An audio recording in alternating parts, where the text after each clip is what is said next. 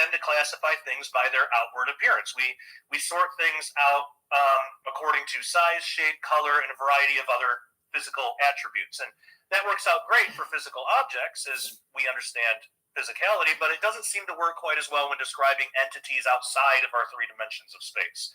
So one type of these strange entities is known as cherubim, which we have been talking about the entire video.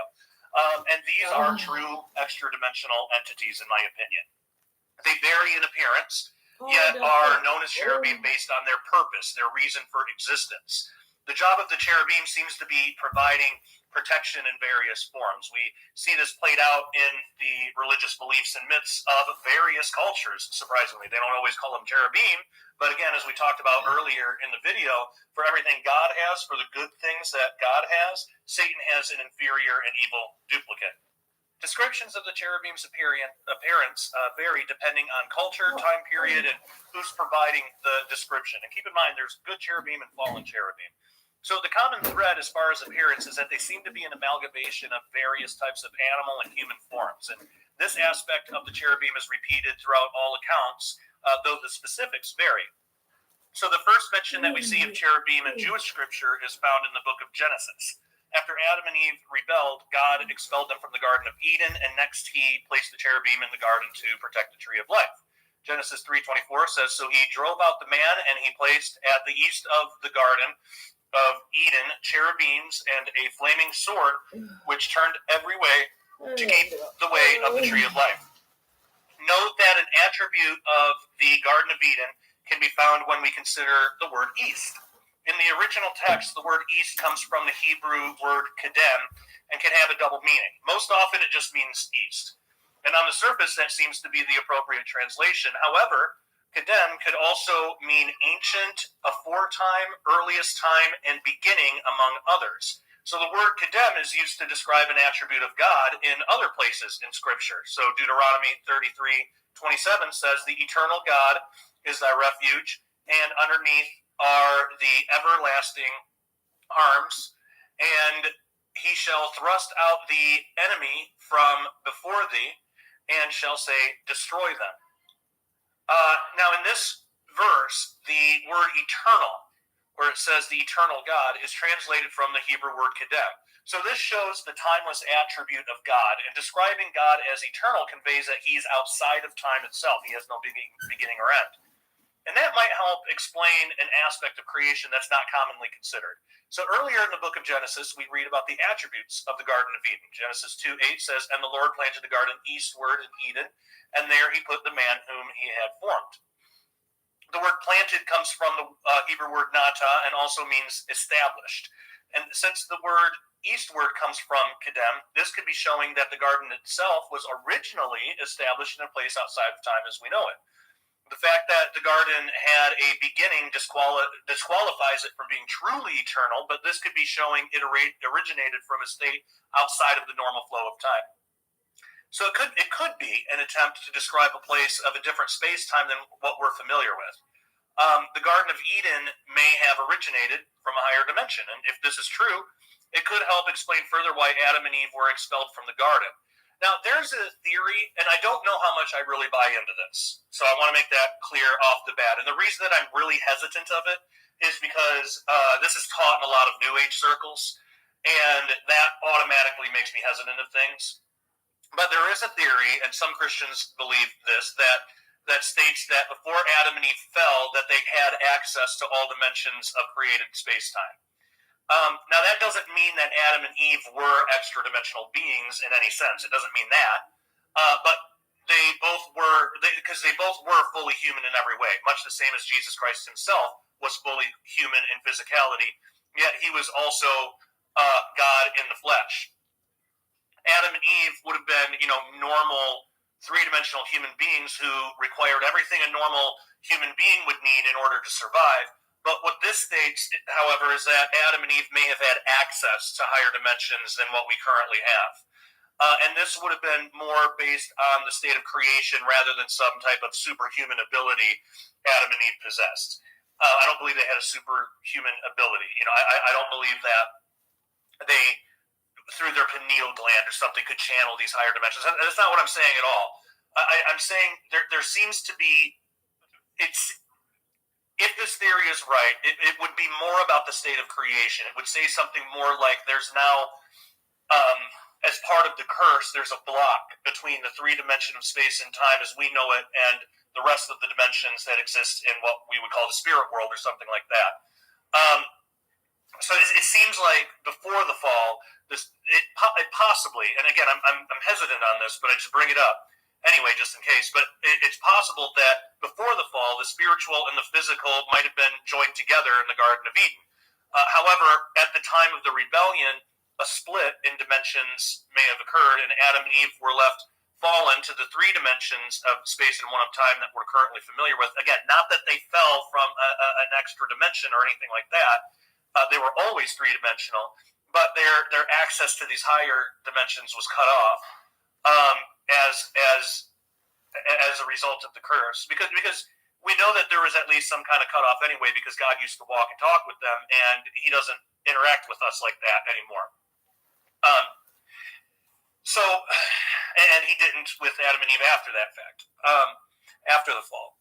So Adam and Eve we're left in the 3 dimensions of space and one of time and cut off from the rest, and the rest of the higher dimensions became inaccessible. And perhaps that was the purpose of the fruit of the tree of life, at least part of it. I mean, it gave them immortality for sure, but maybe that was another aspect of it. And again, I have to emphasize, be really careful with that theory, because New Agers take it really far, and they try to say that basically Adam and Eve were super people, and Satan wants us to think that that Adam and Eve were somehow above human. They were perfectly human; they had to be, because Jesus was.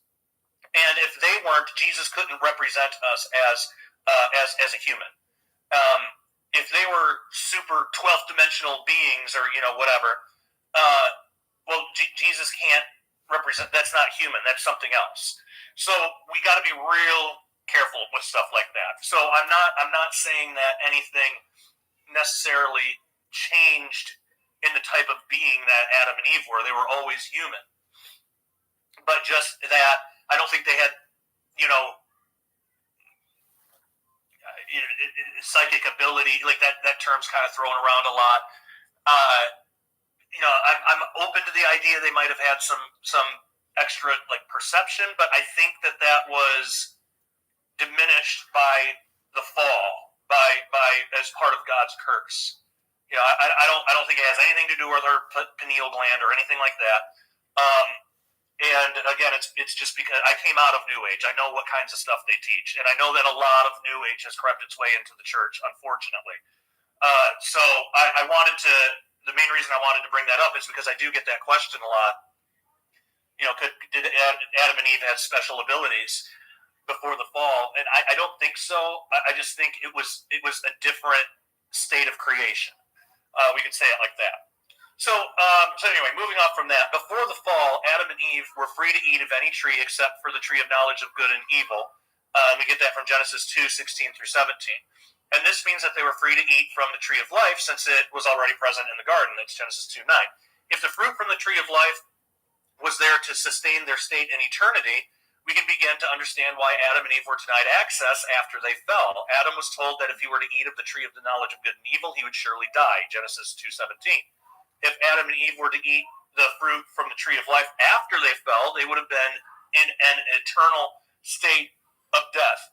They would have been comparable, not that they were the same being, but they would have been comparable to the unredeemable serpent who first tempted them into rebellion. They would have had no chance at redemption. See, this is why angels aren't offered forgiveness.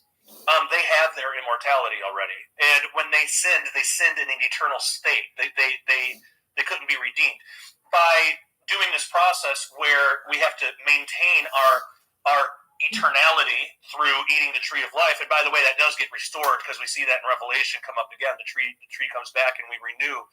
By doing that, this allowed, when Adam and Eve fell, when they sinned, it allowed them to not be perpetually stuck in that state. It would mean they would have to die, but at least they're not unforgivable. At least they're able to be redeemed as long as they don't eat from the tree of life and sustain their eternality. That's why they were forced out. They wouldn't have had any chance of redemption any other way. So after all this, Genesis 3:24 tells us that the cherubim guarded the garden along with a flaming sword which turned every way to keep the way of the tree of life. Now note that the text does not necessarily imply that the cherubim were handling the sword. It only states that one was placed there. The turning every way aspect seems to come directly from the sword itself and doesn't seem to be caused by the cherubim, which is just an interesting bit of information.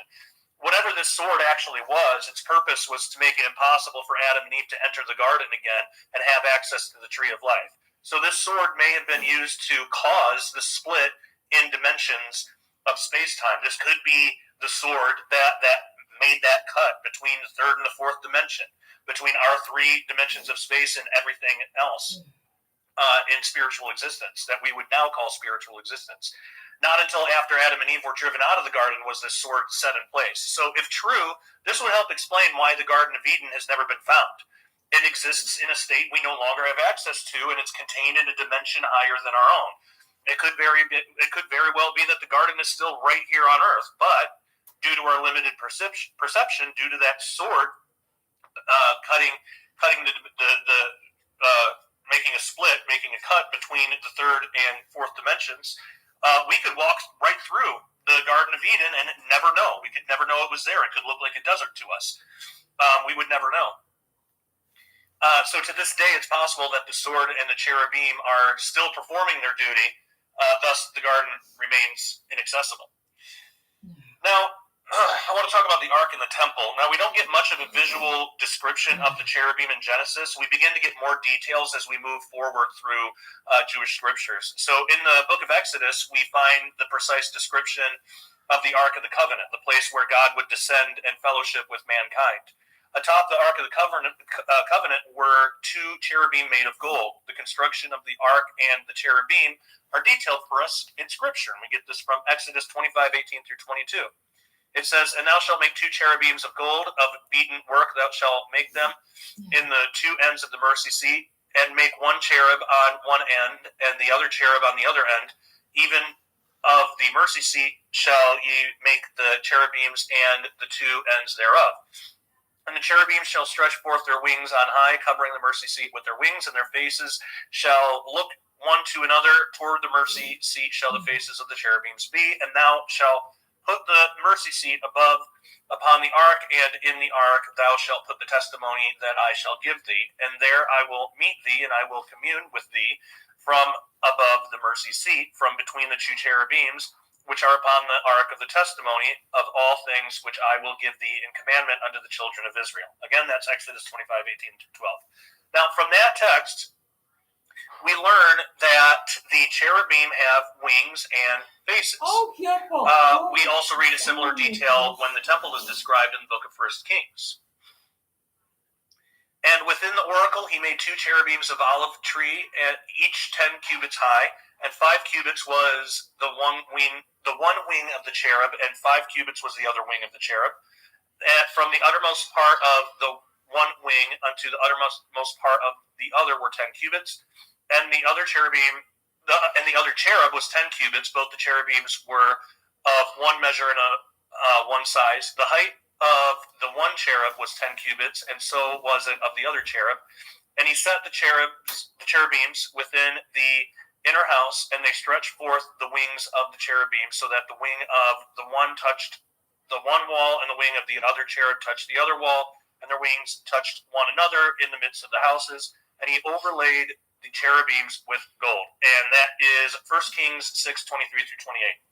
Jewish historian Josephus stated, based on the available descriptions of the temple, that no one can know or even guess the true form that the cherubim took. And he wrote, give you the quote here, "He also dedicated for the most secret place, those breadth was 20 cubits and length the same, 2 cherubims of solid gold, and height of each of them was 5 cubits. They had each of them 2 wings stretched out as far as 5 cubits, wherefore Solomon set them up not far from each other. that with one wing they might touch the southern wall of the secret place, and with another, the northern, their other wings, which joined to each other, were a covering to the ark, which was set between them, but nobody can tell or even conjecture what was the shape of the cherubims. All right, so let's talk about the Lamassu and Shadu. The Lamassu is the Assyrian equivalent to the cherubim. It was considered a protective deity, having the winged body of a lion or a bull with a human head. The Lamassu is portrayed as a female deity in writing, and the male counterpart to Lamassu is known as the Shadu, though these are depicted less frequently. The amalgamation of animals and human, along with the protective nature of the creature, shows a clear connection between the Lamassu and the cherubim of Jewish scripture, just an opposite. We have an inverse thing again. So in the British Museum, an excavated Lamassu can be found on display, and this comes from northern Iraq, specifically from the palace of King Ashurnasirpal II. I probably butchered that, but who ruled between 883 and 859 BC in ancient Assyria. During his reign, he turned the once provincial town of Nimrud, ancient Kalhu, into the capital city. And in the city, the palace of Ashurnasirpal II is described in many of the reliefs containing what is known as the standard inscription. And this inscription is important because it tells of the purpose of the Lamassu. So the inscription states, "I built thereon a palace with halls of cedar, cypress, juniper, boxwood, teak, terebinth, and tamarisk as my royal dwelling, and for the enduring leisure life of my lordship. Beasts of the mountain and the seas, which I had fashioned out of white limestone and alabaster, I set up in its gates. I made it the palace fittingly imposing." So it said that the beasts of the mountains and the seas were the Lamassu themselves, and that they were sculpted from limestone. So the purpose of these beasts was to guard, protect, and support important doorways in Assyrian palaces. The sculptor gave the Lamassu 5 legs, so that from the front it would appear to be standing firmly, while from the side it would appear to be striding forward. Now, in his book, Forbidden Secrets of the Labyrinth, The Awakened Ones, The Hidden Destiny of America and the Day After Tomorrow, author and biblical researcher Mark Flynn puts forth a very interesting idea concerning the meaning of pillars in architecture. He says, quote, "A wedge or obstruction was set in place at the time when the union of God and men, heaven and earth, was interrupted. An appropriate illustration of this new state would be the symbol of the pillars.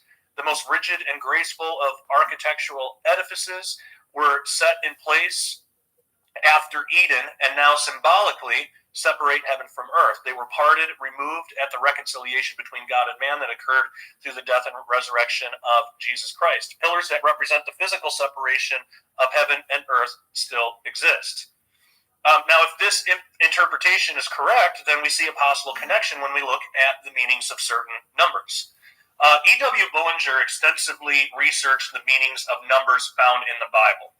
Though the entire body of text he put together is an interesting read, for our purposes, we only need to examine 3 of those numbers. According to Bullinger, the number 2 signifies division, 4 signifies creation, specifically material and physical, such as the earth, and 6 is described as such. Quote, "6 is either 4 plus 2, i.e. man's world, 4, with man's enmity to God, 2 brought in, or is 5 plus 1, the grace of God made of none effect by man's addition to it, or perversion or corruption of it, or it is 7 minus 1, i.e. man's coming short of spiritual perfection. In any case, therefore, it has to do with man. It is the number of imperfection, the human number, the number of man as destitute of God, without Christ." Now, when we consider the meanings of the pillars and numbers in reference to the Lamassu, we can make a possible connection here. If we think of the legs of the Lamassu as sets of pillars, we find there's a total of 5 sets in the legs alone, including combining the 5th leg of each to make 1 set. Now, as we learned earlier, the lamasu and shadu were used on either side of the palace doors to support a set of pillars. Including that set, we come to a total of 6 sets of pillars found within these cherubim-like creatures. And this shows the division of heaven and earth, that's 2 plus 4, due to man's defiance towards God, which is 6. This ties back to the original purpose of the cherubim in the Garden of Eden. Now, though this might be speculative, it supports the idea that other ancient cultures understood the purpose and importance of the cherubim. Now, the main reason given for the similarities found in these creatures is that ancient writers and sculptors borrowed ideas from neighboring cultures. And yeah, it's a possibility, but it does not explain the vast difference in documented deities, beliefs, and religious practices. Most notably, the Hebrew people of ancient Israel believed in one true creator God, whereas neighboring cultures had more pantheistic beliefs. Now, though not a popular theory, the possibility that ancient cultures actually witnessed these things firsthand could also explain the similarities. Keep in mind, the lamasu and the shadu would be total opposites of what Ezekiel saw. Ezekiel saw the good guys, animal heads on humanoid bodies. Whereas, Assyria and all these other pagan nations, they seem to have seen the complete opposite. Animal bodies with human heads. It's very similar to what we looked at before with the cherubim and with the locusts of Revelation 9. When considering the likelihood of dimensions higher than our own, it's entirely feasible that ancient cultures had encounters with extra-dimensional beings, and this is what they sculpted. This is what many of them have reported in their writings, such as, in pagan countries, in pagan nations for sure. But we know that we see this in the Bible as well, such as Genesis and Ezekiel. But again, when in Genesis and Ezekiel, those are talking about, the cherubim in the garden, and Ezekiel, the cherubim when he saw in his vision, those are the good guys. So if we take them at their word, humanity has been visited in the past by beings outside of our current understanding of reality, which I think is phenomenal and really interesting to think about. Okay, everybody, I'm going to leave it there. I think that's probably enough for this video. Again, if you haven't had a chance, go check out those other videos. Check out my books, Quantum Creation and Cherubim Chariots at prophecywatchers.com. And I want to thank you all so much for being members to Daily Renegade. Very much, very glad, very happy, very much appreciative that you're a part of the family, and I really like what we got going here. So appreciate you all, love you all. Until next time, take care. God bless.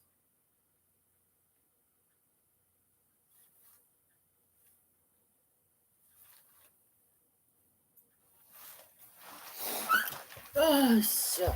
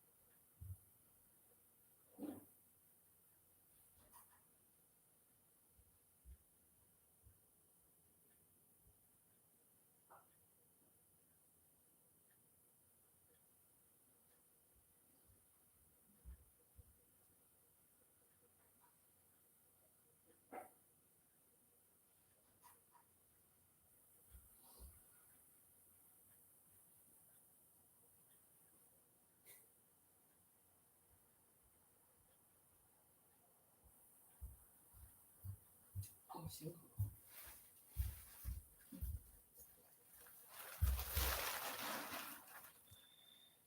if you can find what the synopsis what connect. Wood wrote a series of books over 100 years ago about a super rich kid named Baron Trump. One of the books is titled Baron Trump's Marvelous Underground Journey.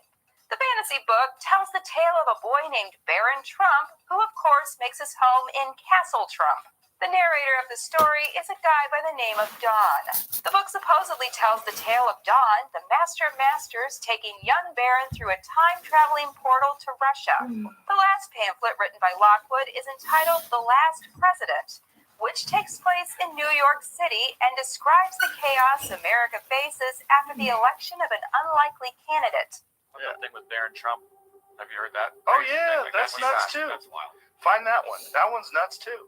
That one's completely bizarre. There's a series of books from I think it's the late 1800s or something. Yeah. About, yes, it's 1900 here, but it's like a person named Baron Trump goes on these adventures, gets a guy from Manhattan to be his guide.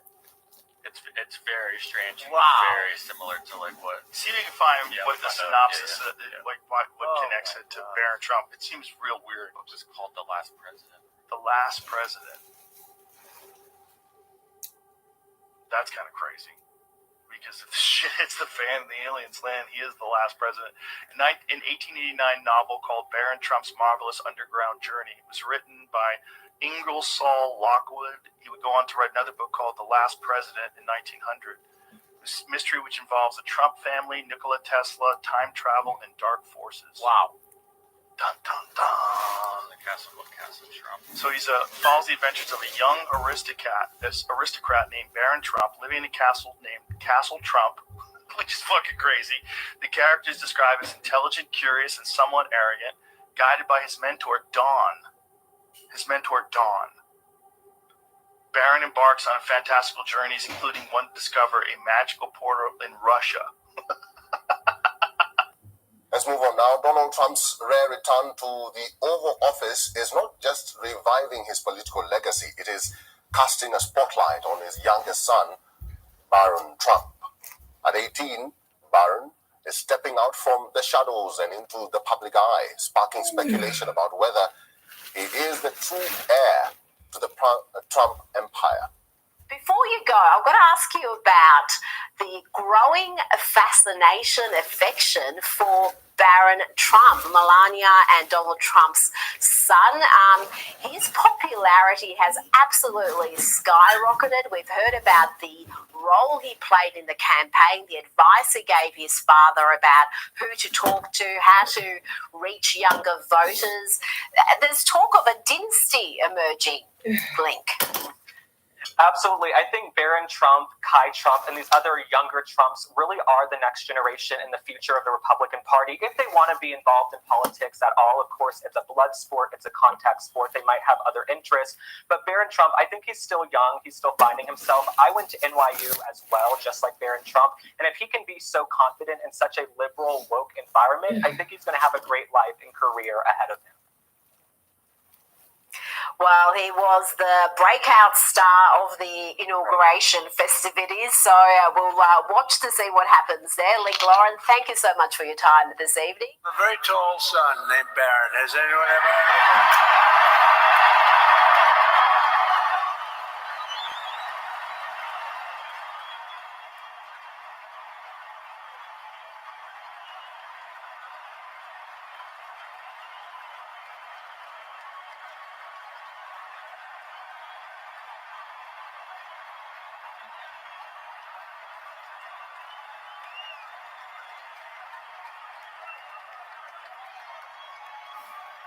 Thank you.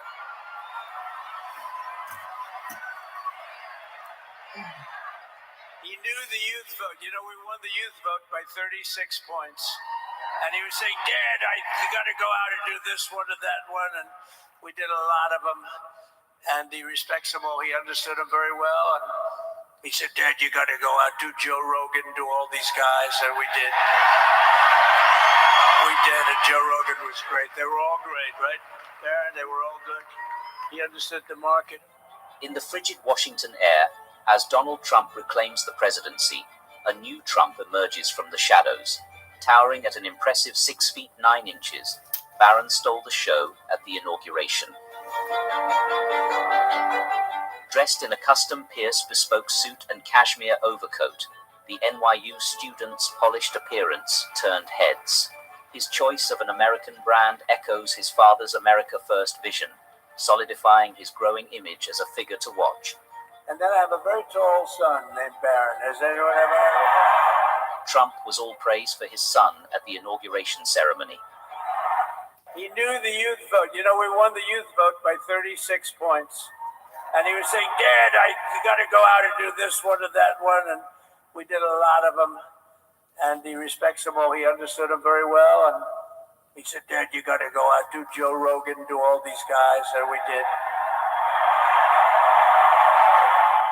Behind his sophisticated exterior lies a strategic mind. Reports suggest Barron played a crucial role in his father's campaign, particularly in crafting messages for Generation Z voters. It was Barron's advice which prompted Trump to do podcasts during his election campaign.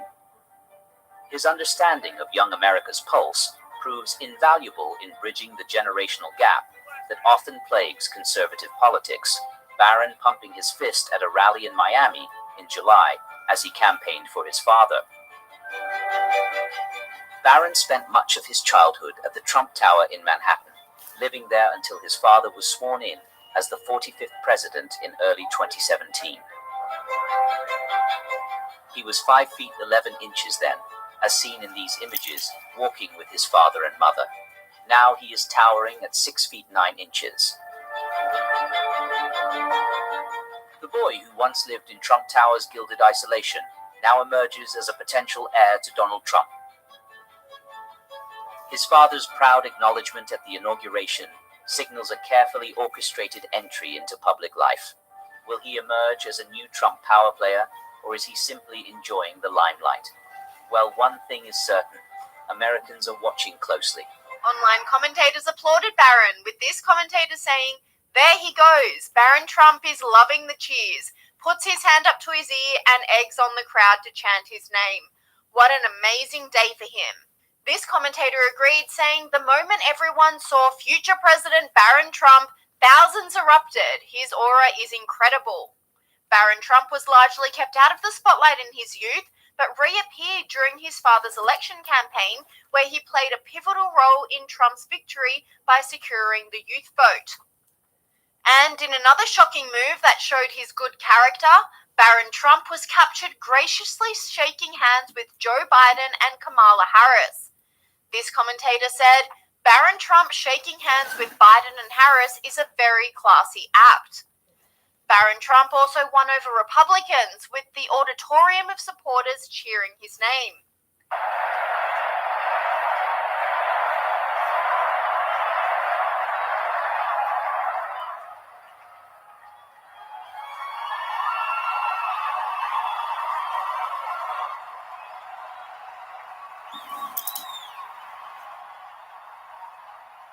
And eagle-eyed viewers were quick to draw comparisons between the other superstar of the movement, Elon Musk, while they were seated beside each other. Elon Musk was characteristically silly, whilst Barron remained stoic in his behaviour. And commentators have even started making bold predictions for Barron's future career, with this person saying, "Barron Trump standing behind the president's podium," foreshadowing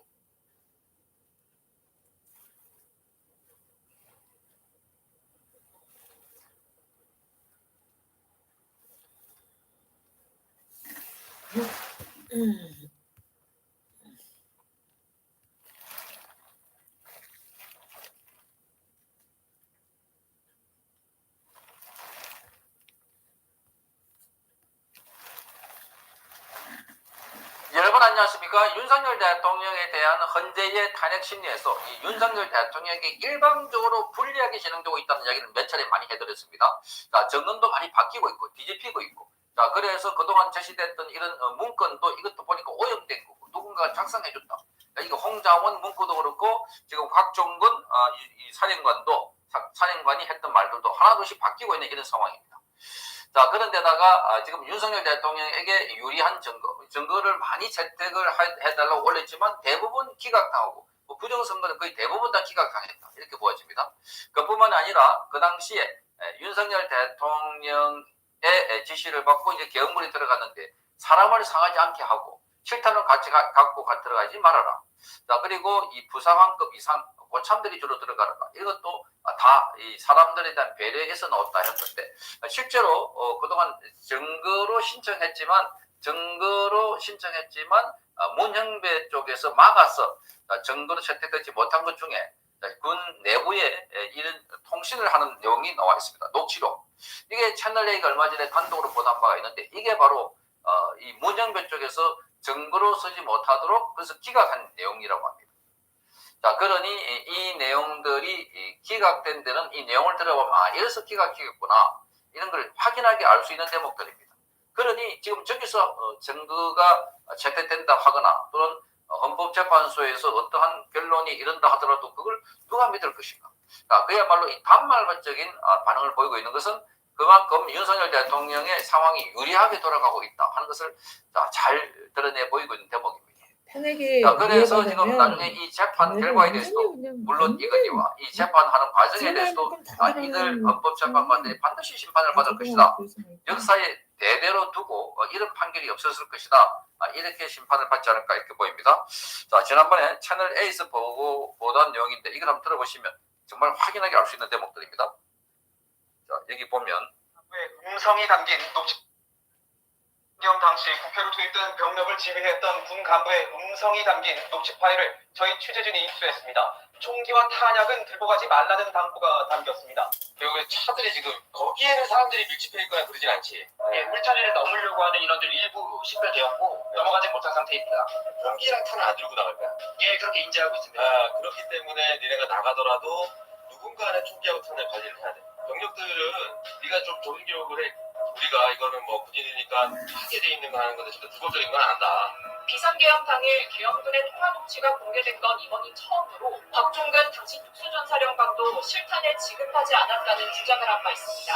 김창학 수방사 군사경찰단장은 법무부의 긴급 출국금지 조치가 이뤄진 비상계엄 관련 주요 군직이자 10명 중 한 명으로 향후 특별수사본부의 조사에서 이 같은 내용을 진술하게 될 전망입니다. 비상계엄 당시 국회로 투입된 병력을 지휘했던 군 간부의 음성이 담긴 녹취 파일을 저희 취재진이 입수했습니다. 총기와 탄약은 안 들고 갈까? 자, 지휘관이 그때 당시 병사로 보이는 사람에게 그 질서를 지키고 총기와 탄약은 두고 가라. 자, 사람을 다치게 할 수 있는 무기는 두고 가라. 그리고 이번 상황에서 불법적인 행위는 하지 않을 것이다. 자, 이런 이야기를 하고 있는 대목이 바로 들리고 있습니다. 자, 그러니 지금 이런 걸 증거로 채택하지 않겠다라고 하는 게 바로 윤석열 대통령에게 절대적으로 유리한 상황들. 그리고 오히려 증거를 채택하겠다는 것은 지난번에 보셨던 것처럼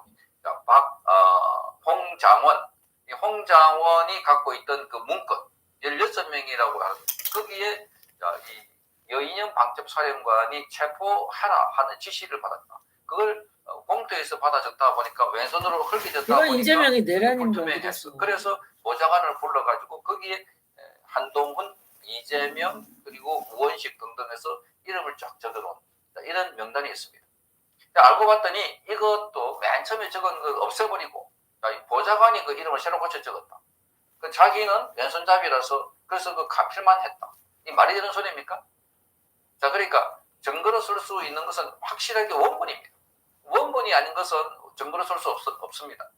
그러다 보니까 이거는 형사재판에서도 증거가 채택이 안 되는데, 그런데 헌법재판소에는 이게 증거로 채택됐다. 정말 코미디 같은 일들이 아닙니까? 자, 이것뿐만이 아니라 윤석열 대통령과 관련해서 이 곽종건이라고 하는 자, 이미 이자의 진술이 다 오염됐고 그 전에 박범계를 만나가지고 이 내부 고발자 지휘를 줄 테니까 회유하는 장면이 포착됐다.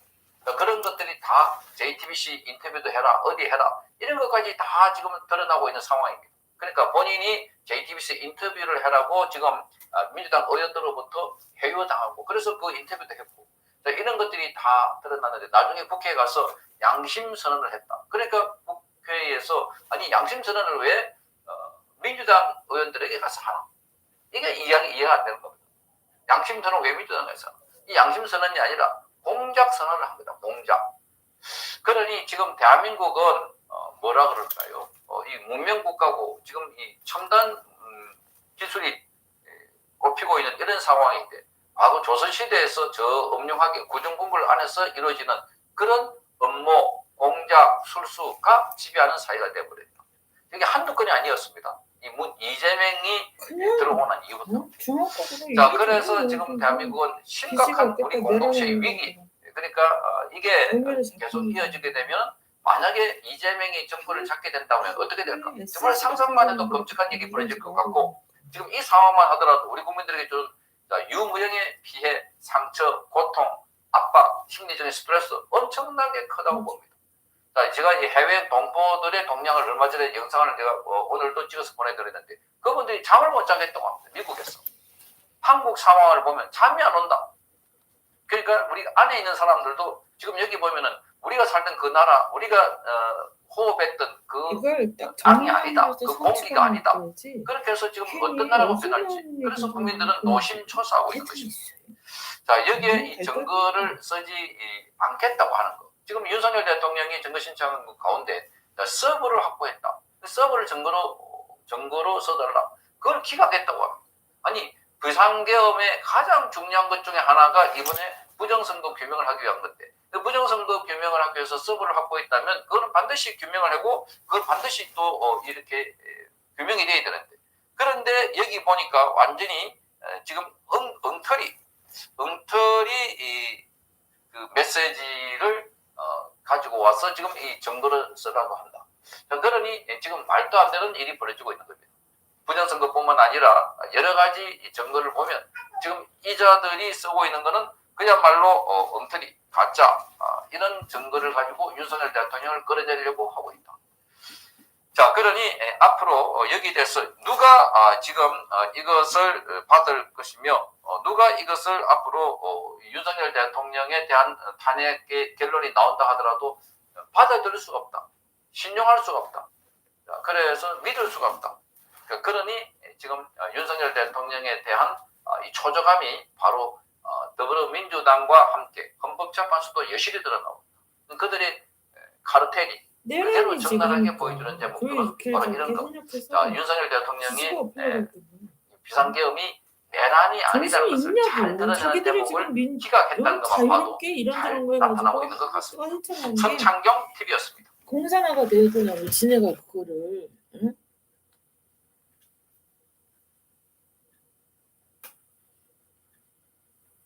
우리법 연구회가 많이 좀 편향되어 있는 것 같다 이런 게 보시는 거죠? 네, 저는 미리 아까 말씀드렸는데 목이 좀 쉬었죠. 어제도 노래 한길 수업을 해요. 또 언론사에서 전환길이 학생들 버리고 이런다 하잖아요. 예. 저는 노래 수업을 여전히 합니다. 왜냐하면 시험 앞둔 학생들한테 수업을 많이 해줘야 돼요. 그래서 목이 좀 쉬었다는 말씀 드리는데 국민들 여러분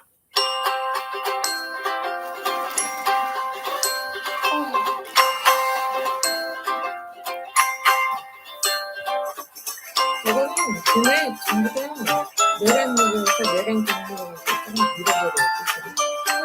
그게 아니고 돈 때문에 그냥 그랬는 건데 이 말이 좋아요 한번 정신이 있어? 눌러주시면 실제로 영상들이 많이 퍼지는 데 도움이 됩니다. 함께 도와주시면 고맙겠습니다. 자, 2부 시작하겠습니다. 강대규 변호사님 나오셨습니다. 어서 오십시오. 네, 안녕하십니까. 강대규입니다. 예. 우선 이 문제부터 좀 시작하겠습니다.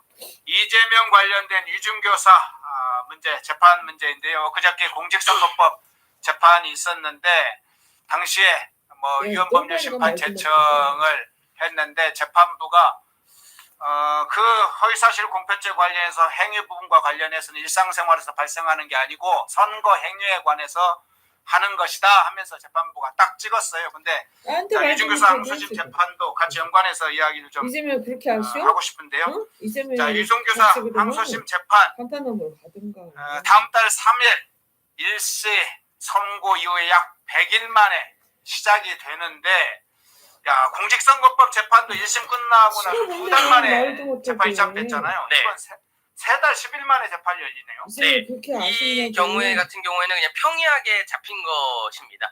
공직선거법은 633 원칙이 있는데 위증교사건의 같은 경우에는 일반 형사재판이어서 그러한 절차 원칙은 없는 것이고요. 다만 2월 달에 판사님들, 법관들 인사이동 시기가 있어서 2월 달에 재판을 잘 안 합니다. 잘 안 하고 3월 달로 보통 넘기는데 항소심 종료되고 한 3달 만에 1심 종결되고 3달 만에 항소심 첫 기일이 잡혔으면 무난한 것이라 보여지고요. 오히려 이 재판에서는 이재명이 약간 외통수예요. 뭐가 외통수냐면 1심에서 무죄가 나왔잖아요.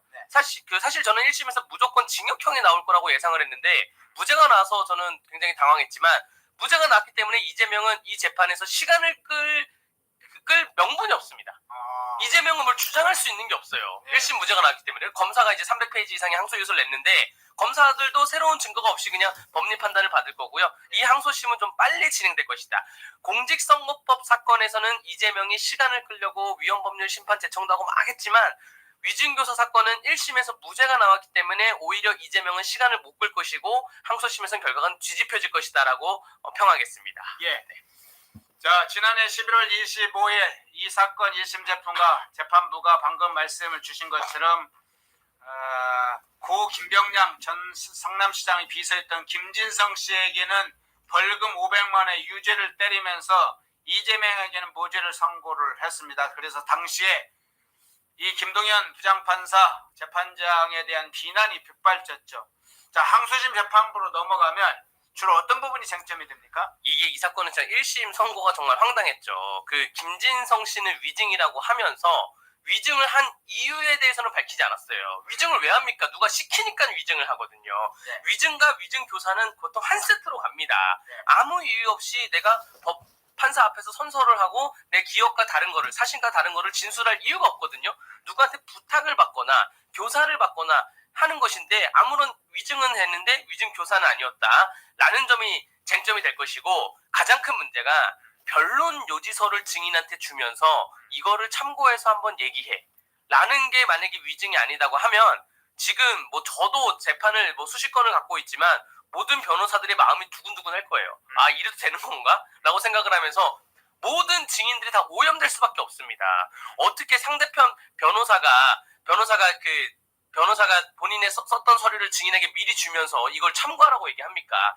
오로지 법정 위에서, 코트 위에서 오염되지 않은 상태에서 증언을 해야 되는데, 이러한 부분이 항소심에서는 굉장히 다르게 판단될 수가 있고 항소심에서는 뒤집힐 것이라고 저는 봅니다. 예. 자, 먼저 위증교사 혐의 문제 살펴봤고요. 짧게 살펴봤습니다. 자, 현안이 많아서 다음 부분 넘어가겠습니다. 그런데 자, 김용 전 민주연구원 부원장이 불법 정치자금 수수 혐의로 어제 2심에서 징역 5년을 선고받고 법정 구속됐습니다. 1심에서도 징역 5년을 선고받았는데 형을 살다가 작년 5월에 보석으로 풀려났었죠. 그런데 9개월 만에 다시 어제 감옥에 들어갔어요. 자, 1, 2심 재판부 모두 동일한 판단을 했습니다. 유죄 혐의 내용도 동일했고 형량도 동일했는데, 그런데 이 선고를 보면서 이런 생각이 들었어요. 이재명하고 어떤 관련이 있느냐? 이재명이 이 사건 몰랐을까? 대선 후보 예비 경선 과정, 2021년 이 예비 경선 과정에서 발생한 자금 문제인데 이재명은 몰랐을까? 제 분신과 같은 사람이다. 측근이라고 하면 정진상, 김용 정도는 돼야지 하면서 그 김용이 지금 5년을 받았고 불법 정치 자금이 당시에 대선 후보 경선 과정에서 나왔는데 이재명이 몰랐을까? 이게 문제가 생기네요. 네, 판결문에도 보면 이재명이라는 단어가 한 130차례가 나온다고 합니다. 네. 이 판결문을 보면 결국 성남시와 이 김용 사이에 긴밀한 밀접한 관계가 있었기 때문에 이가 유죄로 확립이 됐다는 것이고요. 결국 이제 우리는 뭘 알아야 되냐면 화천대유의 실소유주는 누구인가? 네. 처음에 누구의 머리로부터 구상이 되었는가? 어떠한 단계를 거쳤는가? 천화동인 1호는 누구냐? 천화동인 1호가 얻은 그 이득금은 어디로 갔느냐? 여기에 대한 자금 추적을 좀 해야 되지 않나 생각이 됩니다. 그렇군요. 자, 이날 재판부는 판결문에서 이런 얘기했습니다. 각종 개발 사업과 관련된 직접적인 업무는 성남도시개발공사와 성남시에서 결정해 추진한 것이다. 그러니까 김용이 대장동 사업과 관련해서 뇌물을 받았는데 그 사업 결정권자가 누구냐? 성남시장이다. 성남시장인 이재명 대표다. 이것도 재판부가 지금 말씀하신 대로 강조를 했어요. 그러면 지금 유동규로부터 돈을 받았다는 것인데 김용이 결국은 대장동 비리 사건 재판, 이 재판과 관련해서 이 대장동에서 나온 자금을 사실상 받은 것으로도 보이고, 네. 대장동 비리 사건으로 지금 이재명이 또 재판을 받고 있잖아요. 네. 대장동 사건과 그리고 또 선거법 지금 2심 재판의 그 선고가 예정돼 있는데 이 재판에 영향을 주는 부분은 어떻게 보세요? 공직선거법이야 뭐 차치하더라도 공직선거법도 허위사실 유포 관련된 내용이 대장동 관련 내용이 있죠. 네. 그 관련된 차치하더라도 일단은 이재명 대표가 받고 있는 대장동 재판은 이 김용에 대한 항소심 선고와 그 항소심 재판 기록을 가지고 충분히 진행될 수가 있기 때문에 좀 더 시간적으로 단축될 수 있다는 점을 말씀드릴게요. 뭐냐면 대장동, 백현동, 성남FC 줄줄이 있어가지고 그 재판이 가장 오래 걸릴 것 같은데 김용에 대한 이 명확한 선고로 인해서 1심 5년, 2심 5년 그대로 간 이 명확한 선고로 인해서 이재명의 대장동 재판 시계도 빨라질 것이다.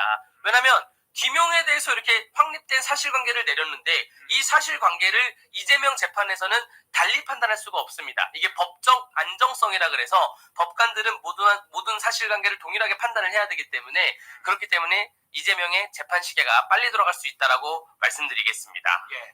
선거법과 관련이 있다면 지금 대장동과는 직접적 관련성을 얘기해요. 선거법과 관련이 있다면 그게 선거법 문제에서는 김문규와 관련성 문제 때문에 그렇습니까? 네, 맞습니다. 제가 아직 그 김용의 판결문을 면밀하게 하나하나를 보던가 증거 기록을 모두 살펴보지는 못합니다. 증거 기록은 공개가 안 돼서. 근데 아마 그 부분에도 김문기의 역할이 있었을 것이고 김문기와 또 이재명과의 역할이 거기에 녹아 있을 수가 있어요. 그게 만약에 있다고 한다면 그것은 이재명의 공직선거법 재판에 또 영향을 미칠 수가 있다고 보여집니다. 네. 그렇군요. 예. 선고가 끝난 뒤에 법원 직원들이 김용 전 부원장을 지금 법정 구속됐으니까 데리고 들어가려고 했습니다. 그 순간에 김용 뭐라고 했냐면 재판부를 향해서 판사님 10개월 동안 뭘 하신 겁니까? 이렇게 막 고함을 지르고 구속 피고인 대기실로 갔는데요. 그러니까 스스로는 항의를 한 것인데 이게 누구를 들으라고 한 걸까요? 이재명과 개딸들을 향한 고함인가요? 어떻게 해석을 하십니까? 일단은 저도 변호사 한 8년 차인데 선고를 받으면서 판사님한테 고함을 지르는 경우는 단 한 번도 보지 못했어요. 제가 어제도 재판 2개 하고 오고 맨날 재판을 하는 사람인데 이런 피고인은 없다는 점을 말씀드리고 이러시면 안 됩니다. 말씀드리고요. 이건 어떤 메시지냐? 제가 곰곰이 생각해보면 이거 이재명에게 던지는 메시지죠. 판사님 10개월 동안 뭘 하신 겁니까? 이게 아니라 이거죠. 그러니까 재명이 형 나 10개월 동안 나 안 살려주고 뭐 한 거야? 뭐 10개월 동안 있었는데 나 다시 구속되잖아 라고 이렇게 큰 소리 치고 간 게 아닌가라고 생각이 됩니다. 예. 자, 댓글 중에 조금 이상한 댓글인데 스카이 블루님이 무슨 분탕종자 얘기를 하는데요. 이 뒤에 배경 때문에 그러나요? 부산역 집회. 이 영상 전체를 보시고 이야기를 해주세요. 영상 전체는 광화문 집회도 나오고 부산 집회도 나오고 다 나옵니다. 자, 스카이 블루님 뭔가 본인이 한쪽으로만 보시거나 이 영상을 전체 보시지 않고 나라사랑 수호천사님도 마찬가지입니다. 저희는 뭐 어느 주최 측을 이야기하는 게 부산역 집회도 소개를 하고 좀 있으면 광화문 집회 대규모로 모였던 광화문 집회도 나옵니다. 그게 한 영상에 들어가 있어요. 지금 보여드린 건 드론을 찍은 지금 부산역 집회 장면을 보여드리고 있는데 아마 계속 보십시오 한번. 뭐 물론 이제 사라지다 조금 옆으로 가면 안 보일 텐데 광화문 집회 나오니까 그런 방식으로 갈라치기 한다 이런 얘기 하지 마십시오. 아띠님도 어디 와서 갈라치기 하십니까? 갈라치기 하는 거 아니에요. 광화문도 보여주고 저희는 부산도 보여주고 동대구역도 보여주고 또 지금 나오네요. 딱 이게 광화문 집회입니다. 자 보시나요? 벽도 아까는 부산 집회인데 여기는 광화문 집회입니다. 뭘 갈라치기 했다는 겁니까? 다 지금 보여드린 겁니다. 헌재에서 찍은 것이 또 잡히면 헌재 것도 다 보여드립니다. 제발 좀 그런 방식으로 이야기를 하시는 건 자제를 해주시길 바랍니다. 자, 지금부터 헌재 6차 변론 짧게 한번 다루겠습니다. 앞서 1부에서 영상을 좀 자세히 보여드리면서 했기 때문에 영상을 생략하고 몇 가지 쟁점들 중심으로 좀 다뤄보겠습니다. 먼저 김현태 어제 이제 특수임무단장 어제 헌재에서 여러 증언들을 했는데 곽종근 특정사령관으로부터 국회의원 끌어내라는 지시는 뭐 받지 않았다. 끌어내라 국회의원 이런 거 단어 듣지 못했다. 네. 당시에 케이블 타이 뭐 이런 것은 뭐 정치인 체포용 이런 게 아니라 문을 당시에 이렇게 UV는 출입을 일단 막기 위해서는 문을 잠그려고 케이블 타이랑 이런 증언들이 많이 있었는데 그 장면 어떻게 해석을 하셨어요? 명확하게 나왔죠. 일단은 실탄 착용 문제, 그러니까 민주당 측에서 주장했던 모든 것이 다 사실이 아니었다라고 명확히 나온 게 실탄 착용 문제가 나왔을 때 정영식 재판관이 김현태 단장에게 질문합니다. 실탄이라는 것은 그러면 707은 헬기를 타고 출동할 때는 실탄은 싣고 가는 게 원칙입니까? 라고 하니까 김현태 단장이 뭐라 그랬냐면 그렇습니다. 국회에 계엄령이 떨어져서 국회를 가기 위해 실탄을 갖고 간 게 아니라 707은 언제든지 출동할 때 실탄을 갖고 갑니다. 다만 현장에서 무장을 안 했던 것 뿐입니다. 라고 말을 합니다. 그런 문제나 케이블 타이도 사람 체포용이 아니라 그 문을 막던가 이러한 안전유지용이었습니다. 그래서 정확한 또 질문이 그러면 707 특임단이 맡은 임무는 무엇입니까? 국회 안전질서 유지 임무를 간 것입니다. 또 국회 봉쇄도 있습니다. 그래서 이 봉쇄라는 단어가 뭐냐? 국회의원들 출입을 못하게 하는 거냐? 그러니까 707 특임단장 김현태 단장이 뭐라 그랬냐면 봉쇄라는 개념은 본인들이 대테러 업무할 때 매뉴얼에 있는 것인데 어떤 안전 유지를 이제 봉쇄라고 하는 것이지 국회의원들 출입을 막던가 국회 안으로 진입해서 본회의장을 들어가던가 이런 건 전혀 아니다. 그렇기 때문에 뭐 체포를 해라 끌어내라 이런 지시를 받은 적도 없고 그런 내용도 아니다. 심지어 본인이 그 당시에 더불어민주당 안규백 의원을 스쳐 지나갔는데 의원인지도 알고 있음에도 불구하고 본인이 체포하라거나 지시 내리거나 그러지도 않았다라고 얘기를 합니다. 그렇기 때문에 지금 사실관계가 명명백백히 드러나고 있는 것이죠. 네, 그렇군요. 자, 먼저 김현태 단장 살펴봤고요. 중요한 핵심 포인트는 여기에도 있었죠. 곽종군 사령관. 어제 여러 장면이 있었는데 곽종군 사령관은 어제 헌재 변론 전까지만 하도록 계속 윤석열 대통령이 국회의원을 끌어내라는 지시를 했다. 뭐 이런 식으로 계속 주장을 해왔어요. 국회에서도 비슷한 취지의 증언을 한 바 있습니다. 어제 헌재 변론에서도 증인신문 초반에는 즉 국회 측 질문에 답하면서 이렇게 답했어요. 윤 대통령으로부터 국회의원을 끌어내라는 지시를 받은 것이 맞다 이렇게 이야기를 했어요. 그런데 자 피청구인 측을 거쳐서 정영식 재판관이 직접 신문을 하면서 이걸 물어봤죠. 국회의원을 끌어내라는 지시를 했느냐 맞냐 하니까 나중에는 아니다. 인원이라는 용어를 썼다. 인원으로 기억한다. 국회의원을 끌어내는 한 적은 없고 인원으로 기억한다. 이렇게 말을 바꾸죠. 의원도 아니고 인원으로 바꿉니다. 그리고 150명 관련해서 150명 내에 어찌고 얘기한 것도 처음엔 대통령이 국회 측에서 했을 때 150 대통령이 그것을 이야기한 것처럼 이야기를 했는데 정영식 재판관이 얘기할 때 나중에 그 이야기도 김용영 장관이 했다. 계속 말을 바꾸는 장면들이 나왔어요. 네. 어떻게 들으셨어요? 그러니까 우리가 군사 재판이나 군 형법 관련돼서 재판을 할 때 가장 중요한 게 지시를 받았냐 안 받았냐, 지시를 했냐 안 했냐 이것만 보면 돼요. 근데 어느 순간부터 헌법재판소의 군인들 그 증인신문할 때 지시라는 말이 사라지고 말을 들은 거야 안 들은 거야 뭐 이런 얘기만 하거든요. 그래서 그 말을 곽종군 사령관도 지금 150명에 대해서 처음에는 내가 말 안 했다 그러다가 나중에 알고 보니 제 주변 사람들이 제가 말했다는 거를 제가 듣고 나서 생각을 해보니까 제가 말한 것이 맞는 것 같습니다. 저의 생각입니다. 그래서 헌법재판관들이 네 생각이 중요한 게 아니라 사실이 뭐냐 그러니까 거기에도 애매모호한 입장을 취하거든요. 헌법재판관들이 왜 이렇게 그 딱딱 집어서 물어볼 수 있는 것은 사실 헌법재판소법 제32조에 의하면 헌법재판소는 형사기록을 송부를 요청할 수 없다라 되어 있습니다. 그래서 제가 그걸 잘 비판했죠. 형사기록을 왜 보냐 헌법재판관들이. 그런데 지금 와서 보면 헌법재판관들이 그 기록을 다 보고 온 거예요. 다 보고 오니까 너무나 이상한 거죠. 지금 곽종문 사령관이 있고 김현태 단장이 있고 또 부단장이 있고 출동했던 군인들 있잖아요. 출동했던 군인들에 대한 증거 기록도 다 보니까 좀 너무 이상해서 자 어제 사실관계가 밝혀졌습니다. 뭐가 밝혀졌냐면 정말 좀 답답한 게 우리나라 군이 답답한 게 지시를 내리려면 곽종근 사령관은 통제실에 있었고 김현태 단장은 국회 현장에 있었습니다. 그 통제실에서 마이크를 대고 출동 준비 끝났어? 들어가 대기해 뭐 이런 지시를 내지 않습니까? 이렇게 지시를 내리다가 마이크를 켜놓은 채로 통화를 한 거예요, 주변에. 통화를 하면서 막. 네네. 통화, 의결 정족수요? 어떻다고요? 근데 이게 영내에 대기하고 있는 모든 군인들한테 무전기로 이 얘기가 나가는 겁니다.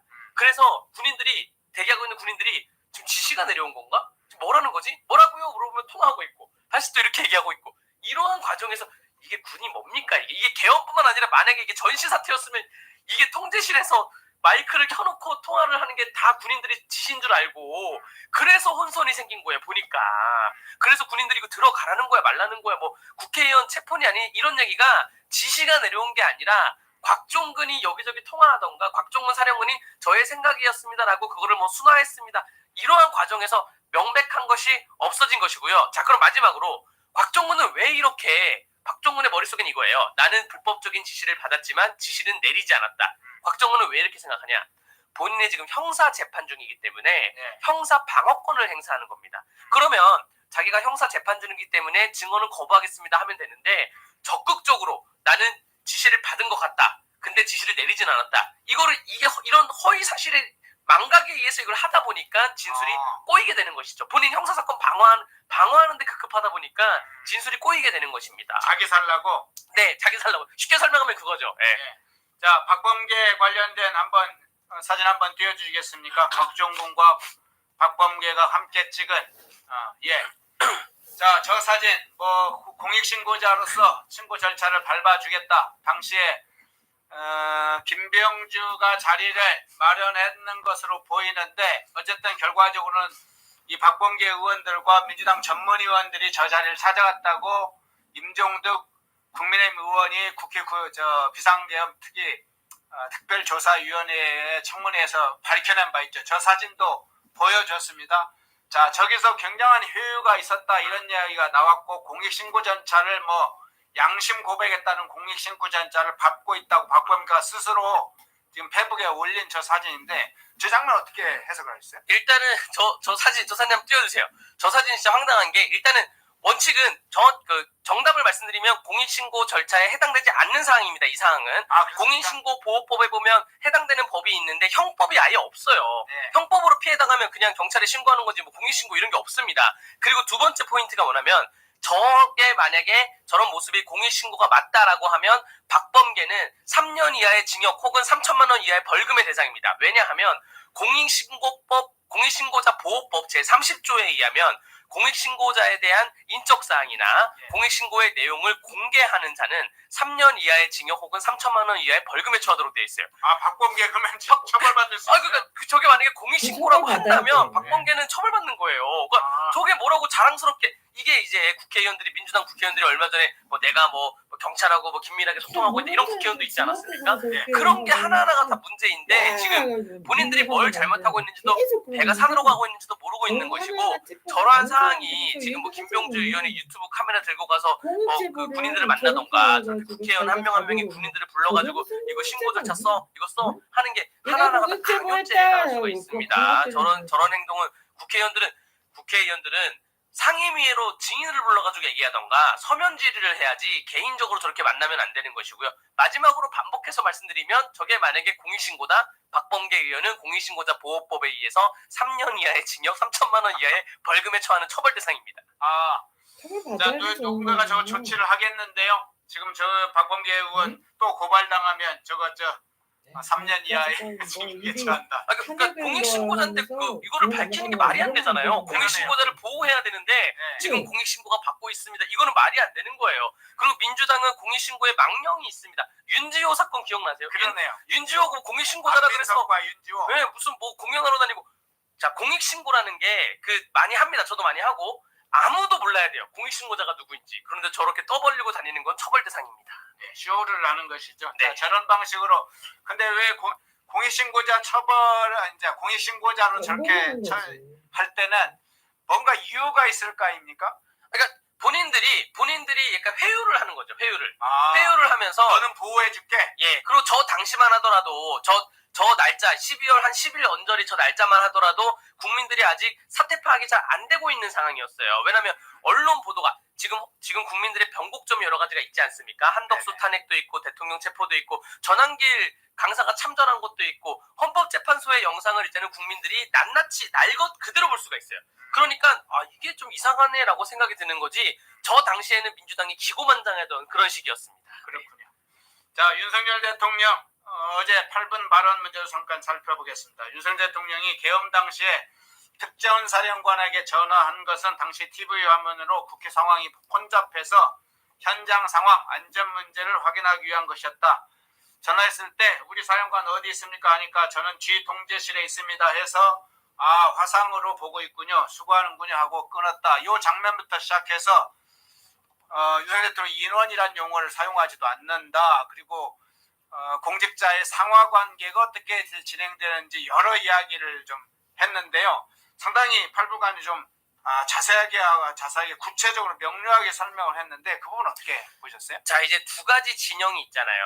네. 지금 대통령 측의 진영은 진술이 사태 파 12월 3일부터 항상 일관되고 일정합니다. 똑같은 말을 하고 있고 지금 뭐 곽종근이나 또 김현태 단장이나 진술이 매체마다 다 달라요. 매체마다 흔들리고 있어요. 심지어 김현태 단장은 국회 국조위에 출석을 해서 국회의원들이 아니 그럼 기자회견 때는 왜 체포 지시 받았다고 했냐라고 하니까 김현태 특히 단장이 뭐라 그랬냐면 자기도 기자회견 처음 해보고 그리고 기자들이 꼬리에 꼬리를 물고 계속 질문을 하더라. 그래서 그냥 그러라 예 하다가 그렇게 됐다. 자, 무슨 차이가 있냐? 우리가 진술이 일관된 쪽이 있고 진술이 흔들린 쪽이 있어요. 누굴 믿어야 됩니까? 진술이 일관되고 있는 대통령실 측, 대통령을 믿어야 되는 것이고요. 대통령이 명확하게 얘기했죠. 나 곽종근하고 통화한 사실은 있다. 전화를 걸었다. 전화를 걸어서 지금 사령관은 어디신가? 라고 하니까 곽종근이 저는 지휘 통제실에 있습니다. 그러면 대통령이 그럼 사령관도 화면으로 보고 있나? 네, 그렇습니다. 알겠네 하고 끊었다는 거예요. 왜냐면 대통령도 화면으로 보고 있었고 지휘통제관도 사령관도 곽종근 사령관도 화면으로 보고 있으니까 뭔가 지시 내릴 게 없다고 생각해서 바로 끊었다는 겁니다. 이렇게 일관되게 주장을 해왔어요. 그런데 곽종근이 무슨 지시를 받았니 안 받았니 누구한테 받았는지 이게 흔들리고 있는 거는 우리가 일관된 쪽을 더 믿어야 된다고 생각을 합니다. 예. 현재 6차 변론 좀 짧게 다뤄봤고요. 자, 다른 주제 한번 넘어가 보겠습니다. 문제의 3인방 문영배, 이미선, 정계선 지금 탄핵안 발의가 됐습니다. 그 전만 하더라도 저희가 어제 방송을 할 때만 하더라도 문영배만 탄핵안이 발의가 됐었는데 자, 지금은 이제 문영배, 이미선, 정계선 3인이 다 지금 탄핵안이 발의된 상태인데요. 국회 청원 영상 듣고 오겠습니다. 국회 전자청원을 통해 문영배 권한대행에 대한 탄핵 청원 동의자가 10만 명을 넘기며 탄핵안이 발의됐다. 그리고 이미선, 정계선 재판관도 탄핵 청원이 시작되었다. 문영배 탄핵에 관한 청원은 2월 6일 20시 48분 기준으로 12만 6,116명. 이미선 탄핵에 관한 청원은 동시간 기준으로 5만 9,175명. 정계선 탄핵에 관한 청원은 동시간 기준으로 5만 2,826명. 청원인은 국민의 소리를 귀담아 듣지 않고 멋대로 해석하거나 법을 개정해 판사 임의대로 재판을 한다. 이해 충돌 소지가 다분한 판사로 편향되고 국민의 인권까지 유린하는 작금의 현실을 바로 잡겠다라는 청원 취지를 밝혔다. 예, 지금 보겠습니다. 국회 청원란에 지금 들어와 봤습니다. 국회 국민동의 청원란에 1번으로 있는 헌법재판소 판사 탄핵에 관한 청원, 문영배 탄핵에 관한 청원이죠. 13만 809명입니다. 13만이 넘었는데요. 4번 헌법재판소 이미선 재판관 탄핵에 관한 청원 6만 5,872명이네요. 5번 헌법재판소 정계선 재판관에 대한 탄핵에 관한 청원 5만 9,210명이네요. 자, 5만 명 넘으면 소관 상임위 법사위로 넘어가게 되는데 이들 좀 탄핵안 발의 청원된 거 이거 어떻게 보셨어요? 그 법관은 징계위원회에 회부가 되더라도 파면되지 않습니다. 예, 징계는 받을 수 있을 정도 파면되지 않고 법관을 파면하려면 탄핵밖에 없는 것인데 지금 오죽하면 우리 국민들이 국회에 청원을 해가지고 탄핵안을 올리겠겠냐 이런 생각이 들고요. 문영배 헌법재판관 경우에는 블로그에 1,500개 이상의 글을 쓰는데 그 글의 상당수가 근무 시간에 썼다는 거잖아요. 근무 시간에 썼으면 이게 일반 공무원 같은 경우에는 바로 징계위원회 회부돼가지고 막 징계 절차 밟거든요. 그런 게 없으니까 국민들이 탄핵안을 국회에 청원을 올린 것이고요. 사실 탄핵 전문당은 이제 민주당 아닙니까? 더불어민주당이 탄핵 마음만 먹으면 하루 이틀 내로 탄핵 소추안 발의해가지고 진행할 수가 있는데 지금 법사위원장이 정청래 위원장이기 때문에 아무런 입장을 밝히지 않고 있다는 것이고요. 지금 이 탄핵 동의의 의의는 무엇이냐? 자, 이진숙 재판관이 4대 4였잖아요. 제가 예전에도 방송에서 얘기했는데 이거 더불어민주당이 탄핵하다가 결국 헌법재판관들까지 탄핵 갈 거다. 근데 이렇게 국민들이 탄핵을 올리니까 더불어민주당이 본인들과 마음에 반대되는 헌법재판관들 탄핵은 못 갈 거예요. 만약에 그게 가게 되면 이것도 같이 가야 되니까. 그렇게 생각됩니다. 네. 자, 그런데 문영배 이미선 정계선 재판관 탄핵가 지금 국민청원도 저렇게 빗발치에도 늘어나고 있는데 이것만 아닙니다. 문영배 권한대행 사퇴 촉구건이 헌재 게시판에 들어가 보니까 며칠 전에는 5천이었는데 지금 약 7천 건이 넘었다고 해요.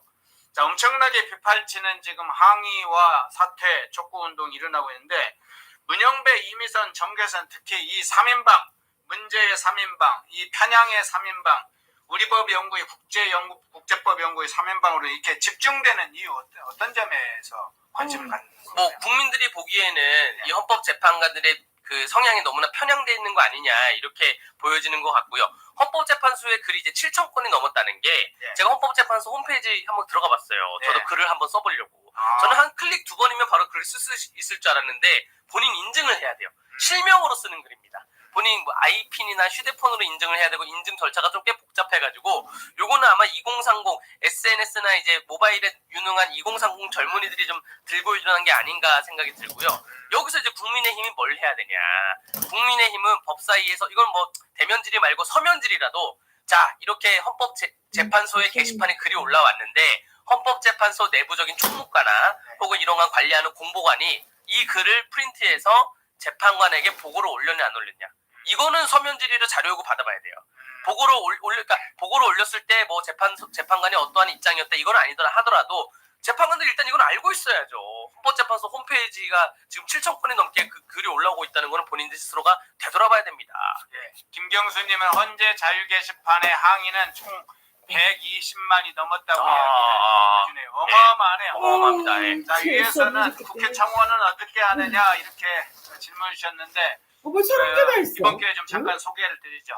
뭐 네이버 같은 데 들어가시면 국회라고 검색을 해 주십시오. 아니면 바로 대한민국 국회 홈페이지, 즉 국회 홈페이지로 들어가시면 됩니다. 국회 홈페이지에 들어가시면 자, 국회 활동이나 여러 활동이 있습니다만 어쨌든 상단에 있는 메뉴판을 하나를 누르면 그중에 오른쪽 네 번째 메뉴란에 보면 국민동의청원이라는 게시판이 있습니다.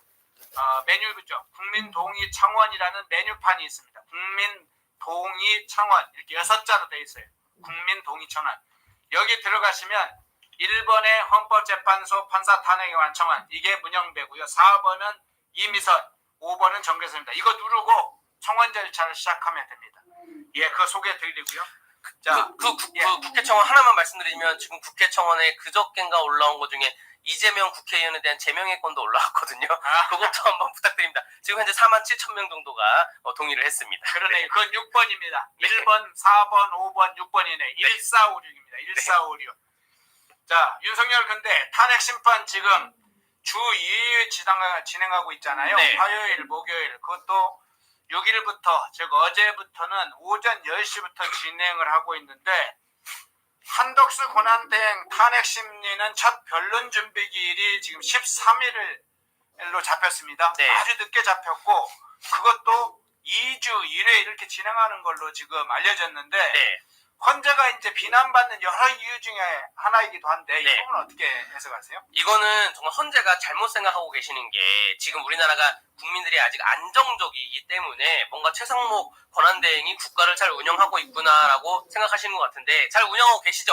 그런데 문제가 뭐냐면 최상목 권한대행의 역할이 1인 사역이에요. 대통령 권한대행, 국무총리 권한대행, 경제부총리, 기획재정부 장관 하루 종일 보고만 받다가도 24시간이 모자르는 그러한 업무가 과중되어 있습니다. 네. 한덕수 국무총리라도 빨리 되돌려줘야 되고 왜냐하면 대통령 탄핵에 대한 쟁점보다 한덕수 국무총리에 대한 쟁점은 굉장히 적어요.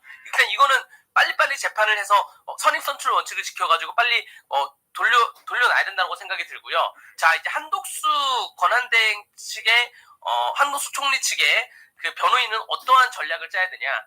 변론을 그냥 한 번에 끝내세요. 그냥 변론 준비기일 13일이잖아요. 네. 13일 한 번에 서류 내고 끝내시면 됩니다. 뭐 증인 누굴 부르고 할 필요도 없어요. 제가 보기에는. 그러니까 이제까지 대통령에 관련된 게 있으면 이미 내란죄도 그 국회 측에서 빼지 않았습니까? 네. 그렇기 때문에 저희 증인 신청 누구누구 하겠습니다 할 필요도 없고 서류 정리해서 내시고 헌법재판관님 빨리 재판을 내려주십시오 해서 선고기를 바로 잡으세요. 그래가지고 빨리 한덕수 권한대행이라도 원위치로 돌려놔야 된다. 그래야지 국가가 좀 더 안정적이게 돌아간다고 말씀드리겠습니다. 예. 자, 그 부분 먼저 좀 세 번째 주제로 살펴봤고요. 마지막 주제 이 문제 한번 살펴보겠습니다. 민주당 내부의 내분 상황 한번 좀 다퉈보겠습니다. 자, 이재명 지지율이 최근에 급격하게 하락하는 추세가 반복되고 있습니다. 자, 20%대까지 가는 결과도 있었고 30%대에서 대개 멈춰 있습니다. 자, 1극 체제를 갖췄다는 이재명 1극 체제가 갖춰졌는데 그게 지금 붕괴가 시작되는 걸까요? 지지율 급격히 하락하고 사법 리스크가 이제 현실화되면서 이제 민주당 내에서 그 상황을 보고 있던 장교에 있는 사람들이 나서기 시작하는 건가요? 비명계 인사들이 이재명 대표, 이재명 향해서 강도를 높이고 있습니다. 비판 강도를 높이고 있는 것인데요. 자, 임종석 발언 좀 한번 살펴보겠습니다. 임종석 전 비서실장이라고도 비서실장도 이번에 기회라고 생각을 했나 봅니다. 이렇게 얘기했어요. 이재명이 국민 다수의 마음을 얻지 못한다면 이재명 자신을 재단에 바쳐서라도 반드시 정권 교체를 완수하겠다는 사직생의 각오를 가져달라. 이재명이 아니어도 정권 교체는 흔들림이 없어야 한다라고 했는데 여기 재단에 바쳐야 된다. 네. 이런 의미를 내는데 어떤 의미가 담겨 있다 보세요? 이재명을 교도소에 보내고 나서라도 본인들은 정권을 잡아야 된다. 그 재단에 바친다는 말이 좀 순화한 말입니다. 재단이라는 거는 요즘 현대사회는 없죠. 지금 종교와 정치가 분리돼 있기 때문에. 근데 재단에 바친다는 의미가 꼭 이재명을 형사처벌을 받게 해서라도 본인들은 정권을 계속 교체를 해야 된다라는 그런 각오인 건데 결국 침몰하는 배에서는 다 뛰어내리자라는 것 같고요. 그 임종석 임종석 이분은 이재명 체제에서 공천을 못 받은 사람이에요. 그렇죠. 그래서 부글부글 지금 끓고 있다가 마침 기회가 온 거죠. 본인 생각에는 지지율이 하락하고 있으니까 이재명의 지지율이 하락하고 있으니까 마침 딱 기회가 왔고 그래서 이 재단에 바치자라는 말까지 쓴 겁니다. 재단에 바치자는 말이 얼마나 무서운 말이냐면 예전에 재단에 바치면 다 그냥 죽임 당하는 거예요. 예, 그리고 재단에 바치자는 말이 섬뜩하다 말씀드리겠습니다. 예, 과거에 재단은 제겐 동물이나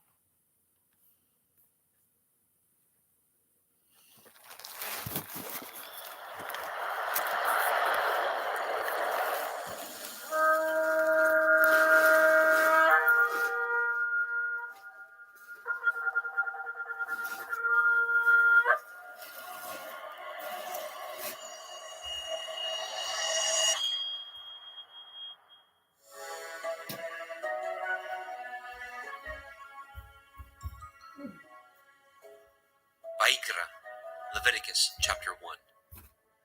And Yahweh called unto Moshe, and spoke unto him out of the tabernacle of the assembly, saying, Speak unto the children of Yasharel, and say unto them, If any man of you bring an offering unto Yahweh, ye shall bring your offering of the cattle, even of the herd and of the flock. If his offering be a burnt sacrifice of the herd, let him offer a male without blemish. He shall offer it of his own voluntary will, at the door of the tabernacle of the assembly before Yahweh. And he shall put his hand upon the head of the burnt offering, and it shall be accepted for him to make an atonement for him. And he shall kill the bullock before Yahweh, and the priests, Aharon's sons, shall bring the blood, and sprinkle the blood round about upon the altar that is by the door of the tabernacle of the assembly. And he shall flay the burnt offering, and cut it into his pieces. And the sons of Aharon the priest shall put fire upon the altar, and lay the wood in order upon the fire. And the priests, Aharon's sons, shall lay the parts, the head, the fat, in order upon the wood that is on the fire, which is upon the altar. But his inwards and his legs shall he wash in water, and the priest shall burn all on the altar, to be a burnt sacrifice, an offering made by fire, of sweet savor unto Yahweh. And if his offering be of the flocks, namely of the sheep, or of the goats, for a burnt sacrifice, he shall bring it a male without blemish. and he shall kill it on the side of the altar northward, before Yahweh and the priests. Aharon's sons shall sprinkle his blood round about upon the altar. And he shall cut it into his pieces, with his head and his fat, and the priest shall lay them in order on the wood that is on the fire which is upon the altar. But he shall wash the inwards of the legs with water, and the priest shall bring it all, and burn it upon the altar. It is a burnt sacrifice, an offering made by fire, of sweet savor unto Yahweh. And if the burnt sacrifice for his offering to Yahweh be of fowls, then he shall bring his offering of turtle doves, or of young pigeons. And the priest shall bring it unto the altar, and wring off his head, and burn it on the altar, and the blood thereof shall be wrung out at the side of the altar. And he shall pluck away his crop with his feathers, and cast it beside the altar on the east part, by the place of the ashes. And he shall cleave it with the wings thereof, but shall not divide it asunder. And the priest shall burn it upon the altar, upon the wood that is upon the fire. It is a burnt sacrifice, an offering made by fire, of sweet savor unto Yahweh. Vayikra, Leviticus chapter 2. And when any will offer a meat offering unto Yahweh, his offering shall be of fine flour, and he shall pour oil upon it, and put frankincense thereon. And he shall bring it to Aharon's sons, the priests, and he shall take thereout his handful of the flour thereof, and of the oil thereof, with all the frankincense thereof. And the priest shall burn the memorial of it upon the altar, to be an offering made by fire, of a sweet savor unto Yahweh. And the remnant of the meat offering shall be Aharon's and his sons. It is a thing most holy of the offerings of Yahweh, made by fire. And if you bring an oblation of meat offering, baken in the oven, it shall be matzah cakes of fine flour, mingled with oil, or matzah wafers anointed with oil. And if your oblation be a meat offering, baken in a pan, it shall be of fine flour, unleavened, mingled with oil. You shall part it in pieces, and pour oil thereon. It is a meat offering. And if your oblation be a meat offering, baken in the frying pan, it shall be made of fine flour with oil. And you shall bring the meat offering that is made of these things unto Yahweh. And when it is presented unto the priest, he shall bring it unto the altar. And the priest shall take from the meat offering a memorial thereof, and shall burn it upon the altar. It is an offering made by fire, of sweet savor unto Yahweh. And that which is left of the meat offering shall be Aharon's and his sons. It is a thing most holy of the offerings of Yahweh made by fire. No meat offering which ye shall bring unto Yahweh shall be made with leaven, for ye shall burn no leaven, nor any honey, in any offering of Yahweh made by fire. As for the oblation of the firstfruits, ye shall offer them unto Yahweh, but they shall not be burnt on the altar for a sweet savor. And every oblation of your meat offering shall ye season with salt, neither shall ye suffer the salt of the covenant of your Elohim to be lacking from your meat offering. And all your offerings you shall offer salt. And if you offer a meat offering of your firstfruits unto Yahweh, you shall offer the meat offering of your firstfruits, green ears of grain dried by the fire, even grain beaten out of full ears. And you shall put oil upon it, and lay frankincense thereon. It is a meat offering. And the priest shall burn the memorial of it, part of the beaten grain thereof, and part of the oil thereof, with all the frankincense thereof. It is an offering made by fire unto Yahweh. Vayikra, Leviticus chapter 3. And if his oblation be a sacrifice of peace offering, if he offer it of the herd, whether it be a male or a female, he shall offer it without blemish before Yahweh. And he shall lay his hand upon the head of his offering, and kill it at the door of the tabernacle of the assembly. And Aharon's sons, the priests, shall sprinkle the blood upon the altar round about. And he shall offer of the sacrifice of the peace offering an offering made by fire unto Yahweh, the fat that covers the inwards, and all the fat that is upon the inwards, and the 2 kidneys, and the fat that is on them, which is by the flanks, and the caul above the liver, with the kidneys, it shall he take away. And Aharon's sons shall burn it on the altar upon the burnt sacrifice, which is upon the wood that is on the fire. It is an offering made by fire, of sweet savor unto Yahweh.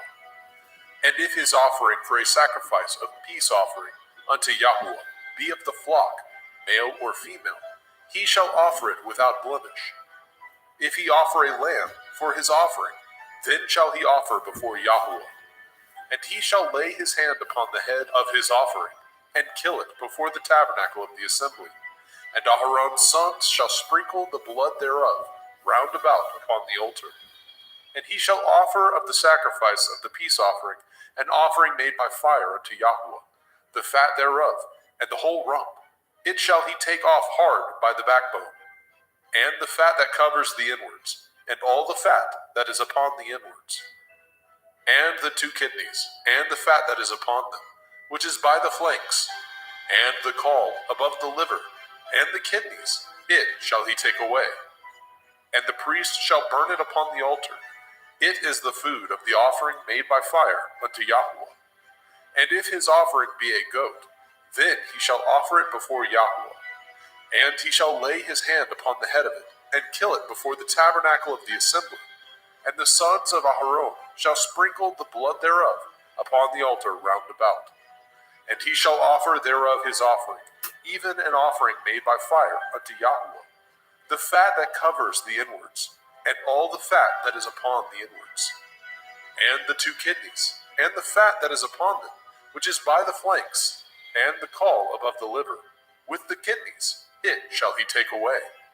And the priest shall burn them upon the altar. It is the food of the offering, made by fire for a sweet savor. All the fat is Yahweh's. It shall be a perpetual statute for your generations throughout all your dwellings, that ye eat neither fat nor blood. Vayikra, Leviticus chapter 4. And Yahweh spoke unto Moshe, saying, Speak unto the children of Yasharel, saying, If a soul shall sin through ignorance against any of the commandments of Yahweh concerning things which ought not to be done, and shall do against any of them, if the priest that is anointed do sin according to the sin of the people, then let him bring for his sin, which he has sinned, a young bullock, without blemish unto Yahweh, for a sin offering. And he shall bring the bullock unto the door of the tabernacle of the assembly before Yahweh, and shall lay his hands upon the bullock's head, and kill the bullock before Yahweh. And the priest that is anointed shall take of the bullock's blood, and bring it to the tabernacle of the assembly. And the priest shall dip his finger in the blood, and sprinkle of the blood 7 times before Yahweh, before the veil of the sanctuary. And the priest shall put some of the blood upon the horns of the altar of sweet incense before Yahweh, which is in the tabernacle of the assembly, and shall pour all the blood of the bullock at the bottom of the altar of the burnt offering, which is at the door of the tabernacle of the assembly. And he shall take off from it all the fat of the bullock for the sin offering, the fat that covers the inwards, and all the fat that is upon the inwards, and the two kidneys, and the fat that is upon them, which is by the flanks, and the caul above the liver, with the kidneys, it shall he take away. As it was taken off from the bullock of the sacrifice of peace offerings, and the priest shall burn them upon the altar of the burnt offering. And the skin of the bullock, and all his flesh, with his head, and with his legs, and his inwards, and his dung, even the whole bullock shall he carry forth without the camp, unto a clean place, where the ashes are poured out, and burn him on the wood with fire. Where the ashes are poured out shall he be burnt. And if the whole assembly of Yasharel sin through ignorance, and the thing be hid from the eyes of the assembly, and they have done somewhat against any of the commandments of Yahweh, concerning things which should not be done, and are guilty, when the sin which they have sinned against it is known, then the assembly shall offer a young bullock for the sin, and bring him before the tabernacle of the assembly. And the elders of the assembly shall lay their hands upon the head of the bullock before Yahweh, and the bullock shall be killed before Yahweh. And the priest that is anointed shall bring of the bullock's blood to the tabernacle of the assembly. And the priest shall dip his finger in some of the blood, and sprinkle it 7 times before Yahweh, even before the veil. And he shall put some of the blood upon the horns of the altar, which is set before Yahweh, that is in the tabernacle of the assembly, and shall pour out all the blood at the bottom of the altar of the burnt offering, which is at the door of the tabernacle of the assembly. And he shall take all his fat from him, and burn it upon the altar. And he shall do with the bullock as he did with the bullock for a sin offering, so shall he do with this. And the priest shall make an atonement for them, and it shall be forgiven them. And he shall carry forth the bullock without the camp, and burn him as he burned the first bullock. It is a sin offering for the assembly. When a ruler has sinned, and done somewhat through ignorance against any of the commandments of Yahweh, Elohiah, concerning things which should not be done, and is guilty, or if his sin, wherein he has sinned, come to his knowledge, he shall bring his offering, a kid of the goats, a male without blemish, and he shall lay his hand upon the head of the goats, and kill it in the place where they killed the burnt offering before Yahweh. It is a sin offering. And the priest shall take of the blood of the sin offering with his finger, and put it upon the horns of the altar of burnt offering, and shall pour out his blood at the bottom of the altar of burnt offering. And he shall burn all his fat upon the altar, as the fat of the sacrifice of peace offerings. And the priest shall make an atonement for him, as concerning his sin, and it shall be forgiven him. And if any one of the common people sin through ignorance, which he does somewhat against any of the commandments of Yahweh, concerning things which ought not to be done, and be guilty, or if his sin, which he has sinned, come to his knowledge, then he shall bring his offering, a kid of the goats, a female without blemish, for his sin which he has sinned. And he shall lay his hand upon the head of the sin offering, and slay the sin offering in the place of the burnt offering.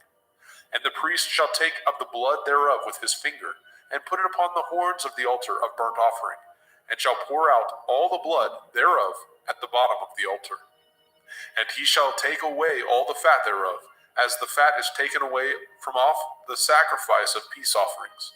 And the priest shall burn it upon the altar for a sweet savor unto Yahweh. And the priest shall make an atonement for him, and it shall be forgiven him. And if he bring a lamb for a sin offering, he shall bring it a female without blemish. And he shall lay his hand upon the head of the sin offering, and slay it for the sin offering in the place where they killed the burnt offering. And the priest shall take of the blood of the sin offering with his finger, and put it upon the horns of the altar of burnt offering, and shall pour out all the blood thereof at the bottom of the altar.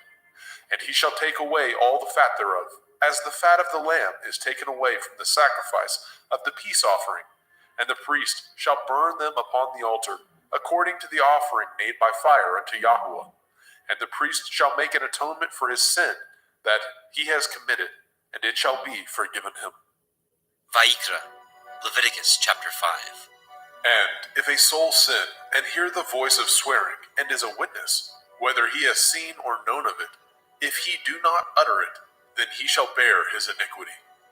Or if a soul touch any unclean thing, whether it be a carcass of an unclean beast, or a carcass of unclean cattle, or the carcass of unclean creeping things, and if it be hidden from him, he also shall be unclean and guilty. Or if he touch the uncleanness of man, whatsoever uncleanness it be that a man shall be defiled withal, and it be hid from him, when he knows of it, then he shall be guilty. Or if a soul swear, pronouncing with his lips to do evil, or to do good, whatsoever it be that a man shall pronounce with an oath, and it be hid from him, when he knows of it, then he shall be guilty in one of these. And it shall be, when he shall be guilty in one of these things, that he shall confess that he has sinned in that thing. And he shall bring his trespass offering unto Yahweh, for his sin which he has sinned, a female from the flock, a lamb or a kid of the goats, for a sin offering, and the priest shall make an atonement for him concerning his sin. And if he is not able to bring a lamb, then he shall bring for his trespass which he has committed 2 turtle doves, or 2 young pigeons unto Yahweh, one for a sin offering, and the other for a burnt offering. And he shall bring them unto the priest, who shall offer that which is for the sin offering first, and wring off his head from his neck, but shall not divide it asunder. And he shall sprinkle of the blood of the sin offering upon the side of the altar, and the rest of the blood shall be wrung out at the bottom of the altar. It is a sin offering. And he shall offer the second for a burnt offering, according to the manner, and the priest shall make an atonement for him, for his sin which he has sinned, and it shall be forgiven him.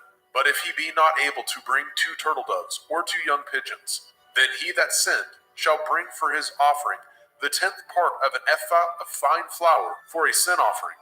He shall put no oil upon it, neither shall he put any frankincense thereon, for it is a sin offering. Then shall he bring it to the priest, and the priest shall take his handful of it, even a memorial thereof, and burn it on the altar, according to the offerings made by fire unto Yahuwah. It is a sin offering.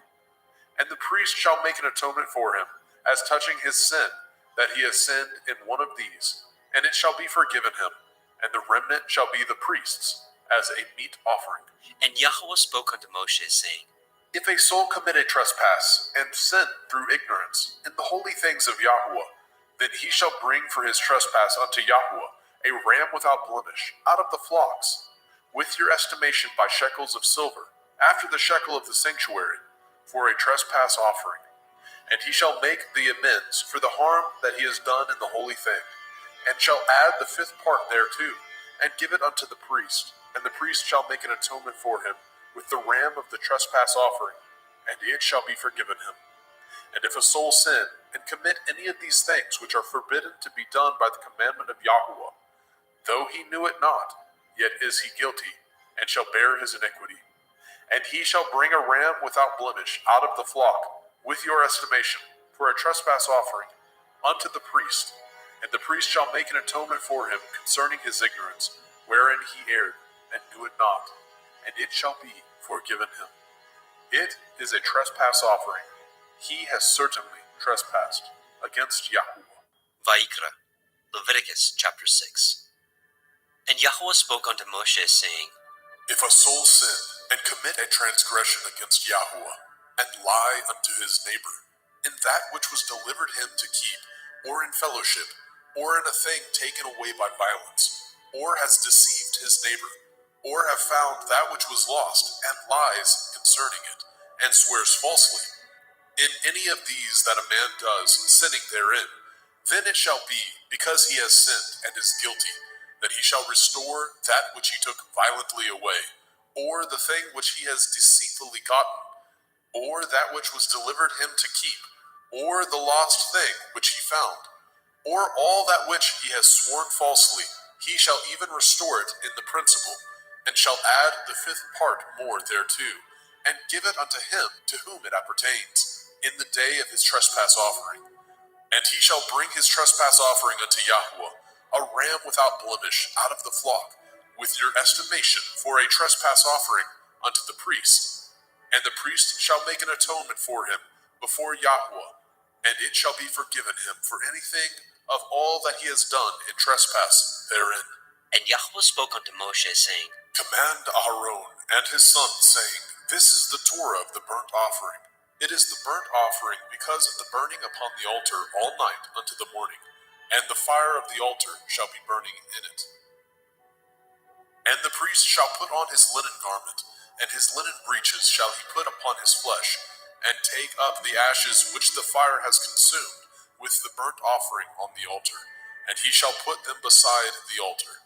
And he shall put off his garments, and put on other garments, and carry forth the ashes without the camp unto a clean place. And the fire upon the altar shall be burning in it. It shall not be put out. And the priest shall burn wood on it every morning, and lay the burnt offering in order upon it, and he shall burn thereon the fat of the peace offerings. The fire shall ever be burning upon the altar. It shall never go out. And this is the Torah of the meat offering. The sons of Aharon shall offer it before Yahuwah, before the altar. And he shall take of it his handful of the flour of the meat offering, and of the oil thereof, and all the frankincense which is upon the meat offering, and shall burn it upon the altar for a sweet savor, even the memorial of it, unto Yahweh. And the remainder thereof shall Aharon and his sons eat, with matzah, unleavened bread, shall it be eaten in the holy place, in the court of the tabernacle of the assembly, they shall eat it. It shall not be baken with leaven. I have given it unto them for their portion of my offering made by fire. It is most holy, as is the sin offering, and as the trespass offering. All the males among the children of Aharon shall eat of it. It shall be a statute forever in your generations, concerning the offerings of Yahweh made by fire. Everyone that touches them shall be holy. And Yahweh spoke unto Moshe, saying, This is the offering of Aharon and his sons, which they shall offer unto Yahweh in the day when he is anointed. The 10th part of an ephah of fine flour for a meat offering perpetual, half of it in the morning and half thereof at night. In a pan it shall be made with oil, and when it is baken, you shall bring it in, and the baken pieces of the meat offering shall you offer for a sweet savor unto Yahweh. And the priest of his sons, that is anointed in his stead, shall offer it. It is a statute forever unto Yahweh. It shall be wholly burnt. For every meat offering for the priest shall be wholly burnt. It shall not be eaten. And Yahweh spoke unto Moshe, saying, Speak unto Aharon and to his sons, saying, This is the Torah of the sin offering. In the place where the burnt offering is killed, shall the sin offering be killed before Yahweh. It is most holy. The priest that offers it for sin shall eat it. In the holy place shall it be eaten, in the court of the tabernacle of the assembly. Whatsoever shall touch the flesh thereof shall be holy.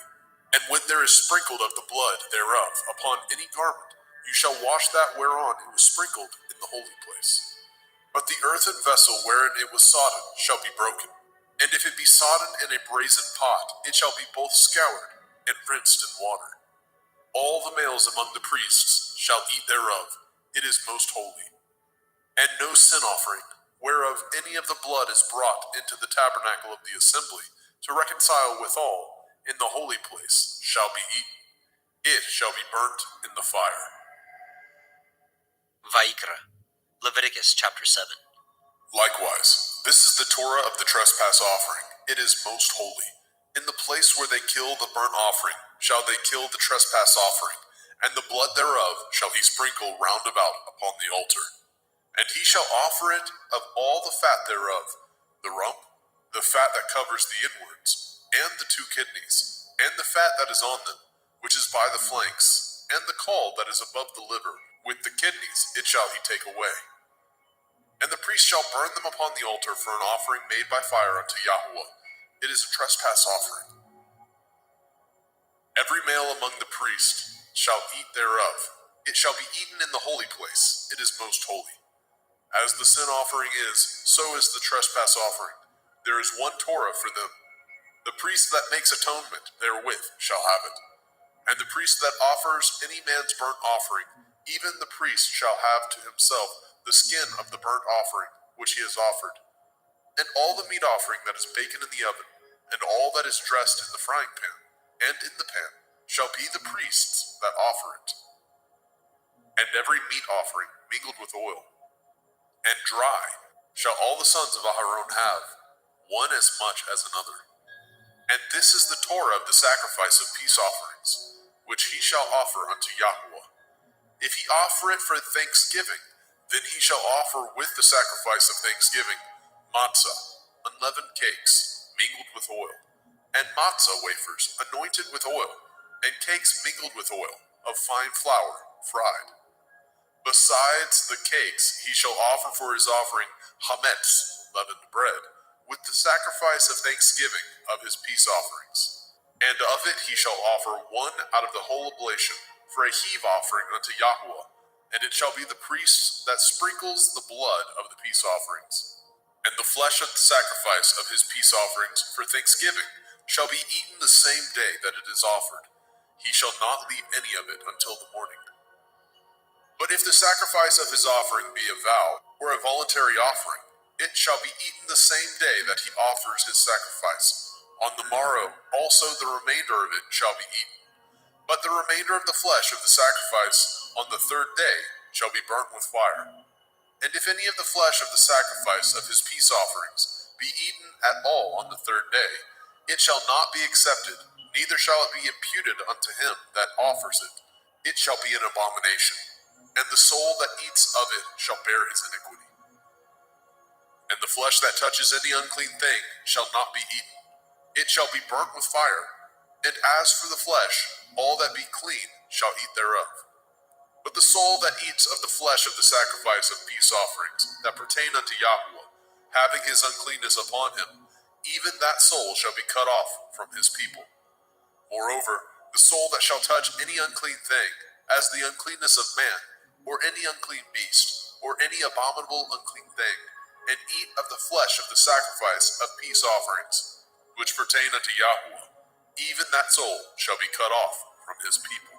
And Yahweh spoke unto Moshe, saying, Speak unto the children of Yasharel, saying, Ye shall eat no manner of fat, of ox, or of sheep, or of goat, and the fat of the beast that dies of itself, and the fat of that which is torn with beast, may be used in any other use, but ye shall in no wise eat of it. For whosoever eats the fat of the beast, of which men offer an offering made by fire unto Yahweh, even the soul that eats it shall be cut off from his people. Moreover, ye shall eat no manner of blood, whether it be of fowl or of beast, in any of your dwellings. Whatsoever soul it be that eats any manner of blood, even that soul shall be cut off from his people. And Yahweh spoke unto Moshe, saying, Speak unto the children of Yasharel, saying, He that offers the sacrifice of his peace offerings unto Yahweh shall bring his oblation unto Yahweh of the sacrifice of his peace offerings. His own hand shall bring the offerings of Yahweh made by fire. The fat with the breast it shall he bring, that the breast may be waved for a wave offering before Yahweh. And the priest shall burn the fat upon the altar, but the breast shall be Aharon's and his sons'. And the right shoulder shall ye give unto the priest for a heave offering of the sacrifices of your peace offerings. He among the sons of Aharon that offers the blood of the peace offerings and the fat shall have the right shoulder for his part. For the wave breast and the heave shoulder have I taken of the children of Yasharel from off the sacrifices of their peace offerings, and have given them unto Aharon the priest, and unto his sons by a statute forever, from among the children of Yasharel. This is the portion of the anointing of Aharon, and of the anointing of his sons, out of the offerings of Yahweh made by fire, in the day when he presented them to minister unto Yahweh in the priest's office, which Yahweh commanded to be given them of the children of Yasharel, in the day that he anointed them, by a statute forever throughout their generations. This is the Torah of the burnt offering, of the meat offering, and of the sin offering, and of the trespass offering, and of the consecrations, and of the sacrifice of the peace offerings, which Yahweh commanded Moshe in Mount Sinai, in the day that he commanded the children of Yasharel to offer their oblations unto Yahweh in the wilderness of Sinai. Vayikra, Leviticus chapter 8. And Yahweh spoke unto Moshe, saying, Take Aharon and his sons with him, and the garments, and the anointing oil, and a bullock for the sin offering, and 2 rams, and a basket of matzah, unleavened bread, and gather all the assembly together unto the door of the tabernacle of the assembly. And Moshe did as Yahweh commanded him, and the assembly was gathered together unto the door of the tabernacle of the assembly. And Moshe said unto the assembly, This is the thing which Yahweh commanded to be done. And Moshe brought Aharon and his sons, and washed them with water. And he put upon him the coat, and girded him with the belt, and clothed him with the robe, and put the ephod upon him. And he girded him with the belt of the ephod, and bound it unto him therewith. And he put the breastplate upon him. Also he put in the breastplate the Urim and the Tumim. And he put the turban upon his head. Also upon the turban, even upon his forefront, did he put the golden plate, the holy crown, as Yahweh commanded Moshe. And Moshe took the anointing oil, and anointed the tabernacle, and all that was therein, and sanctified them. And he sprinkled thereof upon the altar 7 times, and anointed the altar and all his vessels, both the laver and his foot, to sanctify them. And he poured of the anointing oil upon Aharon's head, and anointed him, to sanctify him. And Moshe brought Aharon's sons, and put coats upon them, and girded them with belts, and put bonnets upon them, as Yahweh commanded Moshe. And he brought the bullock for the sin offering, and Aharon and his sons laid their hands upon the head of the bullock for the sin offering, and he slew it. And Moshe took the blood, and put it upon the horns of the altar round about with his finger, and purified the altar, and poured the blood at the bottom of the altar, and sanctified it, to make reconciliation upon it. And he took all the fat that was upon the inwards, and the caul above the liver, and the 2 kidneys, and their fat, and Moshe burned it upon the altar. But the bullock, and his hide, and his flesh, and his dung, he burnt with fire without the camp, as Yahweh commanded Moshe. And he brought the ram for the burnt offering, and Aharon and his sons laid their hands upon the head of the ram, and he killed it. And Moshe sprinkled the blood upon the altar round about. And he cut the ram into pieces, and Moshe burnt the head, and the pieces, and the fat. And he washed the inwards and the legs in water, and Moshe burnt the whole ram upon the altar. It was a burnt sacrifice for a sweet savor, and an offering made by fire unto Yahweh, as Yahweh commanded Moshe. And he brought the other ram, the ram of consecration, and Aharon and his sons laid their hands upon the head of the ram, and he slew it.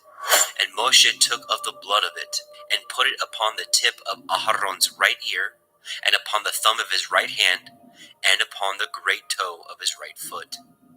And he brought Aharon's sons, and Moshe put of the blood upon the tip of their right ear, and upon the thumbs of their right hands, and upon the great toes of their right feet.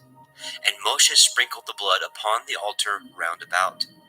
And he took the fat, and the rump, and the fat that was upon the inwards, and the caul above the liver, and the 2 kidneys, and their fat, and the right shoulder. And out of the basket of matzah that was before Yahweh, he took 1 matzah cake, and a cake of oiled bread, and 1 wafer, and put them on the fat, and upon the right shoulder. And he put all upon Aharon's hands, and upon his sons' hands, and waved them for a wave offering before Yahweh. And Moshe took them from off their hands, and burnt them on the altar upon the burnt offering. They were consecrations for a sweet savor. It is an offering made by fire unto Yahweh. And Moshe took the breast, and waved it for a wave offering before Yahweh. For of the ram of consecration it was Moshe's part, as Yahweh commanded Moshe. And Moshe took of the anointing oil, and of the blood which was upon the altar, and sprinkled it upon Aharon and his garments, and upon his sons, and upon his sons' garments with him, and sanctified Aharon and his garments, and his sons' garments with him. And Moshe said unto Aharon and to his sons, Boil the flesh at the door of the tabernacle of the assembly, and there eat it, with the bread that is in the basket of consecrations, as I commanded, saying, Aharon and his sons shall eat it. And that which remains of the flesh and of the bread shall ye burn with fire. And ye shall not go out of the door of the tabernacle of the assembly in 7 days, until the days of your consecration be at an end. For 7 days shall he consecrate you. As he has done this day, so Yahweh has commanded to do, to make an atonement for you. Therefore shall ye abide at the door of the tabernacle of the assembly day and night 7 days, and guard the watch of Yahweh, that ye die not. For so I am commanded. So Aharon and his sons did all the things which Yahweh commanded by the hand of Moshe. Vayikra, Leviticus chapter 9. And it came to pass on the 8th day that Moshe called Aharon and his sons and the elders of Yisrael. And he said unto Aharon, Take a young calf for a sin offering, and a ram for a burnt offering, without blemish, and offer them before Yahweh. And unto the children of Yisrael you shall speak, saying, Take ye a kid of the goats for a sin offering, and a calf and a lamb, both of the first year, without blemish, for a burnt offering. Also a bullock and a ram for peace offerings, to sacrifice before Yahweh, and a meat offering mingled with oil. For today Yahweh will appear unto you. And they brought which Moshe commanded before the tabernacle of the assembly. And all the assembly drew near and stood before Yahweh. And Moshe said, This is the thing which Yahweh commanded that you should do, and the glory of Yahweh shall appear unto you. And Moshe said unto Aharon, Go unto the altar, and offer your sin offering, and your burnt offering, and make an atonement for yourself and for the people, and offer the offering of the people, and make an atonement for them, as Yahweh commanded. Aharon therefore went unto the altar, and slew the calf of the sin offering, which was for himself. And the sons of Aharon brought the blood unto him, and he dipped his finger in the blood, and put it upon the horns of the altar, and poured out the blood at the bottom of the altar. But the fat, and the kidneys, and the caul above the liver of the sin offering he burnt upon the altar, as Yahweh commanded Moshe. And the flesh and the hide he burnt with fire without the camp. And he slew the burnt offering, and Aharon's sons presented unto him the blood, which he sprinkled round about upon the altar. And they presented the burnt offering unto him, with the pieces thereof, and the head, and he burnt them upon the altar. And he did wash the inwards and the legs, and burnt them upon the burnt offering on the altar. And he brought the people's offering, and took the goat, which was the sin offering for the people, and slew it, and offered it for sin as the first.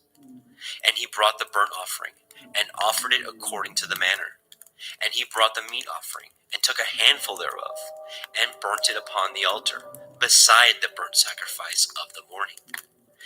He slew also the bullock and the ram for a sacrifice of peace offerings, which was for the people. And Aharon's sons presented unto him the blood, which he sprinkled upon the altar round about. And the fat of the bullock and of the ram, the rump, and that which covers the inwards, and the kidneys, and the caul above the liver, and they put the fat upon the breasts, and he burnt the fat upon the altar.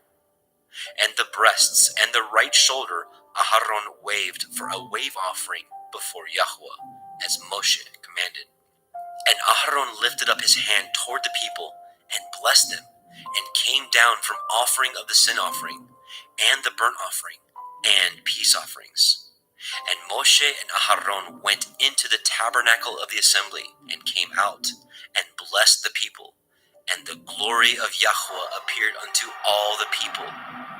And there came a fire out from before Yahweh, and consumed upon the altar the burnt offering and the fat, which when all the people saw, they shouted and fell on their face. Vaikra, Leviticus chapter 10. And Nadab and Abihu, the sons of Aharon, took either of them his censer, and put fire therein, and put incense thereon, and offered strange fire before Yahweh, which he commanded them not. And there went out fire from Yahweh, and devoured them, and they died before Yahweh. Then Moshe said unto Aharon, This is that Yahweh spoke, saying, I will be sanctified in them that come nigh me, and before all the people I will be glorified. And Aharon held his peace. And Moshe called Mishael and Elishaphan, the sons of Uzziel, the uncle of Aharon, and said unto them, Come near, carry your brethren from before the sanctuary out of the camp. So they went near, and carried them in their coats out of the camp, as Moshe had said. And Moshe said unto Aharon, and unto Eleazar, and unto Ithamar his sons, Uncover not your heads, neither rend your clothes, lest ye die, and lest the wrath come upon all the people. But let your brethren, the whole house of Yashrael, bewail the burning which Yahweh has kindled. And ye shall not go out from the door of the tabernacle of the assembly, lest ye die. For the anointing oil of Yahweh is upon you. And they did according to the word of Moshe. And Yahweh spoke unto Aharon, saying, Do not drink wine, nor strong drink, you nor your sons with you, when ye go into the tabernacle of the assembly, lest ye die. It shall be a statute forever throughout your generations, and that ye may put difference between holy and unholy, and between unclean and clean, and that ye may teach the children of Yasharel all the statutes which Yahweh has spoken unto them by the hand of Moshe. And Moshe spoke unto Elaharon, and unto Eleazar, and unto Ithamar, his sons that were left. Take the meat offering that remains of the offerings of Yahweh made by fire, and eat it without leaven beside the altar, for it is most holy. And ye shall eat it in the holy place, because it is your due, and your sons' due, of the sacrifices of Yahweh made by fire. For so I am commanded. And the wave breast and the heave shoulder shall ye eat in a clean place, you and your sons and your daughters with you, for they be your due, and your sons' due, which are given out of the sacrifices of peace offerings of the children of Yasharel. The heave shoulder and the wave breast shall they bring with the offerings made by fire of the fat, to wave it for a wave offering before Yahweh. And it shall be yours and your sons with you by a statute forever, as Yahweh has commanded. And Moshe diligently sought the goat of the sin offering, and behold, it was burnt. And he was angry with Eleazar and Ithamar, the sons of Aharon, which were left alive, saying, Wherefore have ye not eaten the sin offering in the holy place, seeing it is most holy? And Elohim has given it to you to bear the iniquity of the assembly, to make an atonement for them before Yahweh. Behold, the blood of it was not brought in within the holy place. Ye should indeed have eaten it in the holy place, as I commanded. And Aharon said unto Moshe, Behold, this day have they offered their sin offering and their burnt offering before Yahweh, and such things have befallen me. And if I had eaten the sin offering today, should it have been accepted in the sight of Yahweh? And when Moshe heard that, he was content. Vayikra, Leviticus chapter 11. And Yahweh spoke unto El Moshe, and to El Aharon, saying unto them, Speak unto the children of Yasharel, saying, These are the beasts which ye shall eat among all the beasts that are on the earth. Whatsoever parts the hoof, and is cloven-footed, and chews the cud, among the beasts, that shall ye eat. Nevertheless, these shall ye not eat of them that chew the cud, or of them that divide the hoof. As the camel, because he chews the cud, but divides not the hoof, he is unclean unto you. And the coney, because he chews the cud, but divides not the hoof, he is unclean unto you. And the hare, because he chews the cud, but divides not the hoof, he is unclean unto you. And the swine, though he divide the hoof, and be cloven-footed, yet he chews not the cud, he is unclean to you. Of their flesh shall ye not eat, and their carcass shall ye not touch, they are unclean to you. These shall ye eat of all that are in the waters. Whatsoever has fins and scales in the waters, in the seas, and in the rivers, them shall you eat. And all that have not fins and scales in the seas, and in the rivers, of all that move in the waters, and of any living thing which is in the waters, they shall be an abomination unto you. They shall be even an abomination unto you. Ye shall not eat of their flesh, but ye shall have their carcasses in abomination. Whatsoever has no fins nor scales in the water, that shall be an abomination unto you. And these are they which ye shall have an abomination among the fowls. They shall not be eaten. They are an abomination, the eagle, the ossifrage, and the osprey, and the vulture, and the kite after his kind, every raven after his kind, and the owl, and the nighthawk, and the cuckow, and the hawk after his kind, and the little owl, and the cormorant, and the great owl, and the swan, and the pelican, and the gier eagle, and the stork, and the heron after her kind, and the lapwing, and the bat. All fowls that creep going upon all four shall be an abomination unto you. Yet these may ye eat of every flying creeping thing that goes upon all four, which have legs above their feet, to leap withal upon the earth. Even these of them ye may eat, the locust after his kind, and the bald locust after his kind, and the beetle after his kind, and the grasshopper after his kind. But all other flying creeping things, which have 4 feet, shall be an abomination unto you. And for these ye shall be unclean. Whosoever touches the carcass of them shall be unclean until the evening. And whosoever bears aught of the carcass of them shall wash his clothes, and be unclean until the evening. The carcass of every beast which divides the hoof, and is not cloven-footed, nor chews the cud, are unclean unto you. Every one that touches them shall be unclean. And whatsoever goes upon his paws, among all manner of beasts that go on all fours, those are unclean unto you. Whoso touches their carcass shall be unclean until the evening. And he that bears the carcass of them shall wash his clothes, and be unclean unto the evening. They are unclean unto you. These also shall be unclean unto you. Among the creeping things that creep upon the earth, the weasel, the mouse, and the tortoise, after his kind, and the ferret, and the chameleon, and the lizard, and the snail, and the mole, these are unclean to you among all that creep. Whosoever touches them, when they be dead, shall be unclean until the evening. And upon whatsoever any of them, when they are dead, does fall, it shall be unclean, whether it be any vessel of wood, or raiment, or skin, or sack, whatsoever vessel it be, wherein any work is done, it must be put into water, and it shall be unclean until the evening, so it shall be cleansed. And every earthen vessel, where into any of them that falls, whatsoever is in it shall be unclean, and ye shall break it. Of all meat which may be eaten, that on which such water comes shall be unclean, and all drink that may be drunk in every vessel shall be unclean. And everything whereupon any part of their carcass falls shall be unclean, whether it be oven or range for pots, they shall be broken down, for they are unclean, and shall be unclean unto you. Nevertheless, a fountain or pit, wherein there is plenty of water, shall be clean, but that which touches their carcass shall be unclean. And if any part of their carcass falls upon any sowing seed which is to be sown, it shall be clean. But if any water be put upon the seed, and any part of their carcass fall thereon, it shall be unclean unto you. And if any beast of which ye may eat die, he that touches the carcass thereof shall be unclean unto the evening.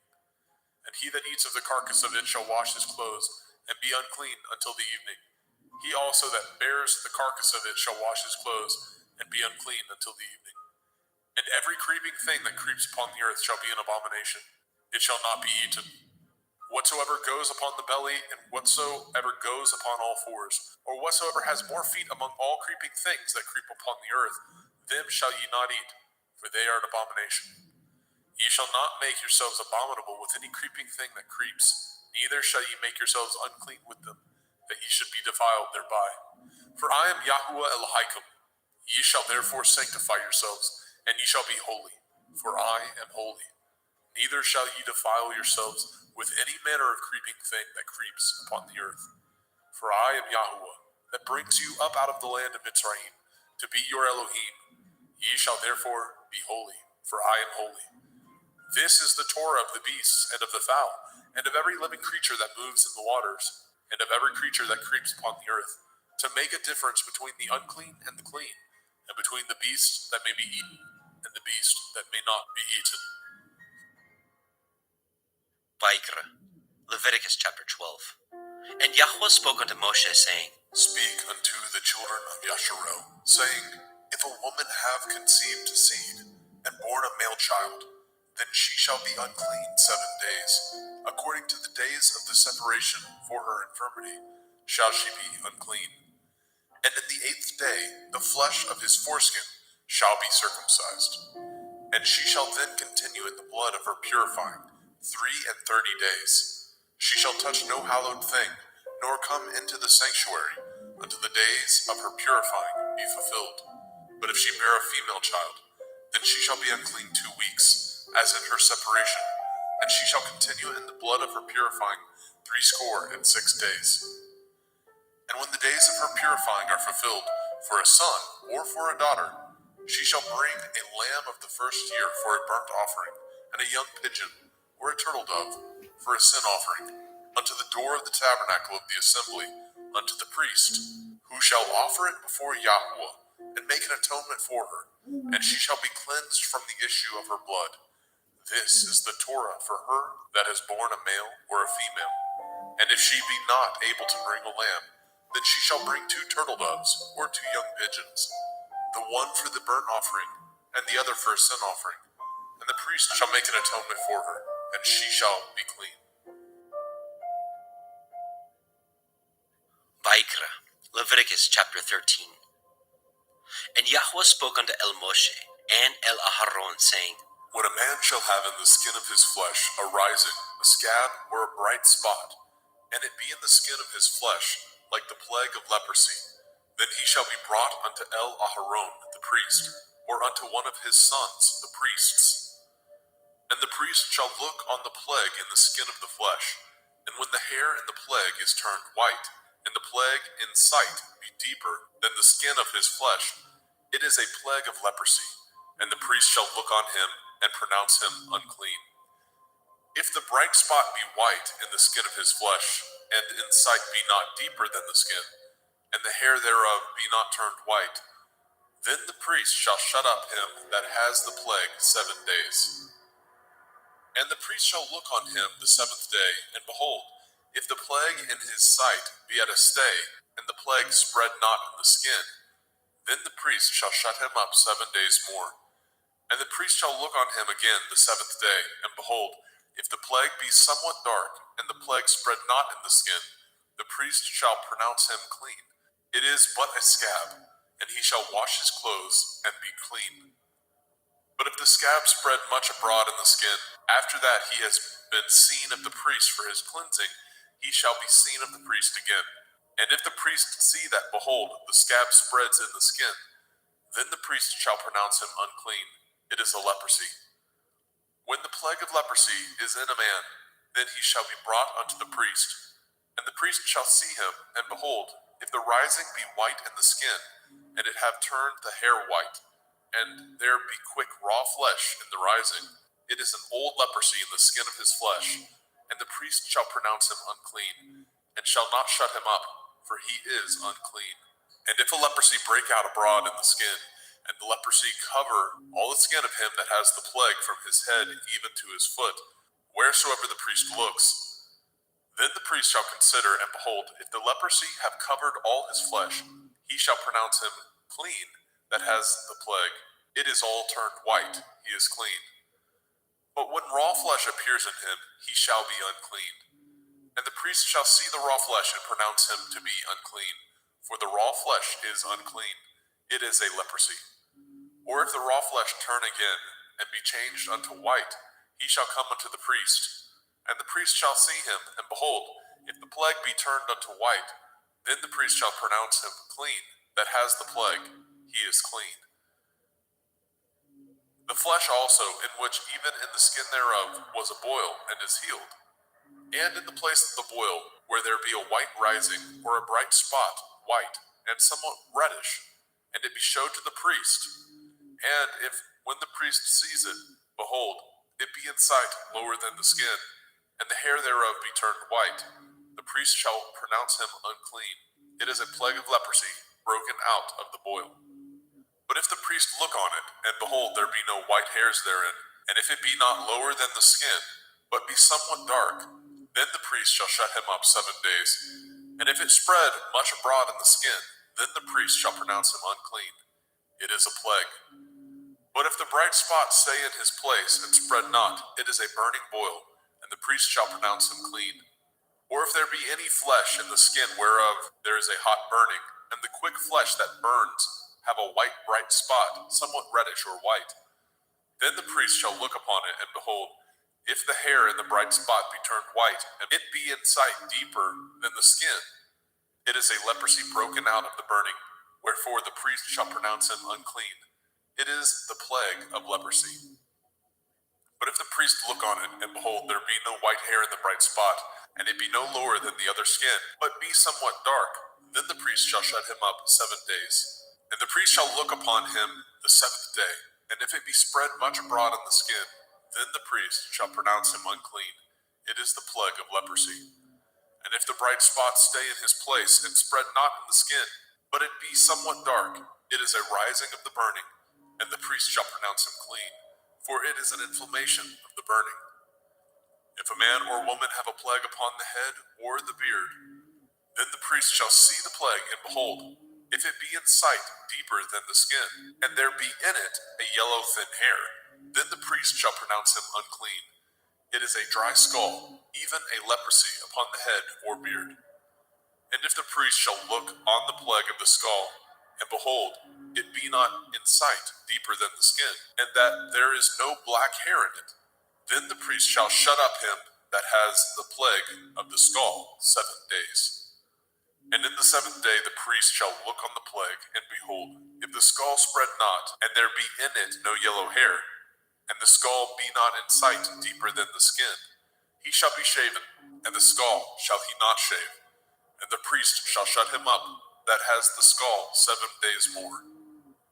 And in the 7th day the priest shall look on the skull, and behold, if the skull be not spread in the skin, nor be in sight deeper than the skin, then the priest shall pronounce him clean, and he shall wash his clothes and be clean. But if the skull spread much in the skin after his cleansing, then the priest shall look on him, and behold, if the skull be spread in the skin, the priest shall not seek for yellow hair, he is unclean. But if the skull be in his sight at his stay, and that there is a black hair grown up therein, the skull is healed, he is clean, and the priest shall pronounce him clean. If a man also or a woman have in the skin of their flesh bright spots, even white bright spots, then the priest shall look, and behold, if the bright spot in the skin of their flesh be darkish white, it is a freckled spot that grows in the skin, he is clean. And the man whose hair is fallen off his head, he is bald, yet is he clean. And he that has his hair fallen off from the part of his head towards his face, he is forehead bald, yet he is clean. And if there be in the bald head or bald forehead a white reddish sore, it is a leprosy sprung up in his bald head or his bald forehead. Then the priest shall look upon it, and behold, if the rising of the sore be white reddish in the bald head or in his bald forehead, as the leprosy appears in the skin of the flesh, he is a leprous man, he is unclean. The priest shall pronounce him utterly unclean. His plague is in his head. And the leper in whom the plague is, his clothes shall be rent, and his head bare, and he shall put a covering upon his upper lip, and shall cry, unclean, unclean. All the days wherein the plague shall be in him shall he be defiled. He is unclean. He shall dwell alone, without the camp shall his habitation be. The garment also that the plague of leprosy is in, whether it be a woolen garment or a linen garment, whether it be in the warp, the woof of linen, or of woolen, whether in a skin or anything made of skin. And if the plague be greenish or reddish in the garment or in the skin, either in the warp or in the woof or in anything of skin, it is a plague of leprosy, and shall be showed unto the priest. And the priest shall look upon the plague, and shut up it that has the plague 7 days. And he shall look on the plague on the 7th day. If the plague be spread in the garment, either in the warp or in the woof or in a skin, or in any work that is made of skin, the plague is a fretting leprosy, it is unclean. He shall therefore burn that garment, whether warp or woof, in woolen or in linen, anything of skin wherein the plague is, for it is a fretting leprosy, it shall be burnt in the fire. And if the priest shall look, and behold, the plague be not spread in the garment, either in the warp or in the woof, or in anything of skin, then the priest shall command that they wash the thing wherein the plague is, and he shall shut it up 7 days more.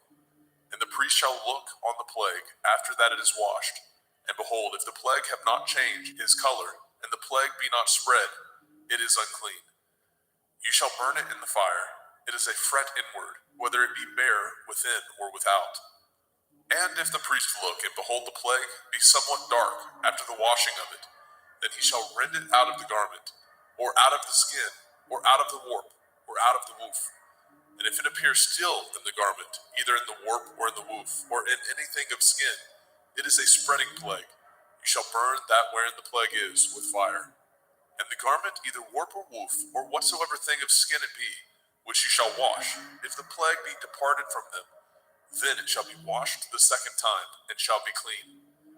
This is the Torah of the plague of leprosy in a garment of woolen or linen, either in warp or woof, or in anything of skins, to pronounce it clean, or to pronounce it unclean. Vaikra, Leviticus chapter 14. And Yahweh spoke unto Moshe, saying, This shall be the Torah of the leper in the day of his cleansing. He shall be brought unto the priest, and the priest shall go forth out of the camp. And the priest shall look, and behold, if the plague of leprosy be healed in the leper, then shall the priest command to take for him that is to be cleansed 2 birds alive and clean, and cedar wood, and scarlet, and hyssop. And the priest shall command that one of the birds be killed in an earthen vessel over running water. As for the living bird, he shall take it, and the cedar wood, and the scarlet, and the hyssop, and shall dip them, and the living bird in the blood of the bird that was killed over the running water. And he shall sprinkle upon him that is to be cleansed from the leprosy 7 times, and shall pronounce him clean, and shall let the living bird loose into the open field. And he that is to be cleansed shall wash his clothes, and shave off all his hair, and wash himself in water, that he may be clean. And after that he shall come into the camp, and shall tarry abroad out of his tent 7 days. But it shall be on the 7th day that he shall shave all his hair off his head, and his beard, and his eyebrows, even all his hair he shall shave off, and shall wash his clothes. Also shall he wash his flesh in water, and shall be clean. And on the 8th day he shall take 2 he-lambs without blemish, and 1 ewe-lamb of the first year without blemish, and 3/10 deal of fine flour for a meat offering, mingled with oil, and 1 log of oil. And the priest that makes him clean shall present the man that is to be made clean, and those things before Yahweh at the door of the tabernacle of the assembly. And the priest shall take 1 he-lamb, and offer him for a trespass offering, and the log of oil, and wave them for a wave offering before Yahweh. And he shall slay the lamb in the place where he shall kill the sin offering and the burnt offering in the holy place. For as the sin offering is the priest's, so is the trespass offering. It is most holy. And the priest shall take some of the blood of the trespass offering, and the priest shall put it upon the tip of the right ear of him that is to be cleansed, and upon the thumb of his right hand, and upon the great toe of his right foot. And the priest shall take some of the log of oil, and pour it into the palm of his own left hand. And the priest shall dip his right finger in the oil that is in his left hand, and shall sprinkle of the oil with his finger 7 times before Yahweh. And of the rest of the oil that is in his hand shall the priest put upon the tip of the right ear of him that is to be cleansed, and upon the thumb of his right hand, and upon the great toe of his right foot, upon the blood of the trespass offering. And the remnant of the oil that is in the priest's hand he shall pour upon the head of him that is to be cleansed, and the priest shall make an atonement for him before Yahweh. And the priest shall offer the sin offering, and make an atonement for him that is to be cleansed from his uncleanness. And afterwards he shall kill the burnt offering. And the priest shall offer the burnt offering and the meat offering upon the altar. And the priest shall make an atonement for him, and he shall be clean. And if he be poor, and cannot get so much, then he shall take 1 lamb for a trespass offering to be waved, to make an atonement for him, and 1/10 deal of fine flour mingled with oil, for a meat offering, and a log of oil, and 2 turtle doves, or 2 young pigeons, such as he is able to get. And the one shall be a sin offering, and the other a burnt offering. And he shall bring them on the 8th day for his cleansing unto the priest, unto the door of the tabernacle of the assembly before Yahweh. And the priest shall take the lamb of the trespass offering, and the log of oil, and the priest shall wave them for a wave offering before Yahweh. And he shall kill the lamb of the trespass offering, and the priest shall take some of the blood of the trespass offering, and put it upon the tip of the right ear of him that is to be cleansed, and upon the thumb of his right hand, and upon the great toe of his right foot. And the priest shall pour of the oil into the palm of his own left hand. And the priest shall sprinkle with his right finger some of the oil that is in his left hand 7 times before Yahweh. And the priest shall put of that oil that is in his hand upon the tip of the right ear of him that is to be cleansed, and upon the thumb of his right hand, and upon the great toe of his right foot, upon the place of the blood of the trespass offering. And the rest of the oil that is in the priest's hand he shall put upon the head of him that is to be cleansed, to make an atonement for him before Yahweh. And he shall offer the 1 of the turtle doves, or of the young pigeons, such as he can get. even such as he is able to get, the one for a sin offering, and the other for a burnt offering, with the meat offering, and the priest shall make an atonement for him that is to be cleansed before Yahweh. This is the Torah of him, in whom is the plague of leprosy, whose hand is not able to get that which pertains to his cleansing. And Yahweh spoke unto El Moshe and unto El Aharon, saying, When ye are come into the land of Canaan, which I give to you for a possession, and I put the plague of leprosy in a house of the land of your possession, and he that owns the house shall come and tell the priest, saying, It seems to me there is, as it were, a plague in the house. Then the priest shall command that they empty the house before the priest go into it, to see the plague, that all that is in the house be not made unclean. And afterward the priest shall go in to see the house. And he shall look on the plague, and behold, if the plague be in the walls of the house, with hollow strakes, greenish or reddish, which in sight are lower than the wall, then the priest shall go out of the house to the door of the house, and shut up the house 7 days. And the priest shall come again the 7th day, and shall look, and behold, if the plague be spread in the walls of the house, then the priest shall command that they take away the stones in which the plague is, and they shall cast them into an unclean place without the city. And he shall cause the house to be scraped within round about, and they shall pour out the dust that they scrape off without the city into an unclean place. And they shall take other stones, and put them in the place of those stones, and he shall take other mortar, and shall plaster the house.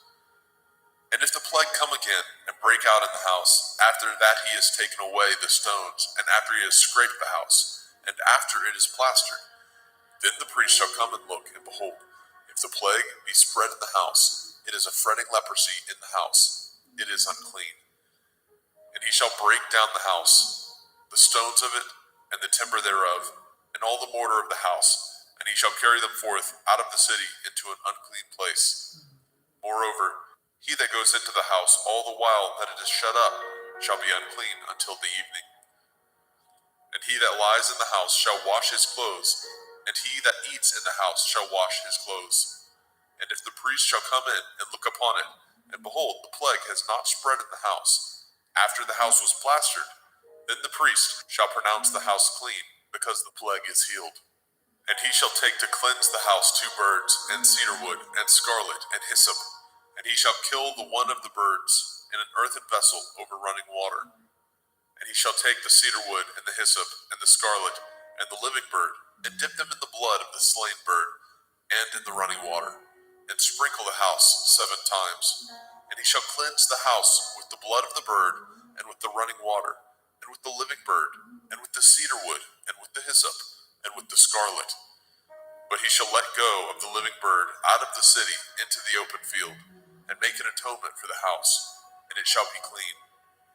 This is the Torah for all manner of plague, of leprosy and scald, and for the leprosy of a garment and of a house, and for a rising, and for a scab, and for a bright spot, to teach when it is unclean and when it is clean. This is the Torah of leprosy.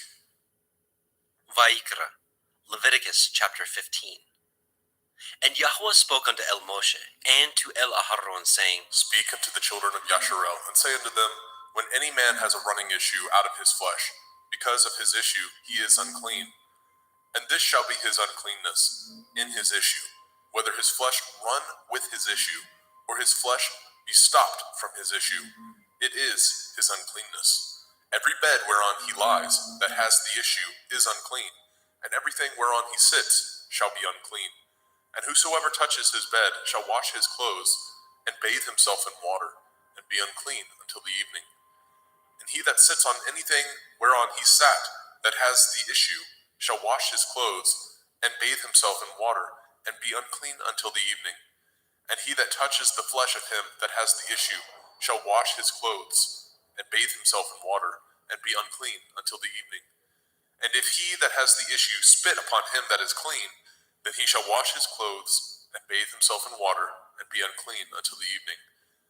And what saddle soever he rides upon that has the issue shall be unclean.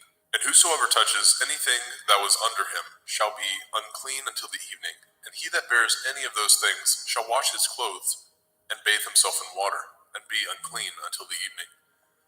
And whomsoever he touches that has the issue, and has not rinsed his hands in water, he shall wash his clothes, and bathe himself in water, and be unclean until the evening. And the vessel of earth that he touches, which has the issue, shall be broken, and every vessel of wood shall be rinsed in water. And when he that has an issue is cleansed of his issue, then he shall number to himself 7 days for his cleansing, and wash his clothes, and bathe his flesh in running water, and shall be clean. And on the 8th day he shall take to him 2 turtle doves or 2 young pigeons, and come before Yahuwah unto the door of the tabernacle of the assembly, and give them unto the priest. And the priest shall offer them, the one for a sin offering, and the other for a burnt offering. And the priest shall make an atonement for him before Yahuwah for his issue. And if any man's seed of copulation go out from him, then he shall wash all his flesh in water, and be unclean until the evening. And every garment and every skin whereon is the seed of copulation shall be washed with water, and be unclean until the evening.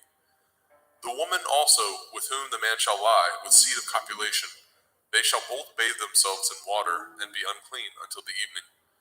And if a woman have an issue, and her issue and her flesh be blood, she shall be put apart 7 days, and whosoever touches her shall be unclean until the evening. And everything that she lies upon in her separation shall be unclean. Everything also that she sits upon shall be unclean. And whosoever touches her bed shall wash his clothes, and bathe himself in water, and be unclean until the evening. And whosoever touches anything that she sat upon shall wash his clothes, and bathe himself in water, and be unclean until the evening. And if it be on her bed, or on anything whereon she sits, when he touches it, he shall be unclean until the evening. And if any man lie with her at all, and her flower be upon him, he shall be unclean 7 days, and all the bed whereon he lies shall be unclean. And if a woman have an issue of her blood many days out of the time of her separation, or if it run beyond the time of her separation, all the days of the issue of her uncleanness shall be as the days of her separation. She shall be unclean. Every bed whereon she lies, all the days of her issue shall be unto her as the bed of her separation, and whatsoever she sits upon shall be unclean, as the uncleanness of her separation. And whosoever touches those things shall be unclean, and shall wash his clothes, and bathe himself in water, and be unclean until the evening. But if she be cleansed of her issue, then she shall number to herself 7 days, and after that she shall be clean.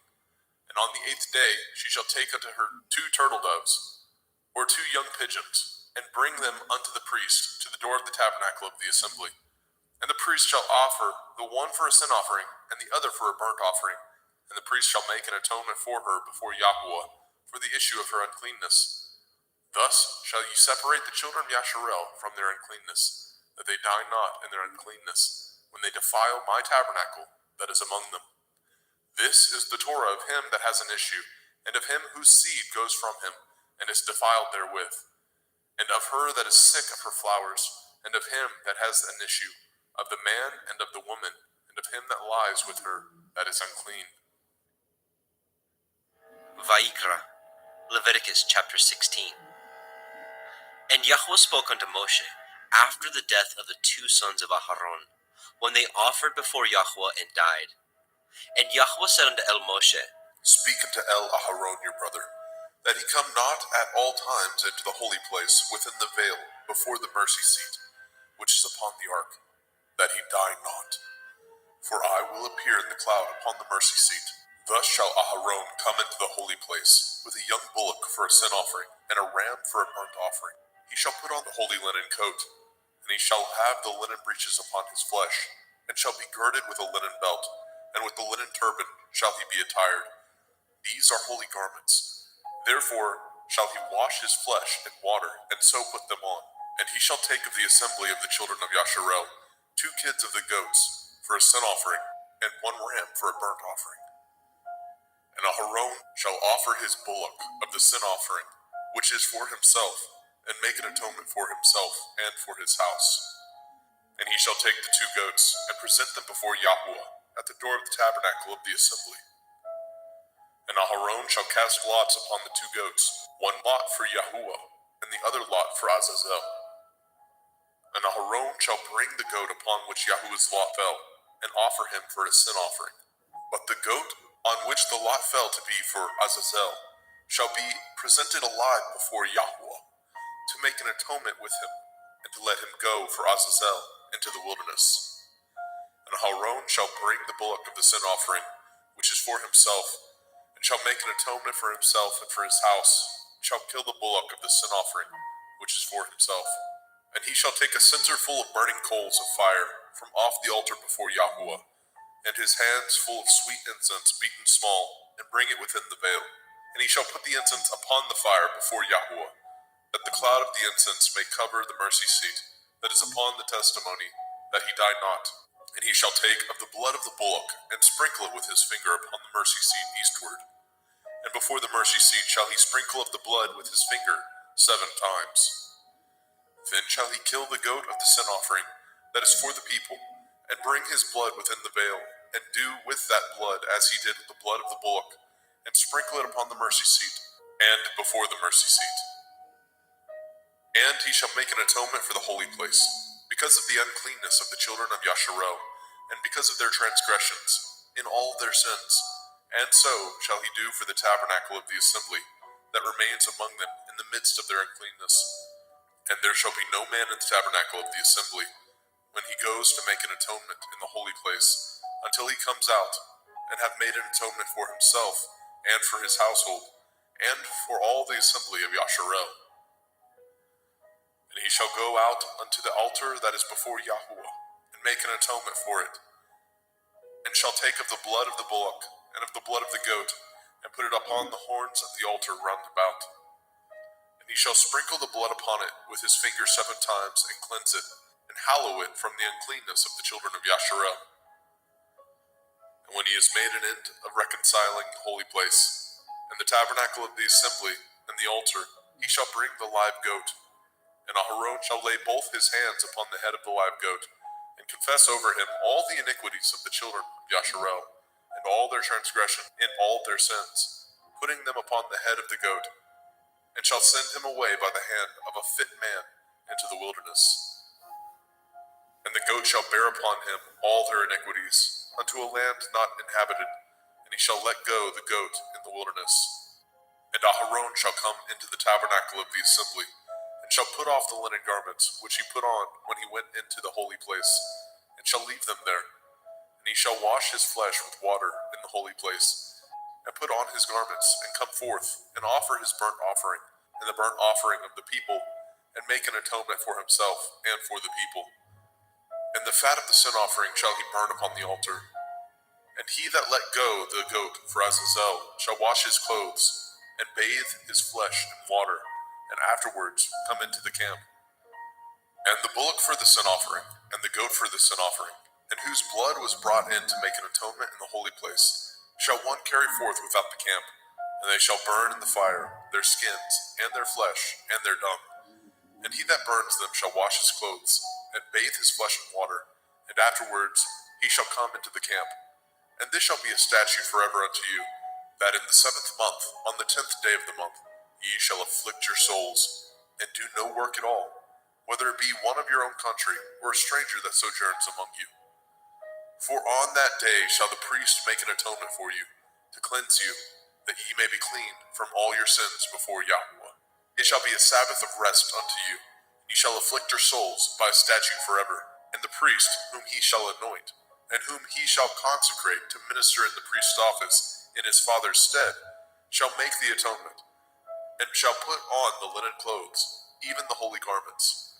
And he shall make an atonement for the holy sanctuary, and he shall make an atonement for the tabernacle of the assembly, and for the altar, and he shall make an atonement for the priests, and for all the people of the assembly.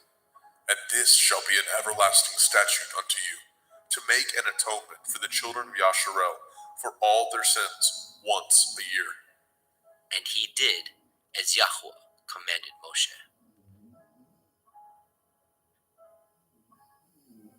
Vayikra, Leviticus chapter 17. And Yahweh spoke unto Moshe, saying, Speak unto Aharon and unto his sons, and unto all the children of Yasharel, and say unto them, This is the thing which Yahweh has commanded, saying, What man soever there be of the house of Yasharel, that kills an ox, or lamb, or goat, in the camp, or that kills it out of the camp, and brings it not unto the door of the tabernacle of the assembly, to offer an offering unto Yahweh before the tabernacle of Yahweh, blood shall be imputed unto that man. He has shed blood, and that man shall be cut off from among his people. To the end that the children of Yasharel may bring their sacrifices, which they offer in the open field, even that they may bring them unto Yahweh, unto the door of the tabernacle of the assembly, unto the priest, and offer them for peace offerings unto Yahweh. And priests shall sprinkle the blood upon the altar of Yahweh at the door of the tabernacle of the assembly, and burn the fat for a sweet savor unto Yahweh. And they shall no more offer their sacrifices unto devils, after whom they have gone a-whoring. This shall be a statute forever unto them throughout their generations. And ye shall say unto them, Whatsoever man there be of the house of Yasharel, or of the strangers which sojourn among you, that offers a burnt offering or sacrifice, and brings it not unto the door of the tabernacle of the assembly, to offer it unto Yahweh, even that man shall be cut off from among his people. And whatsoever man there be of the house of Yasharel, or of the strangers that sojourn among you, that eats any manner of blood, I will even set my face against that soul that eats the blood, and will cut him off from among his people. For the soul of the flesh is in the blood. He and I have given it to you upon the altar to make an atonement for your souls. For it is the blood of him that makes an atonement in the soul. Therefore I said unto the children of Yasharel, No soul of you shall eat blood, neither shall any stranger that sojourns among you eat blood. And whatsoever man there be of the children of Yasharel, or of the strangers that sojourn among you, which hunts and catches a beast or fowl that may be eaten, he shall even pour out the blood thereof, and cover it with dust. For it is the life of all flesh, the blood of it is for the life thereof. Therefore I said unto the children of Yasharel, Ye shall eat the blood of no manner of flesh, for the life of all flesh is the blood thereof. Whosoever eats it shall be cut off. And every soul that eats that which died of itself, or that which was torn with beasts, whether it be one of your own country or a stranger, he shall both wash his clothes and bathe himself in water, and be unclean until the evening. Then shall he be clean. But if he wash them not, nor bathe his flesh, then he shall bear his iniquity.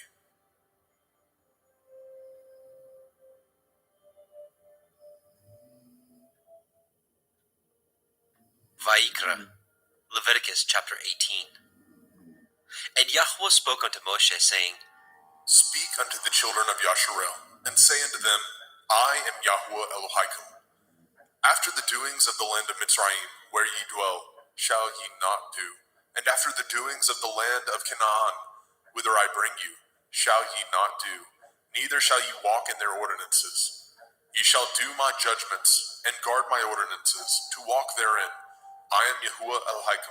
Ye shall therefore guard my statutes and my judgments, which if a man do, he shall live in them. I am Yahuwah. None of you shall approach to any that is near of kin to him, to uncover their nakedness. I am Yahuwah. The nakedness of your father, or the nakedness of your mother, shall you not uncover. She is your mother. You shall not uncover her nakedness. The nakedness of your father's woman shall you not uncover. It is your father's nakedness. The nakedness of your sister, the daughter of your father, the daughter of your mother, whether she be born at home or born abroad, even their nakedness you shall not uncover. The nakedness of your son's daughter, or of your daughter's daughter, even their nakedness you shall not uncover, for theirs is your own nakedness. The nakedness of your father's woman's daughter, begotten of your father, she is your sister, you shall not uncover her nakedness. You shall not uncover the nakedness of your father's sister, she is your father's near kinswoman. You shall not uncover the nakedness of your mother's sister, for she is your mother's near kinswoman. You shall not uncover the nakedness of your father's brother. You shall not approach to his woman, she is your aunt. You shall not uncover the nakedness of your daughter-in-law, she is your son's woman. You shall not uncover her nakedness. You shall not uncover the nakedness of your brother's woman, it is your brother's nakedness. You shall not uncover the nakedness of a woman and her daughter, neither shall you take her son's daughter, or her daughter's daughter, to uncover her nakedness, for they are your near kinswoman. It is wickedness. Neither shall you take a woman to her sister, to vex her, to uncover her nakedness, beside the other in her lifetime. Also, you shall not approach unto a woman to uncover her nakedness, as long as she is put apart for her uncleanness. Moreover, you shall not lie carnally with your neighbor's woman to defile yourself with her. And you shall not let any of your seed pass through the fire to Molech, neither shall you profane the name of your Elohim. I am Yahweh. You shall not lie with mankind as with womankind. It is an abomination. Neither shall you lie with any beast to defile yourself therewith. Neither shall any woman stand before a beast to lie down thereto. It is confusion. Defile not ye yourselves in any of these things, for in all these the nations are defiled, which I cast out before you. And the land is defiled, therefore I do visit the iniquity thereof upon it, and the land itself vomits out her inhabitants. Ye shall therefore guard my statutes and my judgments, and shall not commit any of these abominations, neither any of your own nation, nor any stranger that sojourns among you. For all these abominations have the men of the land done, which were before you, and the land is defiled. That the land spew not you out also, when ye defile it, as it spewed out the nations that were before you. For whosoever shall commit any of these abominations, even the souls that commit them shall be cut off from among their people. Therefore shall ye guard my ordinance, that ye commit not any of these abominable customs, which were committed before you, and that ye defile not yourselves therein. I am Yahuwah Elohaikum.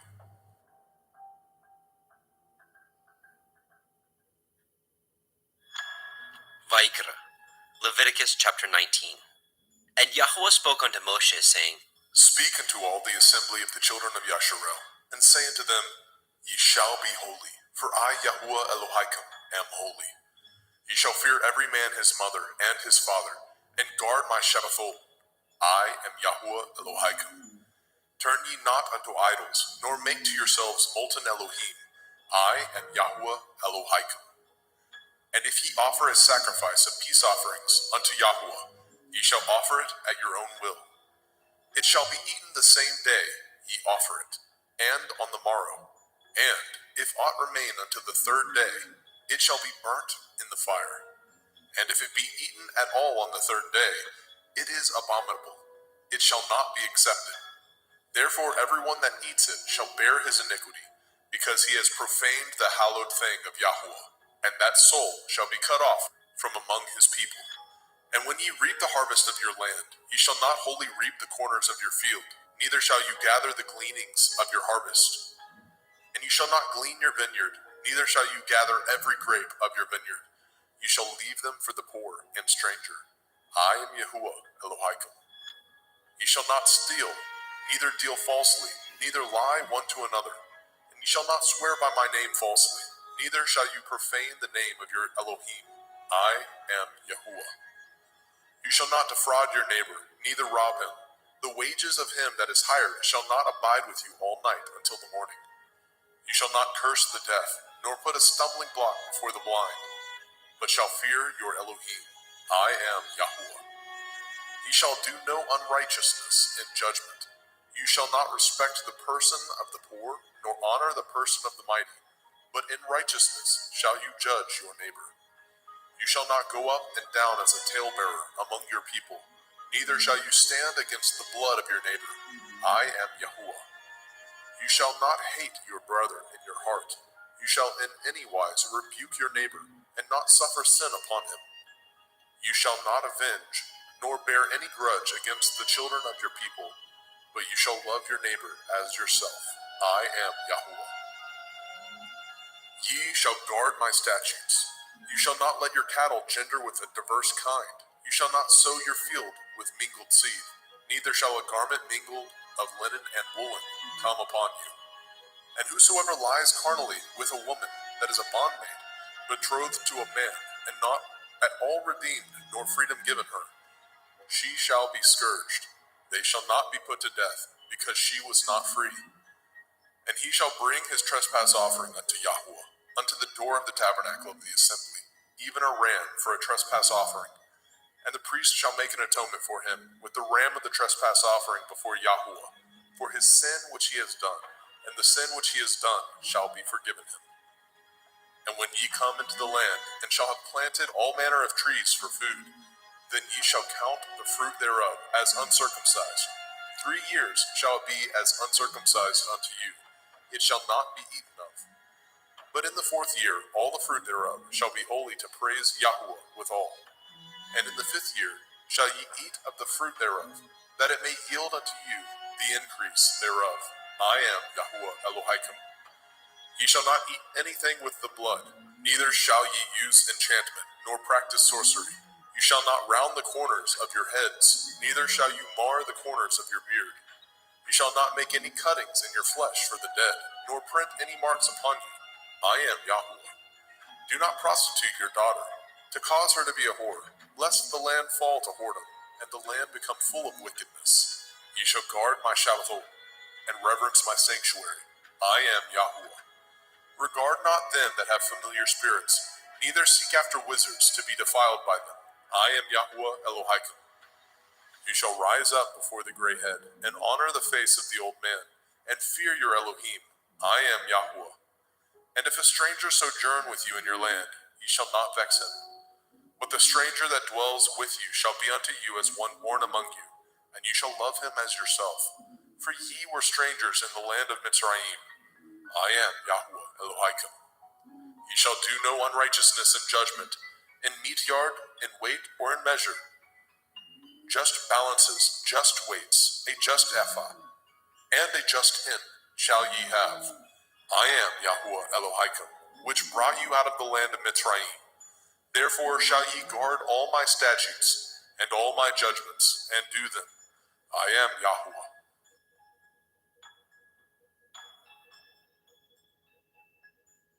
Vaikra, Leviticus chapter 20. And Yahweh spoke unto Moshe, saying, Again you shall say to the children of Yasharel, whosoever he be of the children of Yasharel, or of the strangers that sojourn in Yasharel, that gives any of his seed unto Molech, he shall surely be put to death. The people of the land shall stone him with stones. And I will set my face against that man, and I will cut him off from among his people, because he has given of his seed unto Molech, to defile my sanctuary, and to profane my holy name. And if the people of the land do any ways hide their eyes from the man, when he gives of his seed unto Molech, and kill him not, then I will set my face against that man, and against his family, and will cut him off, and all that go a-whoring after him, to commit whoredom with Molech, from among their people. And the soul that turns after such as have familiar spirits, and after wizards, to go a-whoring after them, I will even set my face against that soul, and will cut him off from among his people.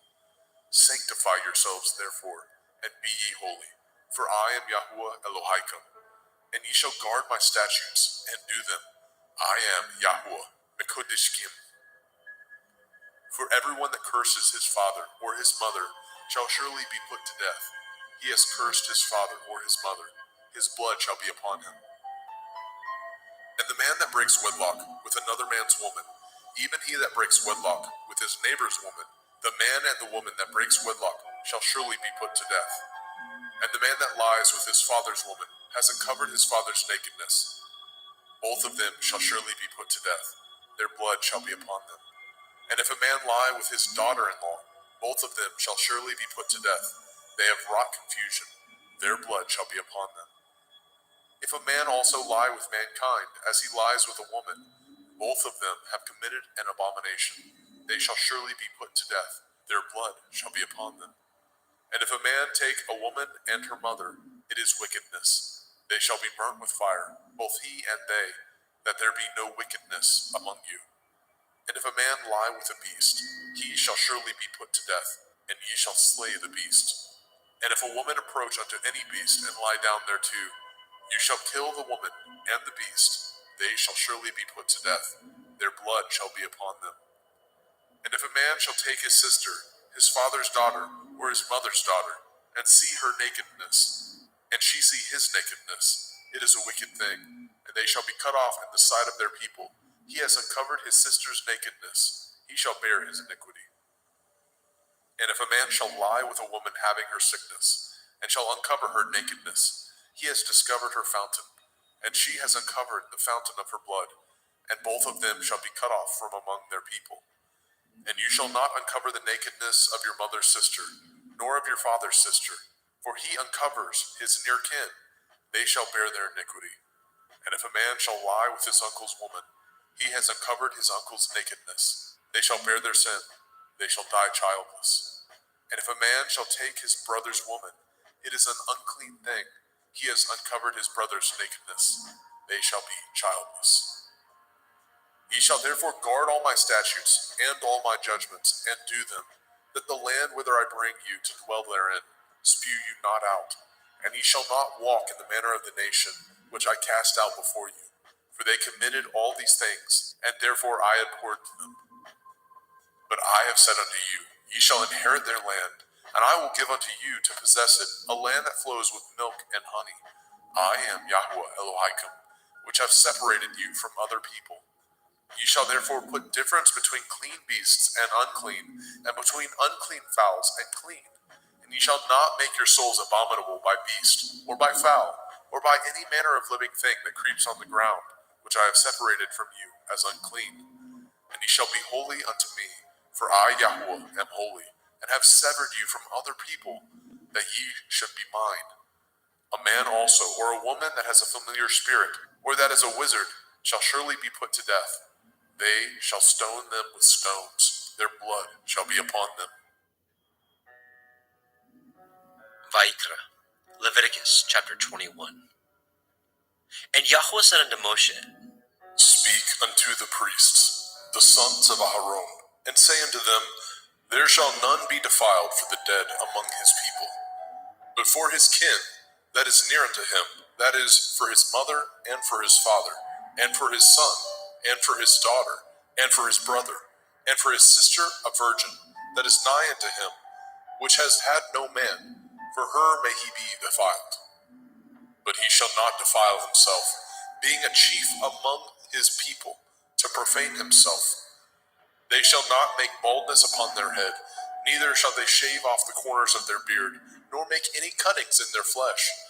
They shall be holy unto their Elohim, and not profane the name of their Elohim. For the offerings of Yahweh made by fire, and the bread of their Elohim they do offer.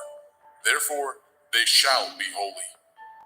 They shall not take a woman that is a whore, or profane, neither shall they take a woman put away from her man, for he is holy unto his Elohim. You shall sanctify him therefore, for he offers the bread of your Elohim. He shall be holy unto you, for I, Yahweh, which sanctify you, am holy. And the daughter of any priest, if she profane herself by playing the whore, she profanes her father, she shall be burnt with fire. And he that is high priest among his brethren, upon whose head the anointing oil was poured, and that is consecrated to put on the garments, shall not uncover his head, nor rend his clothes. Neither shall he go in to any dead body, nor defile himself for his father, or for his mother. Neither shall he go out of the sanctuary, nor profane the sanctuary of his Elohim. For the crown of the anointing oil of his Elohim is upon him. I am Yahweh. And he shall take a woman in her virginity, a widow or a divorced woman, or profane, or a harlot, these shall he not take, but he shall take a virgin of his own people to be his woman. Neither shall he profane his seed among his people, for I, Yahweh, do sanctify him. And Yahweh spoke unto Moshe, saying, Speak unto Aharon, saying, Whosoever he be of your seed in their generations, that has any blemish, let him not approach to offer the bread of his Elohim. For whosoever man he be that has a blemish, he shall not approach, a blind man or a lame, or he that has a flat nose, or anything superfluous, or a man that is broken-footed, or broken-handed, or crook-backed, or a dwarf, or that has a blemish in his eye, or be scurvy, or scabbed, or has his stones broken. No man that has a blemish of the seed of Aharon the priest shall come nigh to offer the offerings of Yahweh, made by fire. He has a blemish. He shall not come nigh to offer the bread of his Elohim. He shall not eat the bread of his Elohim, both of the most holy and of the holy. Only he shall not go in unto the veil, nor come nigh unto the altar, because he has a blemish, that he profane not my sanctuaries, for I, Yahweh, do sanctify them. And Moshe told it unto Aharon, and to his sons, and to all the children of Yashrael. Vayikra, Leviticus chapter 22. And Yahweh spoke unto Moshe, saying, Speak unto Aharon and to his sons, that they separate themselves from the holy things of the children of Yasharel, and that they profane not my holy name in those things, which they hallow unto me. I am Yahweh. Say unto them, whosoever he be of all your seed among your generations, that goes unto the holy things, which the children of Yasharel hallow unto Yahweh, having his uncleanness upon him, that soul shall be cut off from my presence. I am Yahweh. What man soever of the seed of Aharon is a leper, or has a running issue, he shall not eat of the holy things until he be clean. And whoso touches anything that is unclean by the dead, or a man whose seed goes from him, or whosoever touches any creeping thing whereby he may be made unclean, or a man of whom he may take uncleanness, whatsoever uncleanness he has, the soul which has touched any such thing shall be unclean until evening, and shall not eat of the holy things, unless he wash his flesh with water. And when the sun is down, he shall be clean, and shall afterward eat of the holy things, because it is his food. That which dies of itself, or is torn with beasts, he shall not eat, to defile himself therewith. I am Yahweh. They shall therefore guard my ordinance, lest they bear sin for it, and die therefore. If they profane it, I, Yahweh, do sanctify them. There shall no stranger eat of the holy thing. A sojourner of the priest, or a hired servant, shall not eat of the holy thing. But if the priest buy any soul with his money, he shall eat of it. And he that is born in his house, they shall eat of his meat. If the priest's daughter also be married unto a stranger, she may not eat of an offering of the holy things. But if the priest's daughter be a widow, or divorced, and have no child, and is returned unto her father's house, as in her youth, she shall eat of her father's meat, but there shall no stranger eat thereof. And if a man eat of the holy thing unwittingly, then he shall put the fifth part thereof unto it, and shall give it unto the priest with the holy thing. And they shall not profane the holy things of the children of Yasharel, which they offer unto Yahweh, or suffer them to bear the iniquity of trespass when they eat their holy things. For I, Yahweh, do sanctify them. And Yahweh spoke unto Moshe, saying, Speak unto Aharon, and to his sons, and unto all the children of Yasharel, and say unto them, whatsoever he be of the house of Yasharel, or of the strangers in Yasharel, that will offer his oblation for all his vows, and for all his freewill offerings, which they will offer unto Yahweh for a burnt offering, ye shall offer at your own will a male without blemish, of the cattle, of the sheep, or of the goats. But whatsoever has a blemish, that shall ye not offer, for it shall not be acceptable for you. And whosoever offers a sacrifice of peace offerings unto Yahweh, to accomplish his vow, or a freewill offering in cattle or sheep, it shall be perfect to be accepted. There shall be no blemish therein. Blind, or broken, or maimed, or having a running sword, or scurvy, or scabbed, ye shall not offer these unto Yahweh, nor make an offering by fire of them upon the altar unto Yahweh. Either a bullock or a lamb that has anything superfluous or lacking in his parts, that may you offer for a freewill offering, but for a vow it shall not be accepted. Ye shall not offer unto Yahweh that which is bruised, or crushed, or broken, or cut, neither shall ye make any offerings thereof in your land. Neither from a stranger's hand shall ye offer the bread of your Elohim of any of these, because their corruption is in them, and blemishes be in them. They shall not be accepted for you. And Yahweh spoke unto Moshe, saying, When a bullock or a sheep or a goat is brought forth, then it shall be 7 days under the dam, and from the 8th day and thenceforth it shall be accepted for an offering made by fire unto Yahweh. And whether it be cow or ewe, ye shall not kill it, and her young, both in one day. And when ye offer a sacrifice of thanksgiving unto Yahweh, offer it at your own will. On the same day it shall be eaten up. Ye shall leave none of it until the morrow. I am Yahweh.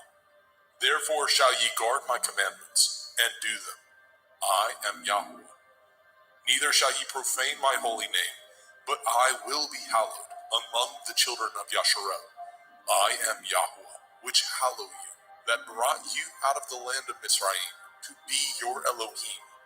I am Yahweh.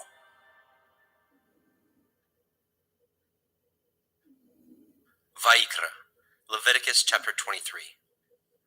And Yahweh spoke unto Moshe, saying, Speak unto the children of Yasharel, and say unto them concerning the feasts of Yahweh, which ye shall proclaim to be holy assemblies.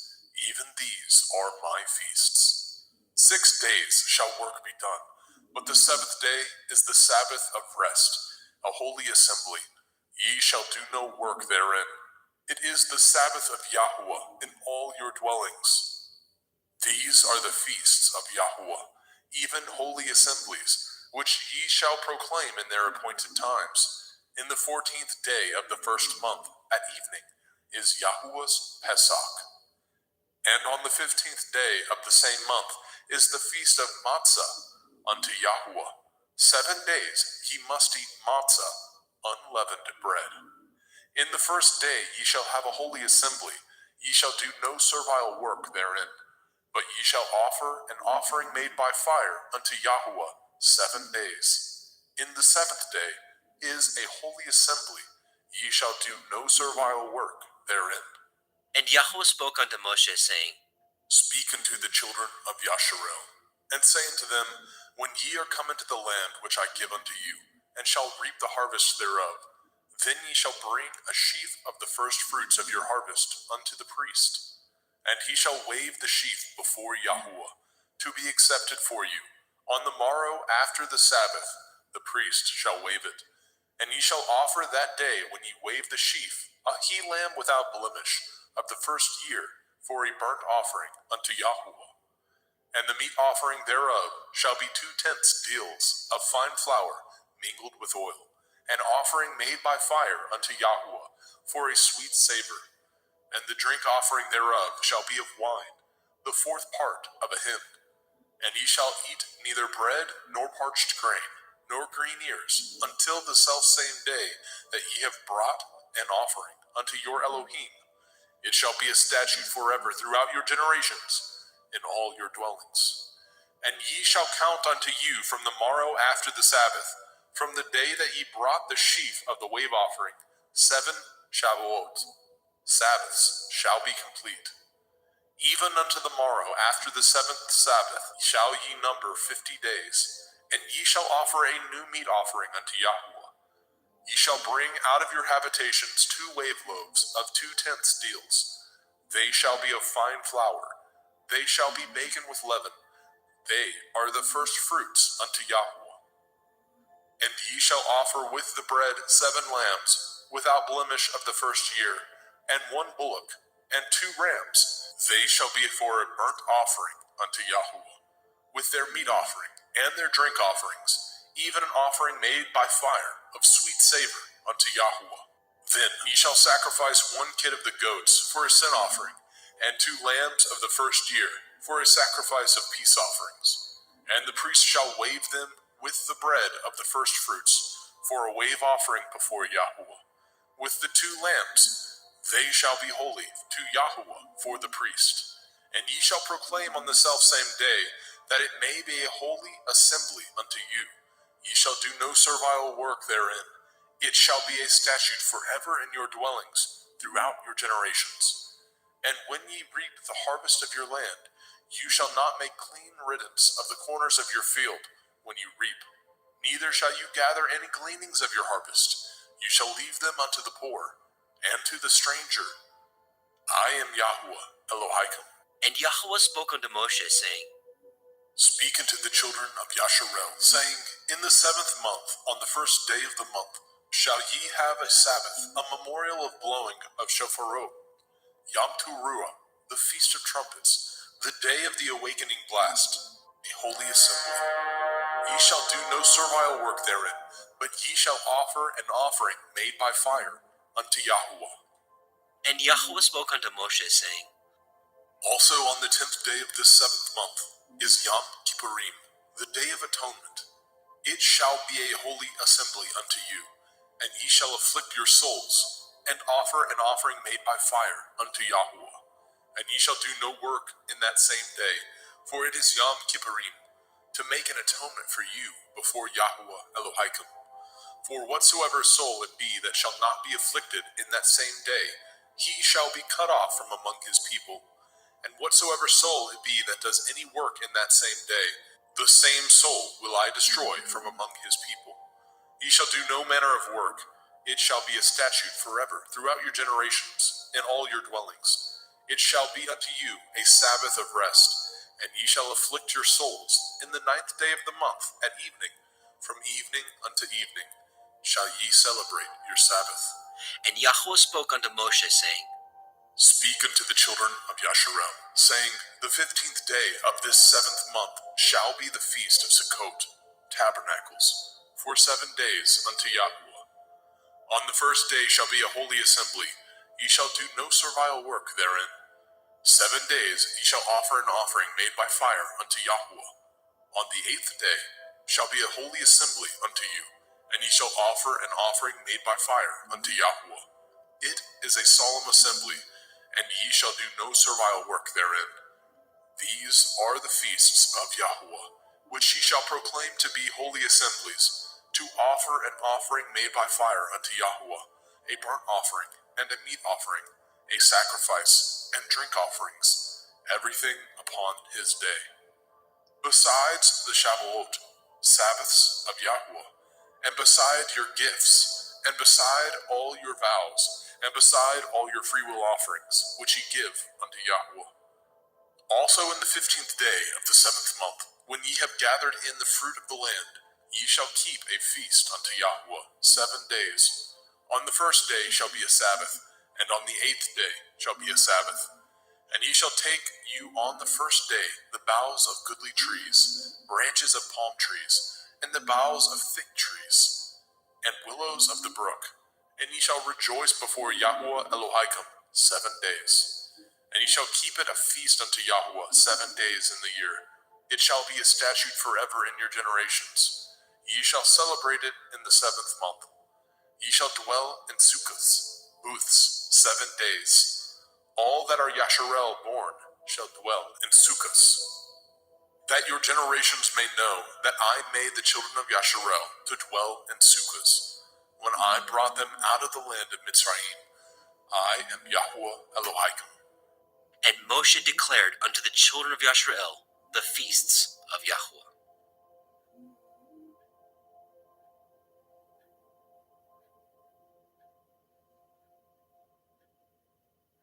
Vaikra, Leviticus chapter 24. And Yahweh spoke unto Moshe, saying, Command the children of Yasharel that they bring unto you pure olive oil, beaten for the light, to cause the lamps to burn continually, without the veil of the testimony. In the tabernacle of the assembly shall Aharon order it from the evening unto the morning before Yahuwah continually. It shall be a statute forever in your generations. He shall order the lamps upon the pure menorah, 7-branched candlestick, before Yahuwah continually. And you shall take fine flour, and bake 12 cakes thereof. 2/10 deals shall be in 1 cake. And you shall set them in 2 rows, 6 on a row, upon the pure table before Yahuwah. And you shall put pure frankincense upon each row, that it may be on the bread for a memorial, even a memorial made by fire unto Yahuwah. Every Sabbath he shall set it in order before Yahuwah continually, being taken from the children of Yasharel by an everlasting covenant. And it shall be Aharon and his sons, and they shall eat it in the holy place, for it is most holy unto him of the offerings of Yahuwah made by fire, by a perpetual statute. And the son of a Yashareliteth woman, whose father was a Mitzri, went out among the children of Yasharel. And this son of the Yashareliteth woman and a man of Yashrael strove together in the camp. And the Yashraeliteth woman's son blasphemed the name of Yahweh, and cursed, and they brought him unto Moshe, and his mother's name was Shelomith, the daughter of Divri, of the tribe of Dan. And they put him in ward, that the mind of Yahweh might be showed them. And Yahweh spoke unto Moshe, saying, Bring forth him that has cursed without the camp, and let all that heard him lay their hands upon his head, and let all the assembly stone him.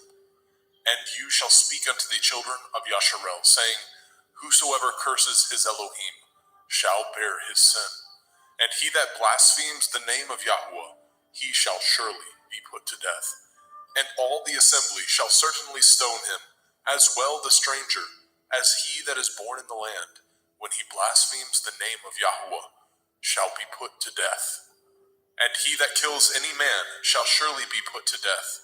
And he that kills a beast shall make it good, beast for beast. And if a man cause a blemish in his neighbor, as he has done, so shall it be done to him. Breach for breach, eye for eye, tooth for tooth. As he has caused a blemish in a man, so shall it be done to him again. And he that kills a beast, he shall restore it. And he that kills a man, he shall be put to death. Ye shall have one manner of law, as well for the stranger, as for one of your own country. For I am Yahweh Elohim. And Moshe spoke to the children of Yashrael, that they should bring forth him that had cursed out of the camp, and stone him with stones. And the children of Yashrael did as Yahweh commanded Moshe.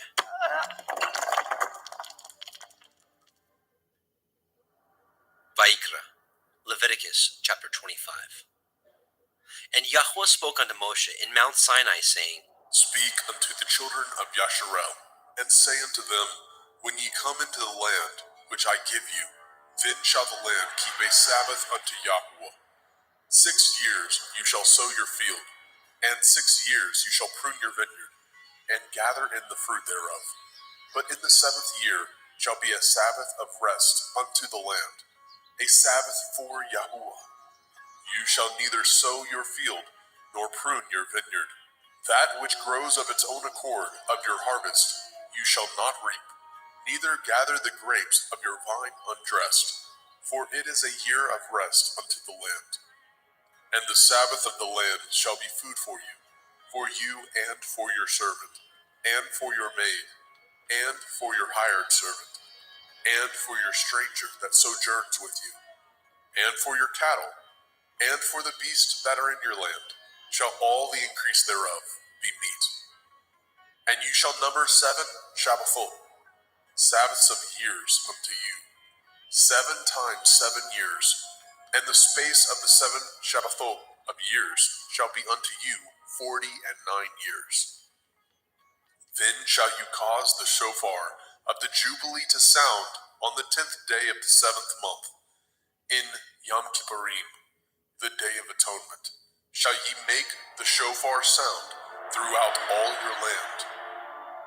And ye shall hallow the 50th year, and proclaim liberty throughout all the land unto all the inhabitants thereof. It shall be a jubilee unto you, and ye shall return every man unto his possession, and ye shall return every man unto his family. A jubilee shall that 50th year be unto you. Ye shall not sow, neither reap that which grows of itself in it, nor gather the grapes in it of your vine undressed. For it is the Jubilee, it shall be holy unto you. Ye shall eat the increase thereof out of the field. In the year of this Jubilee, ye shall return every man unto his possession. And if ye sell aught unto your neighbor, or buy aught of your neighbor's hand, ye shall not oppress one another.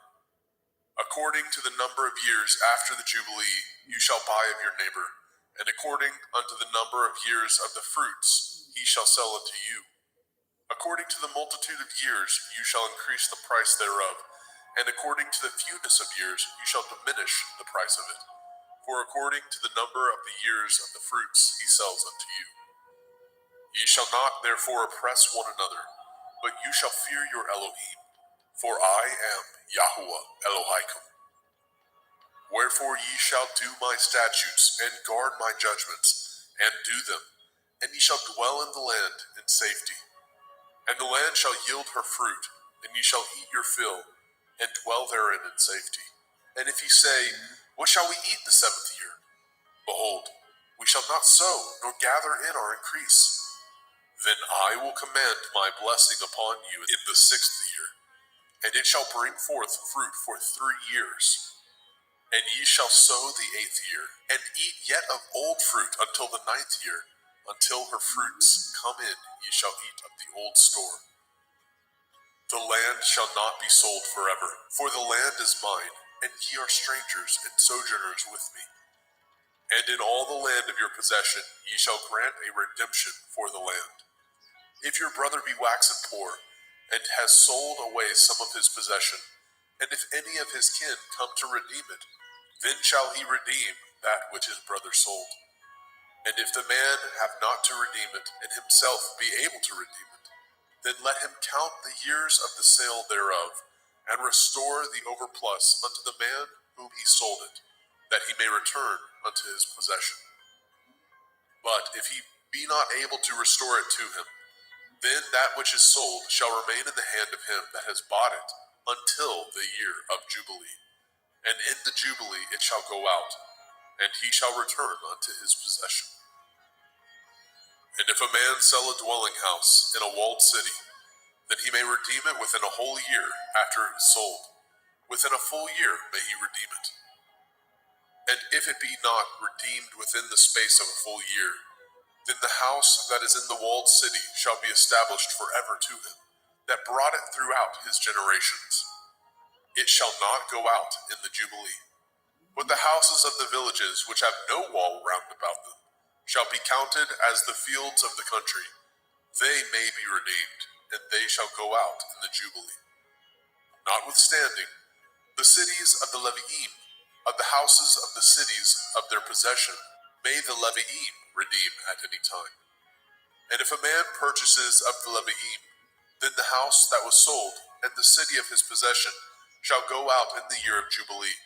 For the houses of the cities of the Leviim are their possession, among the children of Yasharel.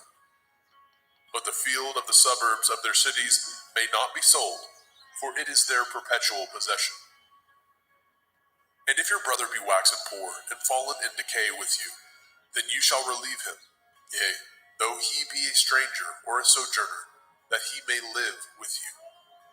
Take no usury of him, or increase, but fear your Elohim, that your brother may live with you. You shall not give him your money upon usury, nor lend him your victuals for increase. I am Yahuwah Elohaikum, which brought you forth out of the land of Mitzrayim, to give you the land of Canaan, and to be your Elohim. And if your brother that dwells by you be waxen poor, and be sold unto you, you shall not compel him to serve as a bondservant, but as a hired servant, and as a sojourner. He shall be with you, and shall serve you unto the year of Jubilee. And then shall he depart from you, both he and his children with him, and shall return unto his own family, and unto the possession of his fathers shall he return. For they are my servants, which I brought forth out of the land of Mitzrayim. They shall not be sold as bondmen. You shall not rule over him with rigor, but shall fear your Elohim. Both your bondmen and your bondmaids, which you shall have, shall be of the heathen that are round about you. Of them shall ye buy bondmen and bondmaids.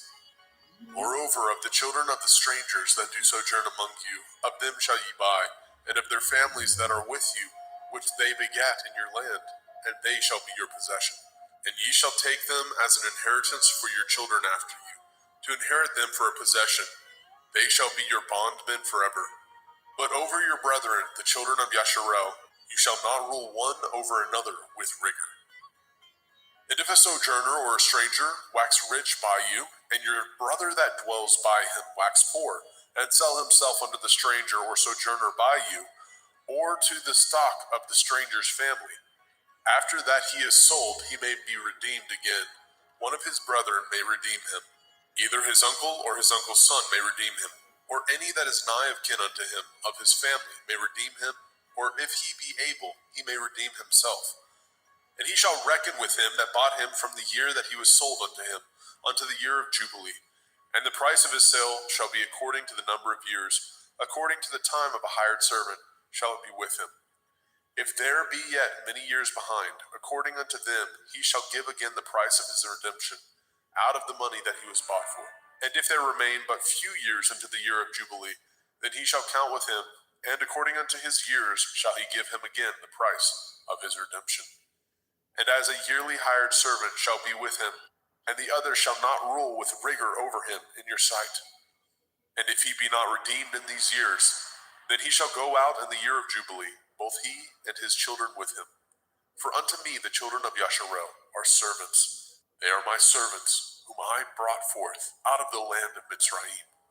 I am Yahuwah Elohim. Vaikra, Leviticus chapter 26. Ye shall make you no idols, nor graven image, neither rear you up a standing image, neither shall ye set up any image of stone in your land, to bow down unto it. For I am Yahuwah Elohim. Ye shall guard my Sabbaths, and reverence my sanctuary. I am Yahuwah. If ye walk in my statutes, and guard my commandments, and do them, then I will give you rain in due season, and the land shall yield her increase, and the trees of the field shall yield their fruit. And your threshing shall reach unto the vintage, and the vintage shall reach unto the sowing time. And ye shall eat your bread to the full, and dwell in your land safely. And I will give peace in the land, lying down with nothing to fear, and the Sabbath of life. Though evil be part of the land, there is no sword to bring in the land. And ye shall chase your enemies, and they shall fall before you by the sword. And 5 of you shall chase 100, and 100 of you shall put 10,000 to flight. And your enemies shall fall before you by the sword. For I will have respect unto you, and make you fruitful, and multiply you, and establish my covenant with you. And ye shall eat old store, and bring forth the old because of the new. And I will set my tabernacle among you, and my soul shall not abhor you. And I will walk among you, and will be your Elohim, and ye shall be my people. I am Yahuwah Elohim, which brought you forth out of the land of Mitzrayim, that ye should not be their bondmen. And I have broken the bands of your yoke, and made you go upright. But if ye will not hearken unto me, and will not do all these commandments, and if ye shall despise my statutes, or if your soul abhor my judgments, so that ye will not do all my commandments, but that ye break my covenant, I also will do this unto you. I will even appoint over you terror, consumption, and the burning ague, that shall consume the eyes, and cause sorrow of heart. And ye shall sow your seed in vain, for your enemies shall eat it. And I will set my face against you, and ye shall be slain before your enemies. They that hate you shall reign over you, and ye shall flee when none pursues you. And if ye will not yet for all this hearken unto me, then I will punish you 7 times more for your sins. And I will break the pride of your power, and I will make your heaven as iron, and your earth as brass. And your strength shall be spent in vain, for your land shall not yield her increase, neither shall the trees of the land yield their fruits. And if ye walk contrary unto me, and will not hearken unto me, I will bring 7 times more plagues upon you according to your sins. I will also send wild beasts among you, which shall rob you of your children, and destroy your cattle, and make you few in number, and your highways shall be desolate. And if ye will not be reformed by me by these things, but will walk contrary unto me, then will I walk contrary unto you, and will punish you yet 7 times for your sins. And I will bring a sword upon you, that shall avenge the quarrel of my covenant. And when ye are gathered together within your cities, I will send the pestilence among you, and ye shall be delivered into the hand of the enemy. And when I have broken the staff of your bread, 10 women shall bake your bread in one oven, and they shall deliver you your bread again by weight, and ye shall eat, and not be satisfied. And if ye will not for all this hearken unto me, but walk contrary unto me, then I will walk contrary unto you also in fury, and I, even I, will chastise you 7 times for your sins. And ye shall eat the flesh of your sons, and the flesh of your daughters shall ye eat. And I will destroy your high places, and cut down your images, and cast your carcasses upon the carcasses of your idols, and my soul shall abhor you. And I will make your cities waste, and bring your sanctuaries unto desolation. And I will not smell the savor of your sweet odors. And I will bring the land unto desolation, and your enemies which dwell therein shall be astonished at it. And I will scatter you among the heathen, and will draw out my sword after you. And your land shall be desolate, and your cities waste. Then shall the land enjoy her Shabbathot, as long as it lies desolate, and ye be in your enemy's land. Even then shall the land rest, and enjoy her Shabbathot.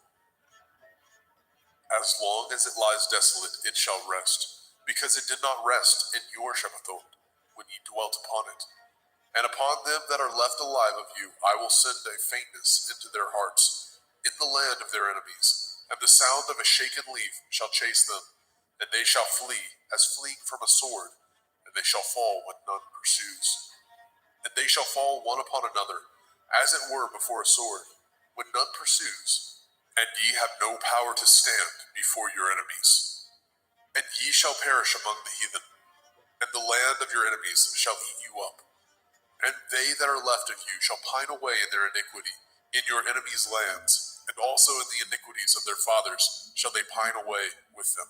If they shall confess their iniquity, and the iniquity of their fathers, with their transgressions which they transgressed against me, and that also they have walked contrary unto me, and that I also have walked contrary unto them, and have brought them into the land of their enemies, if then their uncircumcised heart be humbled, and they then accept of the punishment of their iniquity, then I will remember my covenant with Yaakov, and also my covenant with Yitzhak, and also my covenant with Abraham will I remember, and I will remember the land.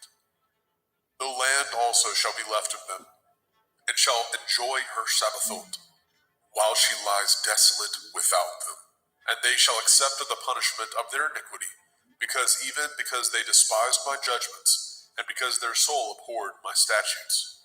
And yet, for all that, when they be in the land of their enemies, I will not cast them away, neither will I abhor them, to destroy them utterly, and to break my covenant with them. For I am Yahweh Elohim. But I will for their sakes remember the covenant of their ancestors, whom I brought forth out of the land of Mitzrayim, in the sight of the heathen, that I might be their Elohim. I am Yahweh. These are the commandments and judgments and Torah, which Yahweh made between him and the children of Yashrael in Mount Sinai by the hand of Moshe.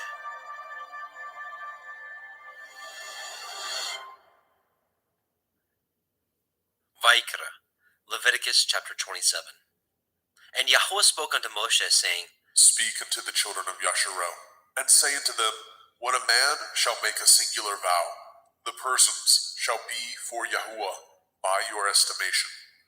And your estimation shall be of the male from 20 years old, even unto 60 years old. Even your estimation shall be 50 shekels of silver, after the shekel of the sanctuary. And if it be a female, then your estimation shall be 30 shekels. And if it be from 5 years old, even unto 20 years old, then your estimation shall be of the male 20 shekels, and for the female 10 shekels. And if it be from a month old, even unto 5 years old, then your estimation shall be of the male 5 shekels of silver, and for the female your estimation shall be 3 shekels of silver. And if it be from 60 years old and above, if it be a male, then your estimation shall be 15 shekels, and for the female 10 shekels. But if he be poorer than your estimation, then he shall present himself before the priest, and the priest shall value him according to his ability, that vowed shall the priest value him. And if it be a beast, whereof men bring an offering unto Yahuwah, all that any man gives of such unto Yahuwah shall be holy. He shall not alter it, nor change it, a good for a bad, or a bad for a good. And if he shall at all change beast for beast, then it and the exchange thereof shall be holy. And if it be any unclean beast, of which they do not offer a sacrifice unto Yahuwah, then he shall present the beast before the priest. And the priest shall value it, whether it be good or bad, as you value it. Who are the priest, so shall it be. But if he will at all redeem it, then he shall add a fifth part thereof unto your estimation.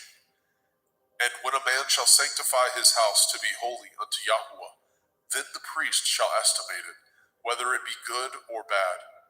As the priest shall estimate it, so shall it stand. And if he that sanctified it will redeem his house, then he shall add the fifth part of the money of your estimation unto it, and it shall be his. And if a man shall sanctify unto Yahuwah some part of a field of his possession, then your estimation shall be according to the seed thereof. A omer of barley seed shall be valued at 50 shekels of silver. If he sanctify his field from the year of Jubilee, according to your estimation, it shall stand. But if he sanctify his field after the Jubilee, then the priest shall reckon unto him the money according to the years that remain, even unto the year of Jubilee, and it shall be abated from your estimation. And if he that sanctified the field will in any wise redeem it, then he shall add the fifth part of the money of your estimation unto it, and it shall be assured to him. And if he will not redeem the field, or if he have sold the field to another man, it shall not be redeemed any more. But the field, when it goes out in the Jubilee, shall be holy unto Yahuwah. As a field devoted, the possession thereof shall be the priest's. And if a man sanctify unto Yahuwah a field which he has bought, which is not of the fields of his possession, then the priest shall reckon unto him the worth of your estimation, even unto the year of the Jubilee. And he shall give your estimation in that day as a holy thing unto Yahuwah. In the year of the Jubilee, the field shall return unto him of whom it was bought, even to him to whom the possession of the land did belong. And all your estimation shall be according to the shekel of the sanctuary. 20 gerahs shall be the shekel. Only the firstling of the beasts, which should be Yahuwah's firstling, no man shall sanctify it, whether it be ox or sheep, it is Yahuwah's. And if it be of an unclean beast, and he shall redeem it according to your estimation, and shall add a fifth part of it thereto, or if it be not redeemed, then it shall be sold according to your estimation. Notwithstanding, no devoted thing that a man shall devote unto Yahuwah of all that he has, both of man and beast, and of the field of his possession, shall be sold or redeemed. Every devoted thing is most holy unto Yahuwah. None devoted which shall be devoted of men shall be redeemed, but shall surely be put to death. And all the tithe of the land, whether of the seed of the land, or of the fruit of the tree, is Yahuwah's. It is holy unto Yahuwah. And if a man shall at all redeem aught of his tithes, he shall add thereto the fifth part thereof. And concerning the tithe of the herd, or of the flock, even of whatsoever passes under the rod, the 10th shall be holy unto Yahuwah. He shall not search whether it be good or bad, neither shall he change it. And if he change it at all, then both it and the change thereof shall be holy. It shall not be redeemed. These are the commandments which Yahuwah commanded Moshe for the children of Yisrael in Mount Sinai.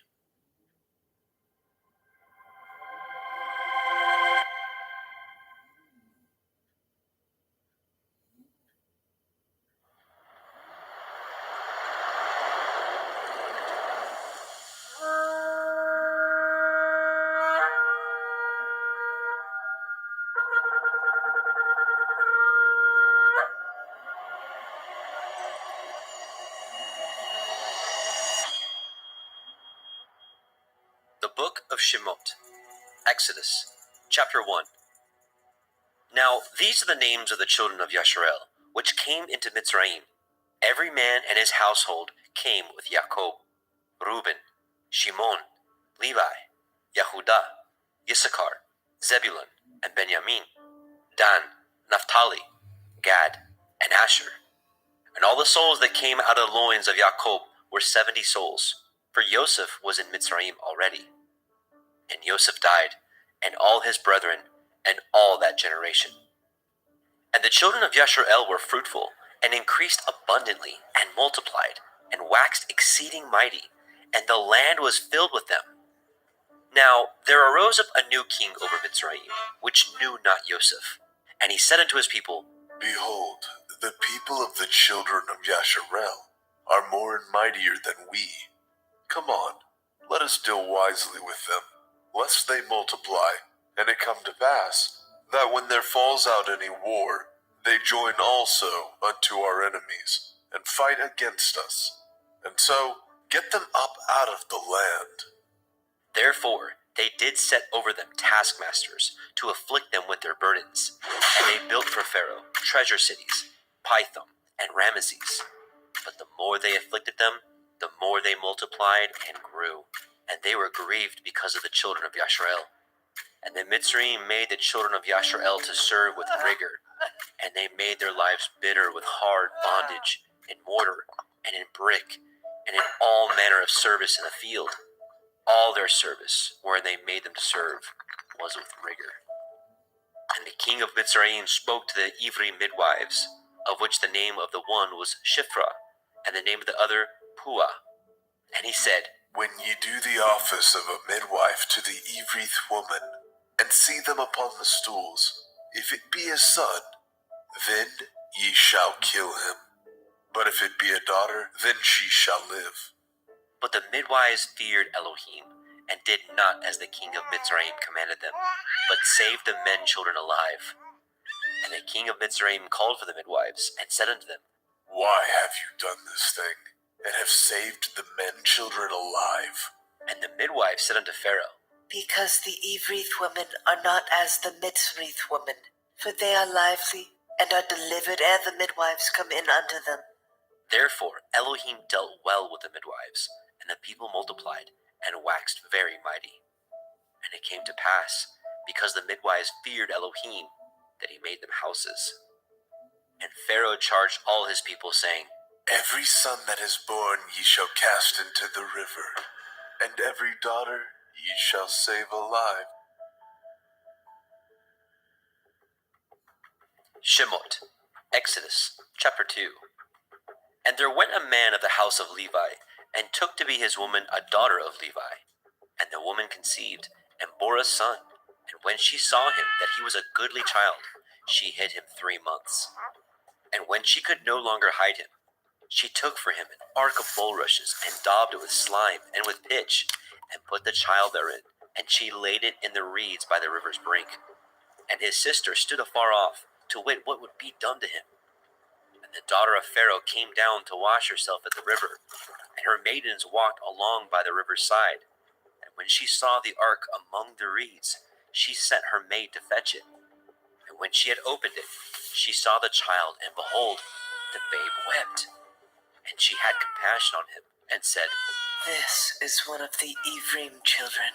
Then said his sister to Pharaoh's daughter, Shall I go and call to you a nurse of the Evrith woman, that she may nurse the child for you? And Pharaoh's daughter said to her, Go. And the maid went, and called the child's mother. And Pharaoh's daughter said unto her, Take this child away and nurse it for me, and I will give you your wages. And the woman took the child, and nursed it. And the child grew, and she brought him unto Pharaoh's daughter, and became her son. And she called his name Moshe. And she said, Because I drew him out of the water. And it came to pass in those days, when Moshe was grown, that he went out unto his brethren, and looked on their burdens. And he spied a Mitzri smiting an Ivri, one of his brethren. And he looked this way, and that way. And when he saw that there was no man, he slew the Mitzri, and hid him in the sand. And when he went out the second day, behold, 2 men of the Ivrim strove together. And he said to him that did the wrong, Wherefore do you smite your fellow? And he said, Who made you a prince and a judge over us? Intend you to kill me as you killed the Mitzri? And Moshe feared and said, Surely this thing is known. Now when Pharaoh heard this thing, he sought to slay Moshe. But Moshe fled from the face of Pharaoh, and dwelt in the land of Midian, and he sat down by a well. Now the priest of Midian had 7 daughters, and they came and drew water, and filled the troughs to water their father's flock. And the shepherds came and drove them away. But Moshe stood up and helped them, and watered their flock. And when they came to Reuel their father, he said, How is it that ye are come so soon today? And they said, A Mitzri delivered us out of the hand of the shepherds, and also drew water enough for us, and watered the flock. And he said unto his daughters, And where is he? Why is it that ye have left the man? Call him that he may eat bread. And Moshe was content to dwell with the man. And he gave Moshe Zipporah his daughter, and she bore to him a son. And he called his name Gershom, for he said, I have been a stranger in a strange land. And it came to pass, in the process of time, that the king of Mitzrayim died. And the children of Yasharel sighed by reason of the bondage, and they cried. And their cry came up unto Elohim by reason of the bondage. And Elohim heard their groaning. And Elohim remembered his covenant with Abraham, with Yitzchak, and with Yaakov. And Elohim looked upon the children of Yasharel, and Elohim had respect unto them.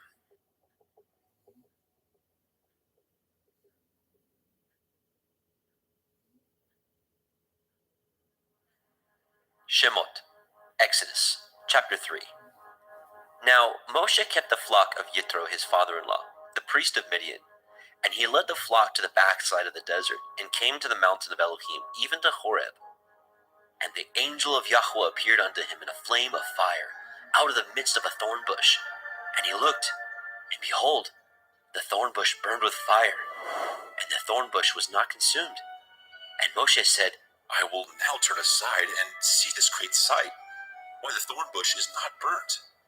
And when Yahweh saw that he turned aside to see, Elohim called unto him out of the midst of the thorn bush, and said, Moshe, Moshe. And he said, Here am I. And he said, Draw not nigh hither. Put off your shoes from off your feet, for the place whereon you stand is holy ground. Moreover he said, I am the Elohai of your father, the Elohai of Abraham, the Elohai of Yitzhak, and the Elohai of Yaakov. And Moshe hid his face, for he was afraid to look upon Elohim.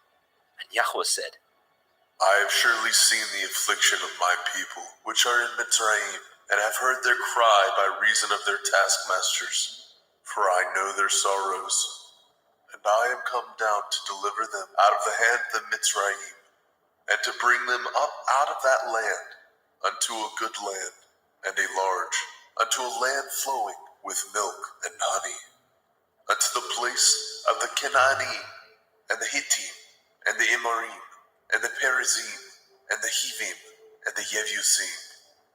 Now therefore, behold, the cry of the children of Yasharel is come unto me, and I have also seen the oppression wherewith the Mitzrayim oppress them. Come now therefore, I will send you unto Pharaoh, that you may bring forth my people, the children of Yasharel, out of Mitzrayim. And Moshe said unto Elohim, Who am I that I should go unto Pharaoh, and that I should bring forth the children of Yasharel out of Mitzrayim?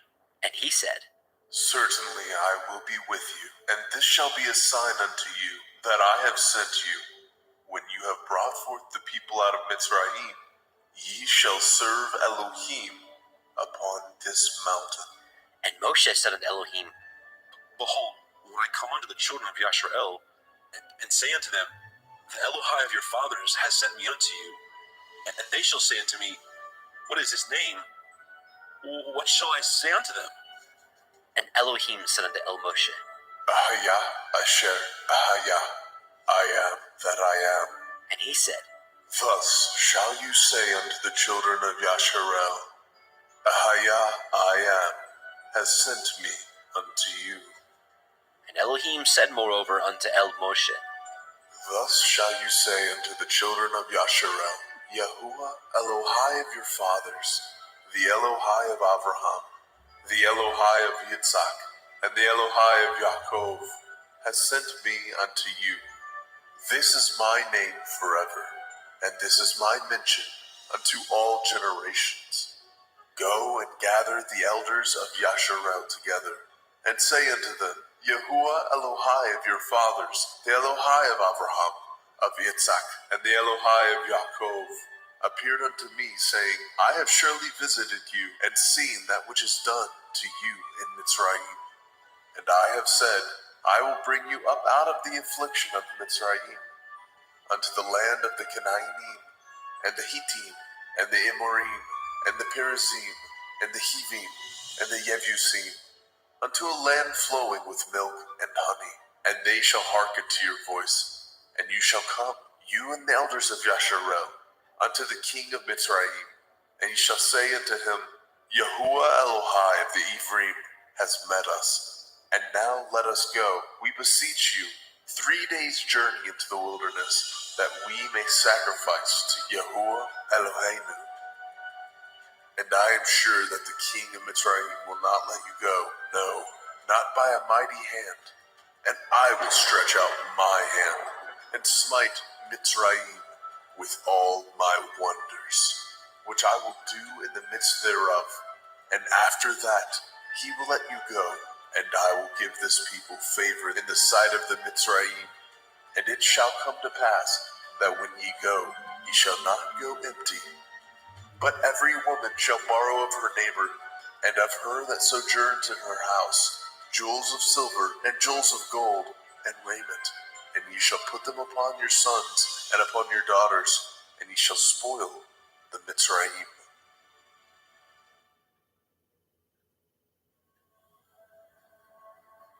Shemot, Exodus, chapter 4. And Moshe answered and said, But, behold, they will not believe me, nor hearken unto my voice, for they will say, Yahweh has not appeared unto you. And Yahweh said unto him, What is that in your hand? And he said, A rod? And he said, Cast it on the ground. And he cast it on the ground, and it became a serpent. And Moshe fled from before it. And Yahweh said unto Moshe, Put forth your hand, and take it by the tail. And he put forth his hand, and caught it, and it became a rod in his hand. That they may believe that Yahuwah Elohai of their fathers, the Elohai of Abraham, the Elohai of Yitzhak, and the Elohai of Yaakov, has appeared unto you. And Yahweh said furthermore unto him, Put now your hand into your bosom. And he put his hand into his bosom, and when he took it out, behold, his hand was leprous as snow. And he said, Put your hand into your bosom again. And he put his hand into his bosom again, and plucked it out of his bosom, and behold, it was turned again as his other flesh. And it shall come to pass, if they will not believe you, neither hearken to the voice of the first sign, that they will believe the voice of the latter sign. And it shall come to pass, if they will not believe also these 2 signs, neither hearken unto your voice, that you shall take of the water of the river, and pour it upon the dry land, and the water which you take out of the river shall become blood upon the dry land. And Moshe said unto Eliyahu, Oh my Adonai, I am not eloquent, neither heretofore, nor since you have spoken unto your servant, but I am slow of speech, and of a slow tongue. And Yahweh said unto him, Who has made man's mouth, or who makes the dumb, or deaf, or the seeing, or the blind? Have not I, Yahweh? Now therefore go, and I will be with your mouth, and teach you what you shall say. And he said, O my Adonai, send, I pray you, by the hand of whom you will send. And the anger of Yahweh was kindled against Moshe, and he said, Is not Aharon the Levi your brother? I know that he can speak well, and also, behold, he comes forth to meet you, and when he sees you, he will be glad in his heart. And you shall speak unto him, and put the words in his mouth, and I will be with your mouth, and with his mouth, and will teach you what ye shall do. And he shall be your spokesman unto the people, and he shall be, even he shall be to you, instead of a mouth, and you shall be to him instead of Elohim. And you shall take this rod in your hand, wherewith you shall do signs. And Moshe went and returned to Yitro his father-in-law, and said unto him, Let me go, I pray you, and return unto my brethren which are in Mitzrayim, and see whether they be yet alive. And Yitro said unto Moshe, Go in peace. And Yahweh said unto Moshe in Midian, Go, return into Mitzrayim, for all the men are dead which sought your life. And Moshe took his woman and his sons, and set them upon an ass, and he returned to the land of Mitzrayim. And Moshe took the rod of Elohim in his hand. And Yahweh said unto Moshe, When you go to return into Mitzrayim, see that you do all those wonders before Pharaoh, which I have put into your hand. But I will harden his heart, that he shall not let the people go. And you shall say unto Pharaoh, Thus says Yahuwah, Yasharel is my son, even my firstborn.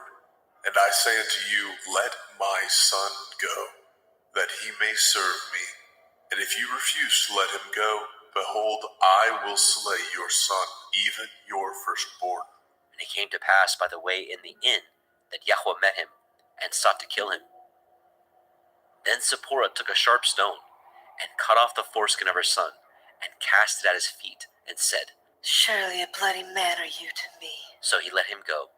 Then she said, A bloody man you are, because of the circumcision. And Yahweh said to Aharon, Go into the wilderness to meet Moshe. And he went, and met him in the mount of Elohim, and kissed him. And Moshe told Aharon all the words of Yahweh who had sent him, and the signs which he had commanded him. And Moshe and Aharon went and gathered together all the elders of the children of Yasharel. And Aharon spoke all the words which Yahweh had spoken unto Moshe, and did the signs in the sight of the people. And the people believed. And when they heard that Yahweh had visited the children of Yasharel, and that he had looked upon their affliction, then they bowed their heads and worshipped.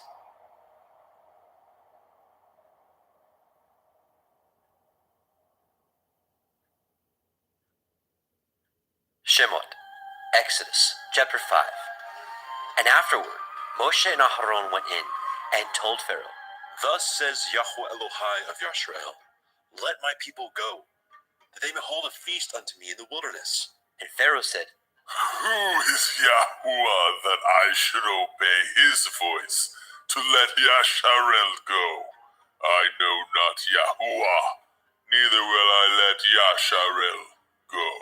And they said, The Elohai of the Ivrim has met with us. Let us go, we pray you, 3 days' journey into the desert, and sacrifice unto Yahweh Elohim, lest he fall upon us with pestilence, or with a sword. And the king of Mitzrayim said unto them, Wherefore do ye, Moshe and Aaron, let the people from their works get you unto your burdens. And Pharaoh said, Behold, the people of the land now are many, and ye make them rest from their burdens. And Pharaoh commanded the same day the taskmasters of the people and their officers, saying, Ye shall no more give the people straw to make brick, as heretofore. Let them go and gather straw for themselves. And the tell of the bricks which they did make heretofore, ye shall lay upon them. Ye shall not diminish aught thereof, for they be idle. Therefore they cry, saying, Let us go and sacrifice to our Elohim. Let their more work be laid upon the men, that they may labor therein, and let them not regard vain words. And the taskmasters of the people went out, and their officers, and they spoke to the people, saying, Thus says Pharaoh, I will not give you straw. Go ye, get you straw where you can find it. Yet not aught of your work shall be diminished. So the people were scattered abroad throughout all the land of Mitzrayim, to gather stubble instead of straw. And the taskmasters hasted them, saying, Fulfill your works, your daily tasks, as when there was straw. And the officers of the children of Yasharel, which Pharaoh's taskmasters had set over them, were beaten, and demanded, Wherefore have ye not fulfilled your task in making brick both yesterday and today as heretofore? Then the officers of the children of Yasharel came and cried unto Pharaoh, saying, Wherefore do you thus with your servants? There is no straw given unto your servants. And they say to us, Make brick, and behold, your servants are beaten. But the fault is in your own people. But he said, Ye are idle, ye are idle. Therefore ye say, Let us go and do sacrifice to Yahweh. Go therefore now and work, for there shall no straw be given you. Yet shall ye deliver the tale of bricks. And the officers of the children of Yasharel did see that they were in an evil case. After it was said, Ye shall not diminish all of your bricks from your daily task. And they met Moshe and Aharon, who stood in the way, as they came forth from Pharaoh. And they said unto them, Yahuwah, look upon you and judge, because ye have made our savor to be abhorred in the eyes of Pharaoh, and in the eyes of his servants, to put a sword in their hand to slay us. And Moshe returned unto Yahweh and said, Adonai, wherefore have you so evil entreated this people? Why is it that you have sent me? For since I came to Pharaoh to speak in your name, he has done evil to the people. Neither have you delivered your people at all. Shemot, Exodus, chapter 6.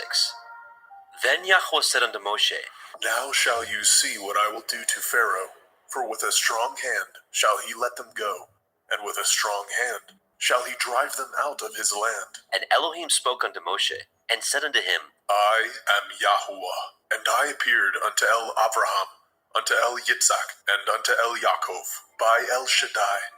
But by my name Yahuwah was I not known to them. And I have also established my covenant with them, to give them the land of Canaan, the land of their pilgrimage, wherein they were strangers. And I have also heard the groanings of the children of Yasharel, whom the Mitzrayim keep in bondage, and I have remembered my covenant. Wherefore say unto the children of Yasharel, I am Yahuwah, and I will bring you out from under the burdens of the Mitzrayim, and I will rid you out of their bondage, and I will redeem you with a stretched out arm, and with great judgments. And I will take you to me for a people, and I will be to you Elohim. And ye shall know that I am Yahuwah Elohim, which brings you out from under the burdens of the Mitzrayim. And I will bring you into the land, concerning the which I did swear to give it to Abraham, to Yitzhak, and to Yaakov, and I will give it to you for a heritage. I am Yahuwah. And Moshe spoke so unto the children of Yasharel, but they hearkened not unto Moshe, for anguish of the Ruach, and for cruel bondage. And Yahweh spoke unto Moshe, saying, Go in, speak unto Pharaoh, king of Mitzrayim, that he let the children of Yasharel go out of his land. And Moshe spoke before Yahweh, saying, Behold, the children of Yasharel have not hearkened unto me. How then shall Pharaoh hear me, who am of uncircumcised lips? And Yahweh spoke unto El Moshe and unto El Aharon, and gave them a charge unto the children of Yasharel and unto Pharaoh, king of Mitzrayim, to bring the children of Yasharel out of the land of Mitzrayim. These be the heads of their fathers' houses, the sons of Reuben, the firstborn of Yasharel, Chanok, and Palu, and Chetzron, and Carmi. These be the families of Reuben. And the sons of Shimon, Yemuel, and Yamin, and Ochad, and Yakin, and Zohar, and Shaul, the son of the Canaanite woman. These are the families of Shimon. And these are the names of the sons of Levi, according to their generations, Gershon, and Kohath, and Merari. And the years of the life of Levi were 137 years. The sons of Gershon, Livni, and Shimei, according to their families. And the sons of Kohath, Amram, and Yitzhar, and Hebron, and Uziel. And the years of the life of Kohath were 133 years. And the sons of Merari, Machli, and Mushi. These are the families of Levi, according to their generations.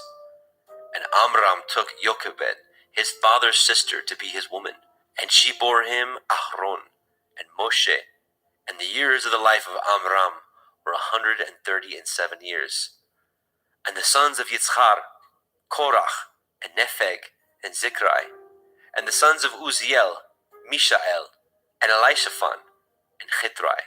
And Ahron took him Elisheba, daughter of Aminadab, sister of Nachshon, to be his woman. And she bore him Nadab, and Abihu, and Eleazar, and Ithamar. And the sons of Korach, Asir, Elkanah, Avisaph. These are the families of the Korchai. And Eleazar, Ahron's son, took him one of the daughters of Putiel to be his woman, and she bore him Phinehas. These are the heads of the fathers of the Leviim, according to their families. These are that Ahron and Moshe, to whom Yahweh said, Bring out the children of Yasharel from the land of Mitzrayim, according to their families. These are they which spoke to Pharaoh, king of Mitzrayim, to bring out the children of Yasharel from Mitzrayim. These are that Moshe and Aharon. And it came to pass on the day when Yahweh spoke unto Moshe in the land of Mitzrayim, that Yahweh spoke unto Moshe, saying, I am Yahuwah. Speak you unto Pharaoh king of Mitzrayim all that I say unto you. And Moshe said before Yahweh, Behold, I am of uncircumcised lips. How shall Pharaoh hearken unto me? Shemot, Exodus, chapter 7. And Yahweh said unto Moshe, See, I have made you an Elohim to Pharaoh, and Aharon your brother shall be your prophet. You shall speak all that I command you, and Aharon your brother shall speak unto Pharaoh, that he send the children of Yasharel out of his land. And I will harden Pharaoh's heart, and multiply my signs, and my wonders in the land of Mitzrayim. But Pharaoh shall not hearken unto you, that I may lay my hand upon Mitzrayim, and bring forth my armies, and my people, the children of Yasharel, out of the land of Mitzrayim, by great judgments. And the Mitzrayim shall know that I am Yahuwah, when I stretch forth my hand upon the Mitzrayim, and bring out the children of Yasharel from among them. And Moshe and Aharon did as Yahweh commanded them. So did they. And Moshe was 80 years old, and Aharon 83 years old, when they spoke unto Pharaoh. And Yahweh spoke unto El Moshe, and unto El Aharon, saying, When Pharaoh shall speak unto you, saying, Show a miracle for you, then you shall say unto El Aharon, Take your rod, and cast it before Pharaoh, and it shall become a serpent. And Moshe and Aharon went in unto Pharaoh, and they did so, as Yahweh had commanded. And Aharon cast down his rod before Pharaoh, and before his servants, and it became a serpent. Then Pharaoh also called the wise men, and the sorcerers, now the magicians of Mitzrayim. They also did in like manner with their enchantments, for they cast down every man his rod, and they became serpents. But Aharon's rod swallowed up their rods, and he hardened Pharaoh's heart, that he hearkened not unto them, as Yahweh had said. And Yahweh said unto Moshe, Pharaoh's heart is hardened. He refuses to let the people go. Get you unto Pharaoh in the morning. Lo, he goes out unto the water. You shall stand by the river's brink, against he come. And the rod which was turned to a serpent shall you take in your hand. And you shall say unto him, Yahuwah Elohai of the Ivrim has sent me unto you, saying, Let my people go, that they may serve me in the wilderness. And behold, hitherto you would not hear. Thus says Yahuwah, In this you shall know that I am Yahuwah. Behold, I will smite with the rod that is in my hand upon the waters which are in the river, and they shall be turned to blood. And the fish that is in the river shall die, and the river shall stink, and the Mitzrayim shall loathe the drink of the water of the river. And Yahweh said unto Moshe, Say unto Aaron, Take your rod, and stretch out your hand upon the waters of Mitzrayim, upon their streams, upon their rivers, and upon their ponds, and upon all their pools of water, that they may become blood, and that there may be blood throughout all the land of Mitzrayim. both in vessels of wood and in vessels of stone. And Moshe and Aharon did so, as Yahweh commanded. And he lifted up the rod, and smote the waters that were in the river, in the sight of Pharaoh, and in the sight of his servants. And all the waters that were in the river were turned to blood. And the fish that was in the river died. And the river stank. And the Mitzrayim could not drink of the water of the river, and there was blood throughout all the land of Mitzrayim. And the magicians of Mitzrayim did so with their enchantments, and Pharaoh's heart was hardened, neither did he hearken unto them, as Yahweh had said. And Pharaoh turned and went into his house, neither did he set his heart to this also.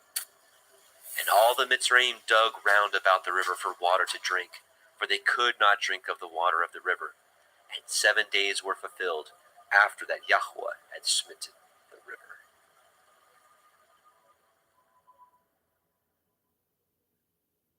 Shemot, Exodus, chapter 8. And Yahweh spoke unto Moshe, Go unto Pharaoh, say unto him, Thus says Yahweh, Let my people go, that they may serve me. And if you refuse to let them go, behold, I will smite all your borders with frogs. And the river shall bring forth frogs abundantly, which shall go up and come into your house, and into your bedchamber, and upon your bed, and into the house of your servants, and upon your people, and into the ovens, and into your kneading troughs. And the frogs shall come up, both on you and upon your people, and upon all your servants. And Yahweh spoke unto Moshe, Say unto Aharon, Stretch forth your hand with your rod over the streams, over the rivers, and over the ponds, and cause the frogs to come up upon the land of Mitzrayim. And Aharon stretched out his hand over the waters of Mitzrayim, and the frogs came up and covered the land of Mitzrayim. And the magicians did so with their enchantments, and brought up the frogs upon the land of Mitzrayim. Then Pharaoh called for Moshe and Aharon and said, Entreat Yahuwah, that he may take away the frogs from me, and from my people, and I will let the people go, that they may do sacrifice unto Yahuwah. And Moshe said unto Pharaoh, Glory over me. When shall I entreat for you, and for your servants, and for your people, to destroy the frogs from you and from your houses, that they may remain in the river only? And he said, Tomorrow. And he said, Be it according to your word, that you may know that there is none like unto Yahweh Eloheinu. And the frogs shall depart from you, and from your houses, and from your servants, and from your people. They shall remain in the river only. And Moshe and Aharon went out from Pharaoh, and Moshe cried unto Yahweh, because of the frogs which he had brought against Pharaoh. And Yahweh did according to the word of Moshe, and the frogs died out of the houses, out of the villages, and out of the fields. And they gathered them together upon heaps, and the land stank. But when Pharaoh saw that there was respite, he hardened his heart, and hearkened not unto them, as Yahweh had said. And Yahweh said unto Moshe, Say unto Aharon, Stretch out your rod, and smite the dust of the land, that it may become lice throughout all the land of Mitzrayim. And they did so. For Aharon stretched out his hand with his rod, and smote the dust of the earth, and it became lice in man and in beast. All the dust of the land became lice throughout all the land of Mitzrayim. And the magicians did so with their enchantments to bring forth the lice, but they could not. So there were lice upon man and upon beast. Then the magicians said unto Pharaoh, This is the finger of Elohim. And Pharaoh's heart was hardened, and he hearkened not unto them, as Yahweh had said. And Yahweh said unto Moshe, Rise up early in the morning, stand before Pharaoh. Lo, he comes forth to the water. And say unto him, Thus says Yahuwah, Let my people go, that they may serve me. Else if you will not let my people go, behold, I will send swarms of flies upon you, and upon your servants, and upon your people, and into your houses. And the houses of the Mitzrayim shall be full of swarms of flies, and also the ground whereon they are. And I will deliver in that day the land of Goshen, in which my people dwell, that no swarms of flies shall be there, to the end you may know that I am Yahuwah in the midst of the earth. And I will put a division between my people and your people. Tomorrow shall this sign be. And Yahweh did so, and there came a grievous swarm of flies into the house of Pharaoh, and into his servants' houses, and into all the land of Mitzrayim. The land was corrupted by reason of the swarm of flies. And Pharaoh called for Moshe and for Aharon and said, Go ye, sacrifice to your Elohim in the land. And Moshe said, It is not meet so to do, for we shall sacrifice the abomination of the Mitzrayim to Yahweh Eloheinu. Lo, shall we sacrifice the abomination of the Mitzrayim before their eyes? And will they not stone us? We will go 3 days' journey into the wilderness, and sacrifice to Yahweh Eloheinu, as he shall command us. And Pharaoh said, I will let you go, that ye may sacrifice to Yahuwah Elohika in the wilderness. Only ye shall not go very far away. Entreat for me. And Moshe said, Behold, I go out from you, and I will entreat El Yahuwah, that the swarms of flies may depart from Pharaoh, from his servants, and from his people, tomorrow. But let not Pharaoh deal deceitfully any more, in not letting the people go to sacrifice to Yahuwah. And Moshe went out from Pharaoh, and entreated Yahuwah. And Yahuwah did according to the word of Moshe, and he removed the swarms of flies from Pharaoh, from his servants, and from his people. There remained not one. And Pharaoh hardened his heart at this time also, neither would he let the people go.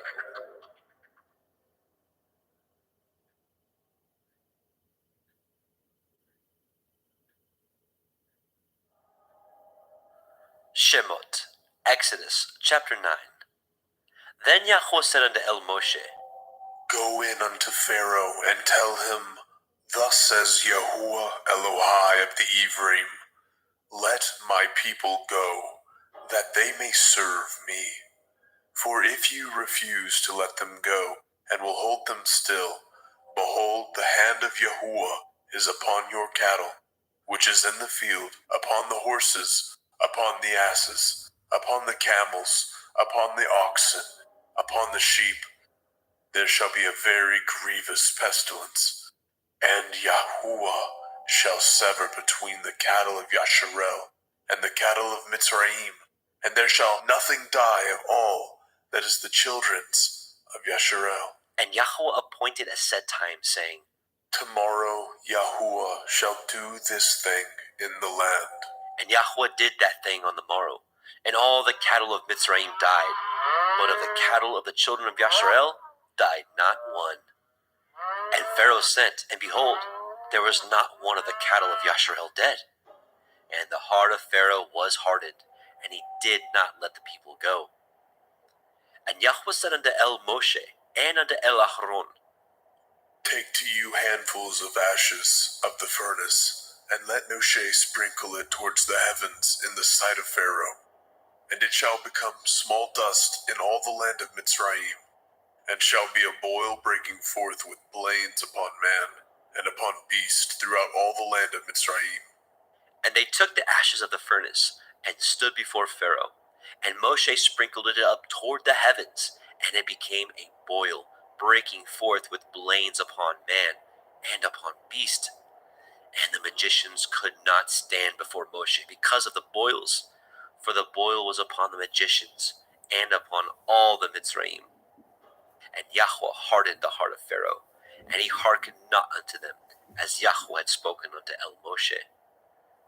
And Yahweh said unto El Moshe, Rise up early in the morning, and stand before Pharaoh, and say unto him, Thus says Yahuwah Elohai of the Ephraim, Let my people go, that they may serve me.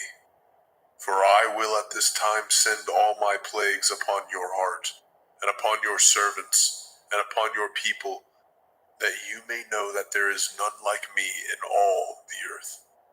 For now I will stretch out my hand, that I may smite you and your people with pestilence, and you shall be cut off from the earth. And in very deed for this cause have I raised you up, for to show in you my power, that my name may be declared throughout all the earth. As yet exalt you yourself against my people, that you will not let them go? Behold, tomorrow about this time I will cause it to rain a very grievous hail, such as has not been in Mitzrayim since the foundation thereof even until now. Send therefore now and gather your cattle, and all that you have in the field, for upon every man and beast which shall be found in the field, and shall not be brought home, the hail shall come down upon them, and they shall die. He that feared the word of Yahweh among the servants of Pharaoh made his servants and his cattle flee into the houses. And he that regarded not the word of Yahweh left his servants and his cattle in the field. And Yahweh said unto Moshe, Stretch forth your hand towards the heavens, that there may be hail in all the land of Mitzrayim, upon man and upon beast, and upon every herb of the field, throughout the land of Mitzrayim. And Moshe stretched forth his rod toward the heavens, and Yahweh sent thunder and hail, and the fire ran along upon the ground, and Yahweh rained hail upon the land of Mitzrayim. So there was hail, and fire mingled with the hail, very grievous, such as there was none like it in all the land of Mitzrayim, since it became a nation. And the hail smote throughout all the land of Mitzrayim, all that was in the field, both man and beast, and the hail smote every herb of the field, and broke every tree of the field. Only in the land of Goshen, where the children of Yashar'el were, was there no hail. And Pharaoh sent and called for Moshe and Aharon, and said unto them, I have sinned this time.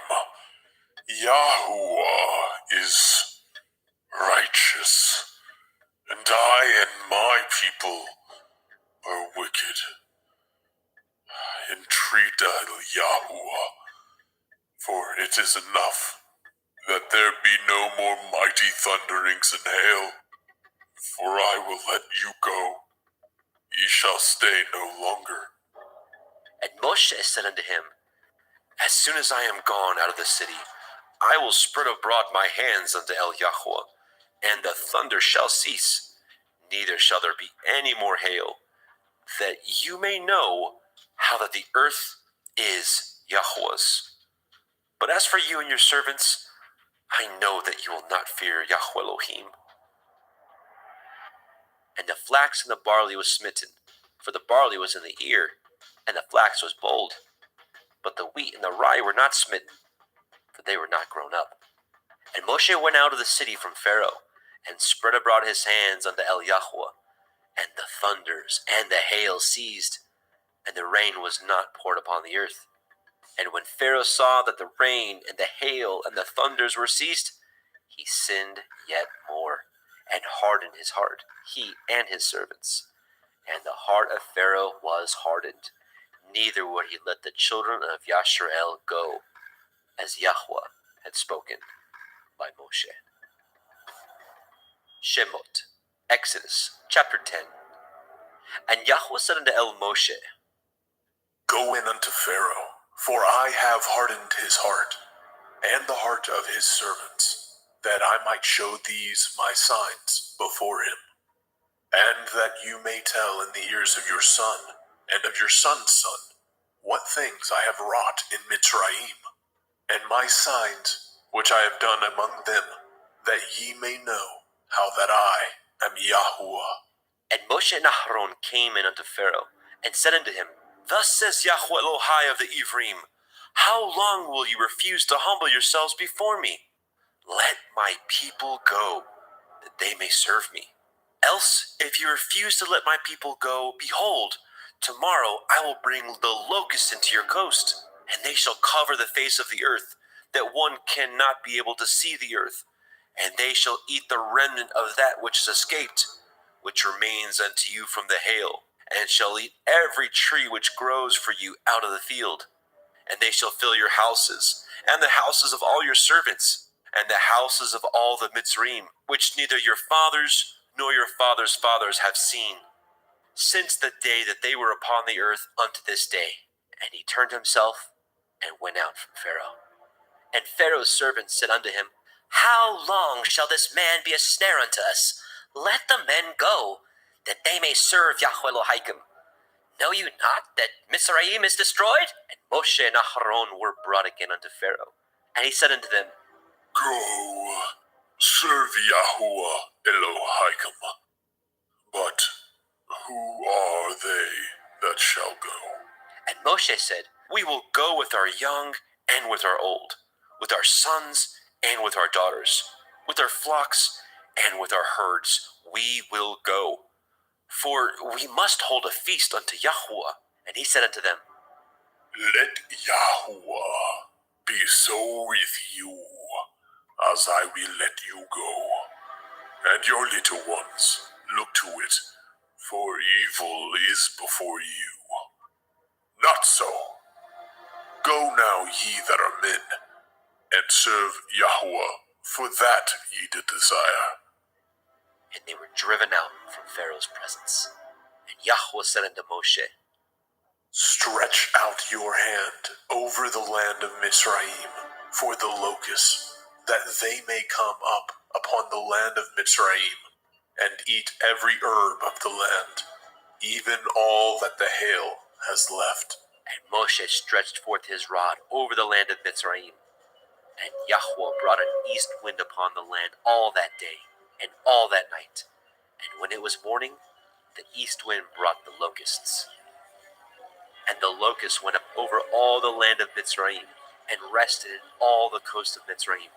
Very grievous were they.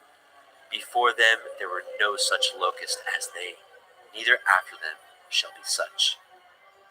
For they covered the face of the whole earth, so that the land was darkened, and they did eat every herb of the land, and all the fruit of the trees which the hail had left, and there remained not any green thing in the trees, or in the herbs of the field, through all the land of Mitzrayim. Then Pharaoh called for Moshe and Aharon in haste, and he said, I have sinned against Yahweh Elohim, and against you. Now therefore forgive, I pray you, my sin only this once, and entreat Yahweh Elohim, that he may take away from me this death only. And he went out from Pharaoh, and entreated Yahweh. And Yahweh turned a mighty strong west wind, which took away the locusts, and cast them into the Red Sea. There remained not one locust in all the coasts of Mitzrayim. But Yahweh hardened Pharaoh's heart, so that he would not let the children of Yashrael go.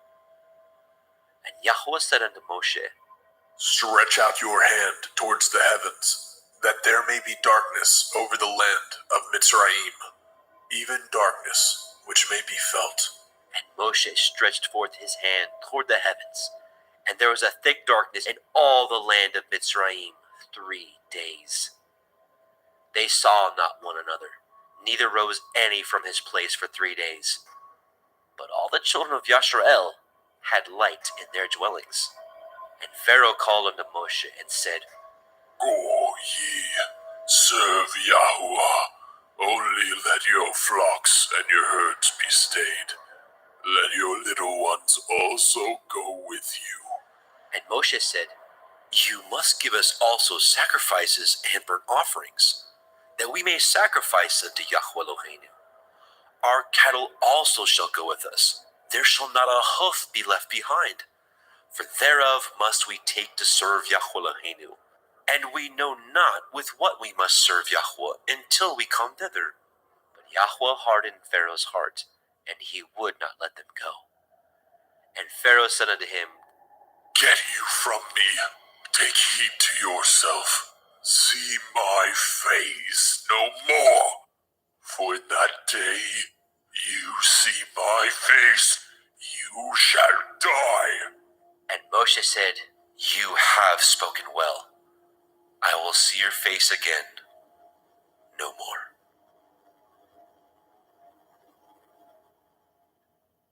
Shemot, Exodus chapter 11. And Yahweh said unto Moshe, Yet will I bring one plague more upon Pharaoh, and upon Mitzrayim. Afterwards he will let you go hence. When he shall let you go, he shall surely thrust you out hence altogether. Speak now in the ears of the people, and let every man borrow of his neighbor, and every woman of her neighbor, jewels of silver and jewels of gold. And Yahweh gave the people favor in the sight of the Mitzrayim. Moreover, the man Moshe was very great in the land of Mitzrayim, in the sight of Pharaoh's servants, and in the sight of the people.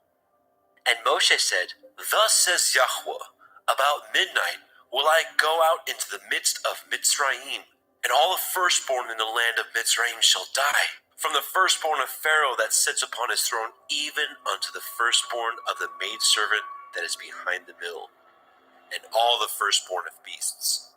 And there shall be a great cry throughout all the land of Mitzrayim, such as there was none like it, nor shall be like it any more. But against any of the children of Yasharel shall not a dog move his tongue, against man or beast, that ye may know how that Yahweh puts a difference between the Mitzrayim and Yasharel. And all these your servants shall come down unto me, and bow down themselves unto me, saying, Get you out, and all the people that follow you. And after that I will go out. And he went out from Pharaoh in great anger. And Yahweh said unto Moshe, Pharaoh shall not hearken unto you, that my wonders may be multiplied in the land of Mitzrayim. And Moshe and Aharon did all these wonders before Pharaoh. And Yahweh hardened Pharaoh's heart, so that he would not let the children of Yasharel go out of his land. Shemot, Exodus chapter 12. And Yahweh spoke unto El Moshe and El Aharon in the land of Mitzrayim, saying, This month shall be unto you the beginning of months. It shall be the first month of the year to you. Speak ye unto all the assembly of Yasharel, saying, In the 10th day of this month they shall take to them every man a lamb, according to the house of their fathers, a lamb for a house. And if the household be too little for the lamb, let him and his neighbor next unto his house take it according to the number of the souls. Every man according to his eating shall make your count for the lamb. Your lamb shall be without blemish, a male of the first year. Ye shall take it out from the sheep or from the goats, and ye shall keep it up until the 14th day of the same month. And the whole multitude of the assembly of Yasharel shall kill it in the evening. And they shall take of the blood, and strike it on the two sides of the posts, and on the upper doorposts of the houses, wherein they shall eat it.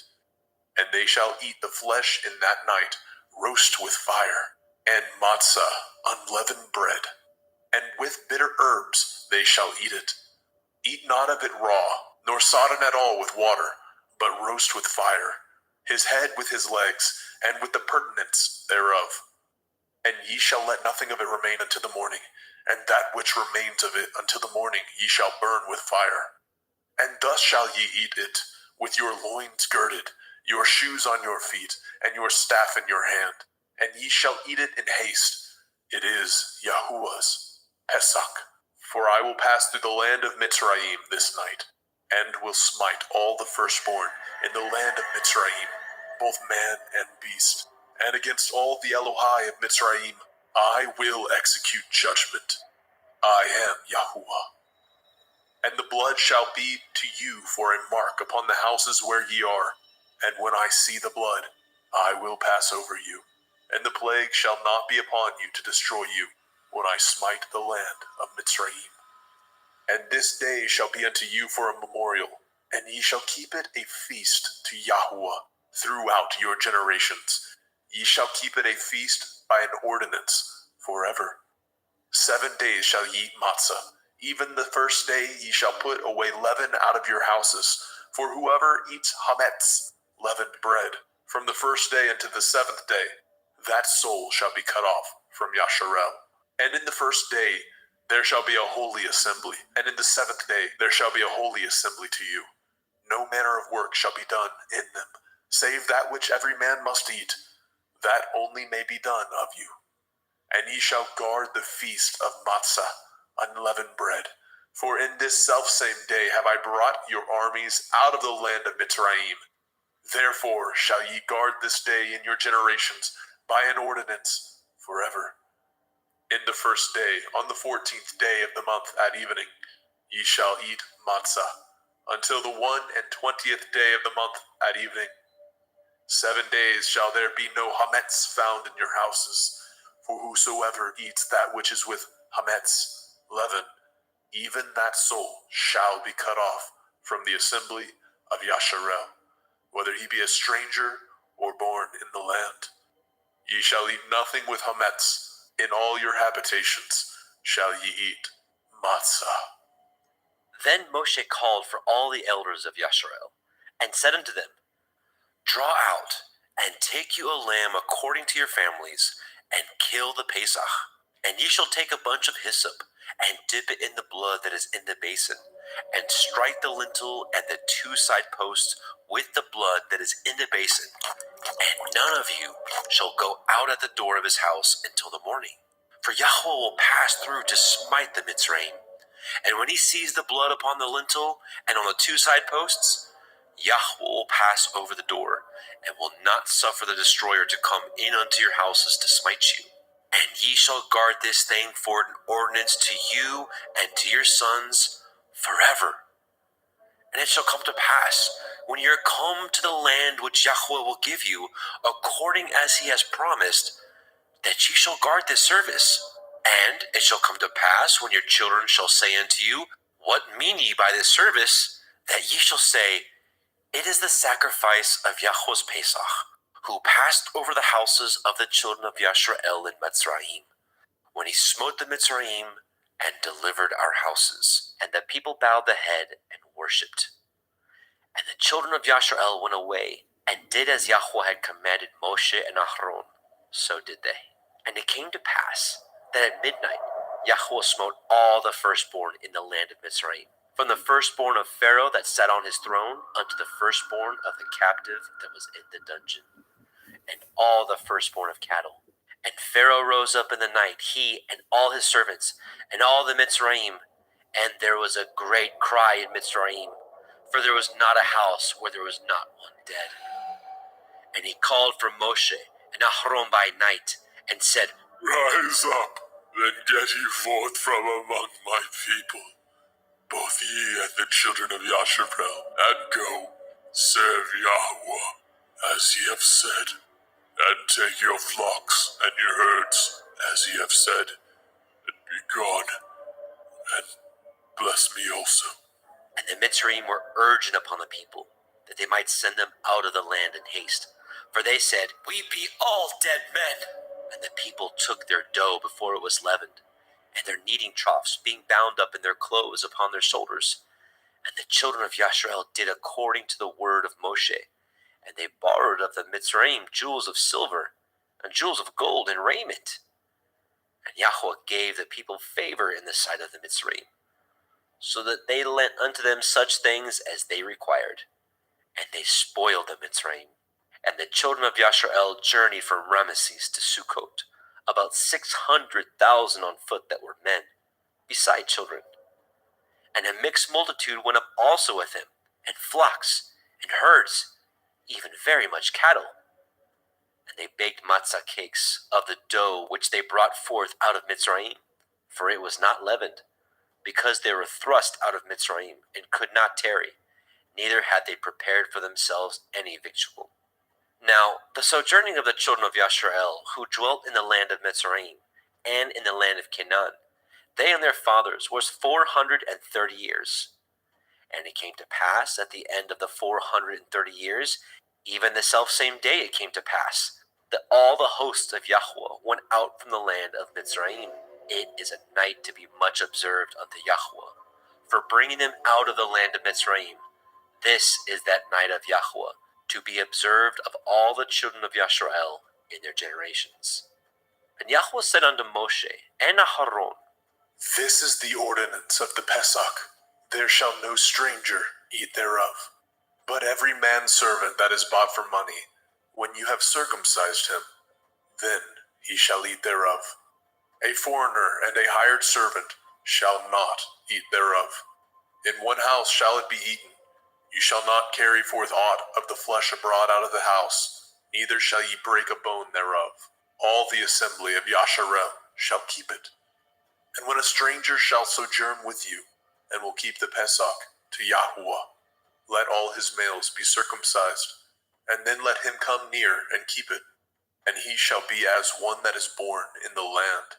For no one uncircumcised person shall eat thereof. One Torah shall be to him that is homeborn, and unto the stranger that sojourns among you.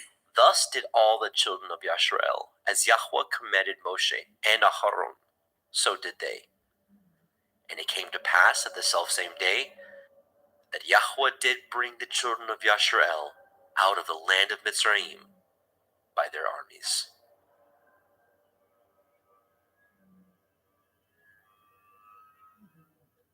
Shemot, Exodus chapter 13. And Yahweh spoke unto Moshe, saying, Sanctify unto me all the firstborn, whatsoever opens the womb among the children of Yasharel, both of man and of beast, it is mine. And Moshe said unto the people, Remember this day, in which you came out from Mitzrayim, out of the house of bondage, for by strength of hand Yahweh brought you out from this place. There shall no chametz be eaten. This day came ye out in the month Aviv. And it shall be, when Yahweh shall bring you into the land of the Canaanim, and the Chittim, and the Amorim, and the Chivim, and the Yebusim, which he swore unto your fathers to give you, a land flowing with milk and honey, that you shall keep this service in this month. 7 days you shall eat matzah, and in the 7th day shall be a feast unto Yahweh. Matzah shall be eaten 7 days, and there shall no chametz be seen with you, neither shall there be leaven seen with you in all your quarters. And you shall show your son in that day, saying, This is done because of that which Yahweh did unto me, when I came forth out of Mitzrayim. And it shall be for a sign unto you upon your hand, and for a memorial between your eyes, that Yahweh's Torah may be in your mouth. For with a strong hand has Yahweh brought you out of Mitzrayim. You shall therefore guard this ordinance in his appointed time from year to year. And it shall be, when Yahweh shall bring you into the land of the Canaanim, as he swore unto you and to your fathers, and shall give it you, that you shall set apart unto Yahweh all that open the womb, and every firstling that comes of a beast which you have. The males shall be Yahweh's. And every firstling of an ass you shall redeem with a lamb, and if you will not redeem it, then you shall break his neck. And all the firstborn of man among your children shall you redeem. And it shall be, when your son asks you in time to come, saying, What is this? That you shall say unto him, By strength of hand Yahweh brought us out from Mitzrayim, from the house of bondage. And it came to pass, when Pharaoh would hardly let us go, that Yahweh slew all the firstborn in the land of Mitzrayim, both of the firstborn of man and the firstborn of beast. Therefore I sacrifice to Yahweh all that opens the womb, being males, but all the firstborn of my children I redeem. And it shall be for a mark upon your hand, and for frontlets between your eyes. For by strength of hand Yahweh brought us forth out of Mitzrayim. As when Pharaoh had let the people go, the Elohim led them not through the way of the land of the Palestine, though that was near. For Elohim said, Lest perchance the people repent when they see war, and they return to Mitzrayim. But Elohim led the people about through the way of the wilderness of the Red Sea, and the children of Yasharel went up harnessed out of the land of Mitzrayim. And Moshe took the bones of Yosef with him, for he had straitly sworn the children of Yasharel, saying, Elohim will surely visit you, and you will carry up my bones away hence with you. They took their journey from Sukkot, and encamped in Etham, in the edge of the wilderness. And Yahweh went before them by day in a pillar of cloud, to lead them in the way, and by night in a pillar of fire, to give them light, to go by day and night. He took not away the pillar of the cloud by day, nor the pillar of fire by night, from before the people.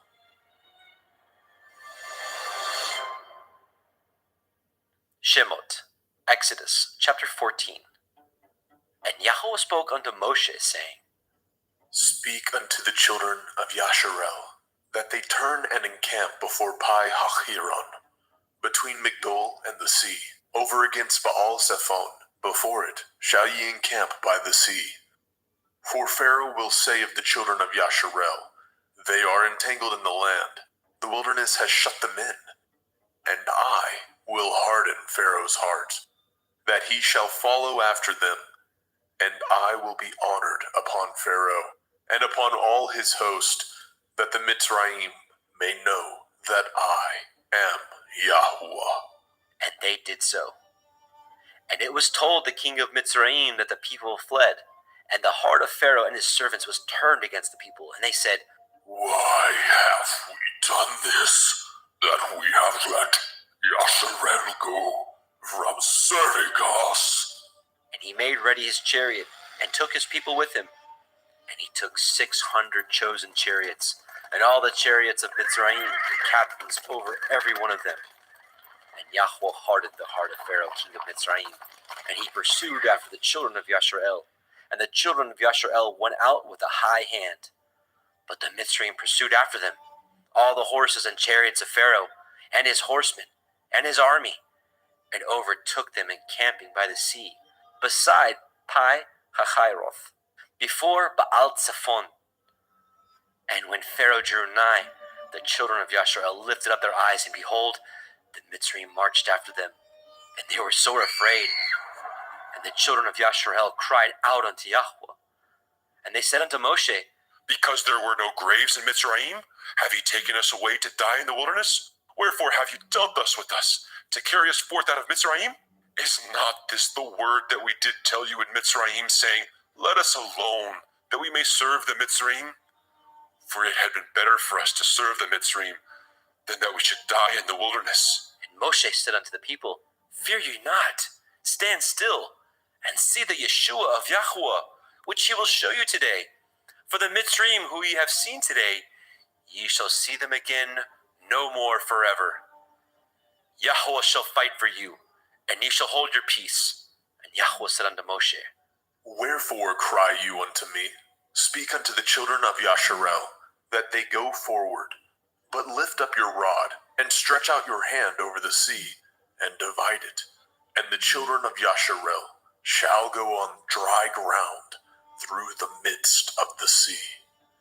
And I, behold, I will harden the hearts of the Mitzrayim, and they shall follow them, and I will get me honor upon Pharaoh, and upon all his host, upon his chariots, and upon his horsemen. And the Mitzrayim shall know that I am Yahuwah, when I have gotten me honor upon Pharaoh, upon his chariots, and upon his horsemen. And the angel of Elohim, which went before the camp of Yasharel, removed and went behind them. And the pillar of the cloud went from before their face, and stood behind them. And it came between the camp of the Mitzrayim and the camp of Yasharel, and it was a cloud and darkness to them, but it gave light by night to these, so that the one came not near the other all night. And Moshe stretched out his hand over the sea, and Yahweh caused the sea to go back by a strong east wind all that night, and made the sea dry land, and the waters were divided. And the children of Yasharel went into the midst of the sea upon the dry ground, and the waters were a wall unto them on their right hand and on their left. And the Mitzrayim pursued, and went in after them into the midst of the sea, even all Pharaoh's horses, his chariots, and his horsemen. And it came to pass that in the morning watch Yahweh looked unto the host of the Mitzrayim through the pillar of fire and of the cloud, and troubled the host of the Mitzrayim, and took off their chariot wheels, that they drove them heavily, so that the Mitzrayim said, Let us flee from the face of Yasharel, for Yahweh fights for them against the Mitzrayim. And Yahweh said unto Moshe, Stretch out your hand over the sea, that the waters may come again upon the Mitzrayim, upon their chariots, and upon their horsemen. And Moshe stretched forth his hand over the sea, and the sea returned to his strength when the morning appeared, and the Mitzrayim fled against it. Yahweh overthrew the Mitzrayim in the midst of the sea, and the waters returned and covered the chariots and the horsemen and all the host of Pharaoh that came into the sea after them. There remained not so much as one of them. But the children of Yashrael walked upon dry land in the midst of the sea, and the waters were a wall unto them on their right hand and on their left. Thus Yahweh saved Yashrael that day out of the hand of the Mitzrayim. And Yashrael saw the Mitzrayim dead upon the seashore. And Yashrael saw that great work which Yahweh did upon the Mitzrayim. And the people feared Yahweh and believed Yahweh and his servant Moshe.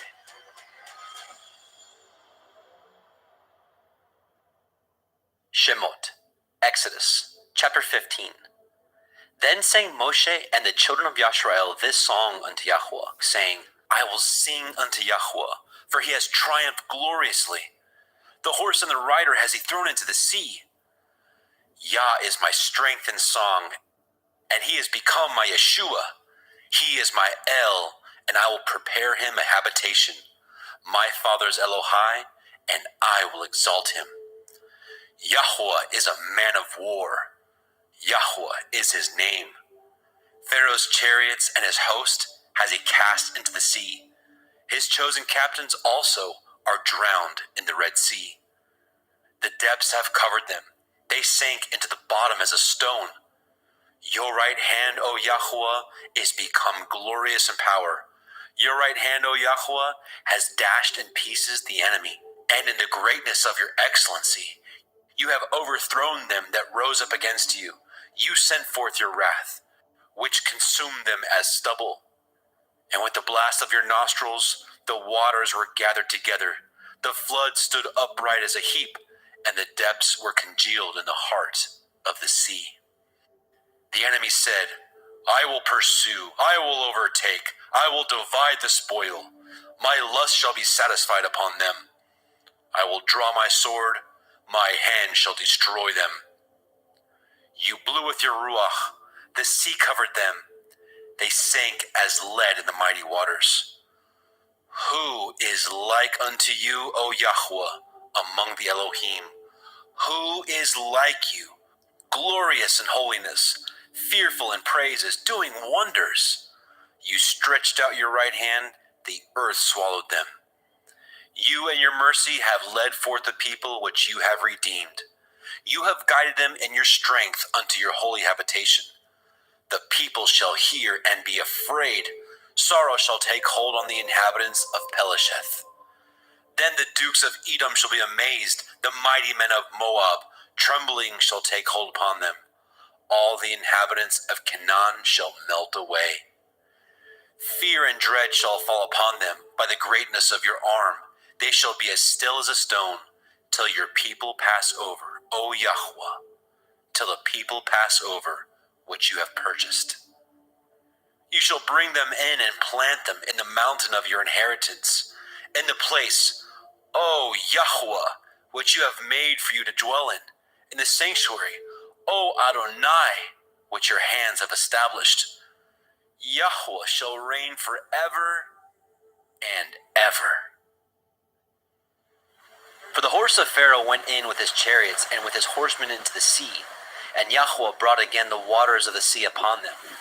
But the children of Yashrael went on dry land in the midst of the sea. And Miriam, the prophetess, the sister of Aharon, took a timbrel in her hand, and all the women went out after her with timbrels and dances. And Miriam answered them, Sing ye to Yahweh, for he has triumphed gloriously. The horse and his rider has he thrown into the sea. So Moshe brought Yashrael from the Red Sea, and they went out into the wilderness of Shur. And they went 3 days in the wilderness and found no water. And when they came to Marah, they could not drink of the waters of Marah, for they were bitter. Therefore, the name of it was called Marah. And the people murmured against Moshe, saying, What shall we drink? And he cried unto El Yahweh. And Yahweh showed him a tree, which, when he had cast into the waters were made sweet. There he made for them a statute and an ordinance, and there he proved them, and said, If you will diligently hearken to the voice of Yahweh Elohim, and will do that which is right in his sight, and will give ear to his commandments, and guard all his statutes. I will put none of these diseases upon you, which I have brought upon the Mitzrayim, for I am Yahweh, Ropheka. And they came to Elim, where there were 12 wells of water, and 70 palm trees, and they encamped there by the waters.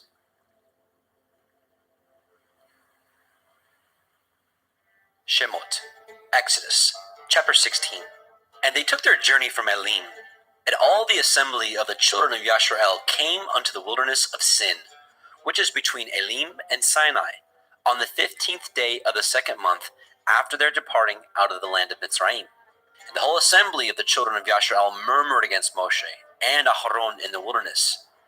And the children of Yashrael said unto them, Would to Elohim we had died by the hand of Yahuwah in the land of Mitzrayim. But we sat by the flesh pots, and when we did eat bread to the full. For ye have brought us forth into this wilderness to kill this whole assembly with hunger. Then said Yahuwah unto Moshe, Behold, I will rain bread from heavens for you, and the people shall go out and gather a certain rate every day, that I may prove them, whether they will walk in my Torah or no. And it shall come to pass that on the 6th day they shall prepare that which they bring in, and it shall be twice as much as they gather daily. And Moshe and Aharon said unto all the children of Yashrael, At evening, then ye shall know what Yahuwah has brought out of the land of Mitzrayim. And in the morning, then ye shall see the glory of Yahuwah, for that he hears your murmurings against Yahuwah. And what are we, that ye murmur against us? And Moshe said, This shall be, when Yahuwah shall give you in the evening flesh to eat, and in the morning bread to the full, for that Yahuwah hears your murmurings which you murmur against him. And what are we? Your murmurings are not against us, but against Yahuwah. And Moshe spoke unto Aharon, Say unto all the assembly of the children of Yashrael, Come near before Yahuwah, for he has heard your murmurings. And it came to pass, as Aharon spoke unto the whole assembly of the children of Yashrael, that they looked toward the wilderness, and behold, the glory of Yahuwah appeared in the cloud. And Yahuwah spoke unto Moshe, saying, I have heard the murmurings of the children of Yashrael. Speak unto them, saying, At evening ye shall eat flesh, and in the morning ye shall be filled with bread, and ye shall know that I am Yahuwah Elohim. And it came to pass that at evening the quails came up and covered the camp, and in the morning the dew lay round about the host. And when the dew that lay was gone up, behold, upon the face of the wilderness there lay a small round thing, as small as the hoarfrost on the ground. And when the children of Yashrael saw it, they said one to another, It is manna, for they knew not what it was. And Moshe said unto them, This is the bread which Yahuwah has given you to eat. This is the thing which Yahuwah has commanded. Gather of it every man according to his eating, an omer for every man, according to the number of your persons. Take you every man for them which are in his tents. And the children of Yashrael did so, and gathered some more, some less. And when they did meet it with an omer, he that gathered much had nothing over, and he that gathered little had no lack. They gathered every man according to his eating. And Moshe said, Let no man leave of it till the morning. Notwithstanding they hearkened not unto Moshe. But some of them left of it until the morning, and it bred worms and stank. And Moshe was wroth with them. And they gathered it every morning, every man according to his eating. And when the sun waxed hot, it melted. And it came to pass that on the 6th day they gathered twice as much bread, 2 omers for one man. And all the rulers of the assembly came and told Moshe. And he said unto them, This is that which Yahuwah has said. Tomorrow is the rest of the holy Shabbat unto Yahuwah. Bake that which you will bake today, and seethe that you will seethe, and that which remains over lay up for you to be kept until the morning. And they laid it up until the morning as Moshe bade, and it did not stink, neither was there any worm therein. And Moshe said, Eat that today, for today is a Shabbat unto Yahuwah. Today you shall not find it in the field. 6 days shall ye gather it, but on the 7th day, which is the Shabbat, in it there shall be none. And it came to pass that there went out some of the people on the 7th day for to gather, and they found none. And Yahweh said unto Moshe, How long refuse ye to guard my commandments and my Torah? See, for that Yahuwah has given you the Sabbath. Therefore, he gives you on the 6th day the bread of 2 days. Abide ye every man in his place. Let no man go out of his place on the 7th day. So the people rested on the 7th day. And the house of Yashrael called the name thereof Manna. And it was like coriander seed, white, and the taste of it was like wafers made with honey. And Moshe said, This is the thing which Yahweh commands. Fill an omer of it to be kept for your generations, that they may see the bread wherewith I have fed you in the wilderness, when I brought you forth from the land of Mitzrayim. And Moshe said unto Aaron, Take a pot, and put an omer full of manna therein, and lay it up before Yahweh, to be kept for your generations. As Yahweh commanded Moshe, so Aaron laid it up before the testimony to be kept. And the children of Yashrael did eat manna 40 years, until they came to a land inhabited. They did eat manna until they came unto the borders of the land of Canaan. Now, an omer is a 10th part of an ephah. Shemot, Exodus, chapter 17. And all the assembly of the children of Yashrael journeyed from the wilderness of Sin, after their journeys, according to the commandment of Yahweh, and pitched in Rephidim, and there was no water for the people to drink. Wherefore the people did chide with Moshe, and said, Give us water, that we may drink. And Moshe said unto them, Why chide ye with me? Wherefore do ye tempt Yahweh? The people thirsted there for water. And the people murmured against Moshe, and said, Wherefore is it that you have brought us up out of Mitzrayim, to kill us and our children and our cattle with thirst? And Moshe cried unto Yahweh, saying, What shall I do unto this people? They be almost ready to stone me. And Yahweh said unto Moshe, Go on before the people, and take with you the elders of Yasharel, and your rod, wherewith you smote the river. Take in your hand, and go. Behold, I will stand before you there upon the rock in Horeb, and you shall smite the rock, and there shall come water out of it, that people may drink. And Moshe did so in the sight of the elders of Yashrael. And he called the name of the place Massa and Meribah, because of the chiding of the children of Yashrael, and because they tempted Yahweh, saying, Is Yahweh among us, or not? Then came Amalek, and fought with Yashrael and Rephidim. And Moshe said unto Yahusha, Choose us out men, and go out, fight with Amalek. Tomorrow I will stand on the top of the hill with the rod of Elohim in my hand. So Yahusha did as Moshe had said to him, and fought with Amalek. And Moshe, and Aharon, and Hur went up to the top of the hill. And it came to pass, when Moshe held up his hand, that Yashrael prevailed. And when he let down his hand, Amalek prevailed. But Moshe's hands were heavy, and he took a stone, and put it under him, and he sat thereon. And Aharon and Hur stayed up his hands, the one on the one side, and the other on the other side. And his hands were steady until the going down of the sun. And Yahusha discomfited Amalek and his people with the edge of the sword. And Yahweh said unto Moshe, Write this for a memorial in a sefer, and rehearse it in the ears of Yahusha, for I will utterly put out the remembrance of Amalek from under the heavens. And Moshe built an altar, and called the name of it Yahweh Nisai. For he said, Because Yah has sworn that Yahweh will have war with Amalek from generation to generation. Shemot, Exodus, chapter 18.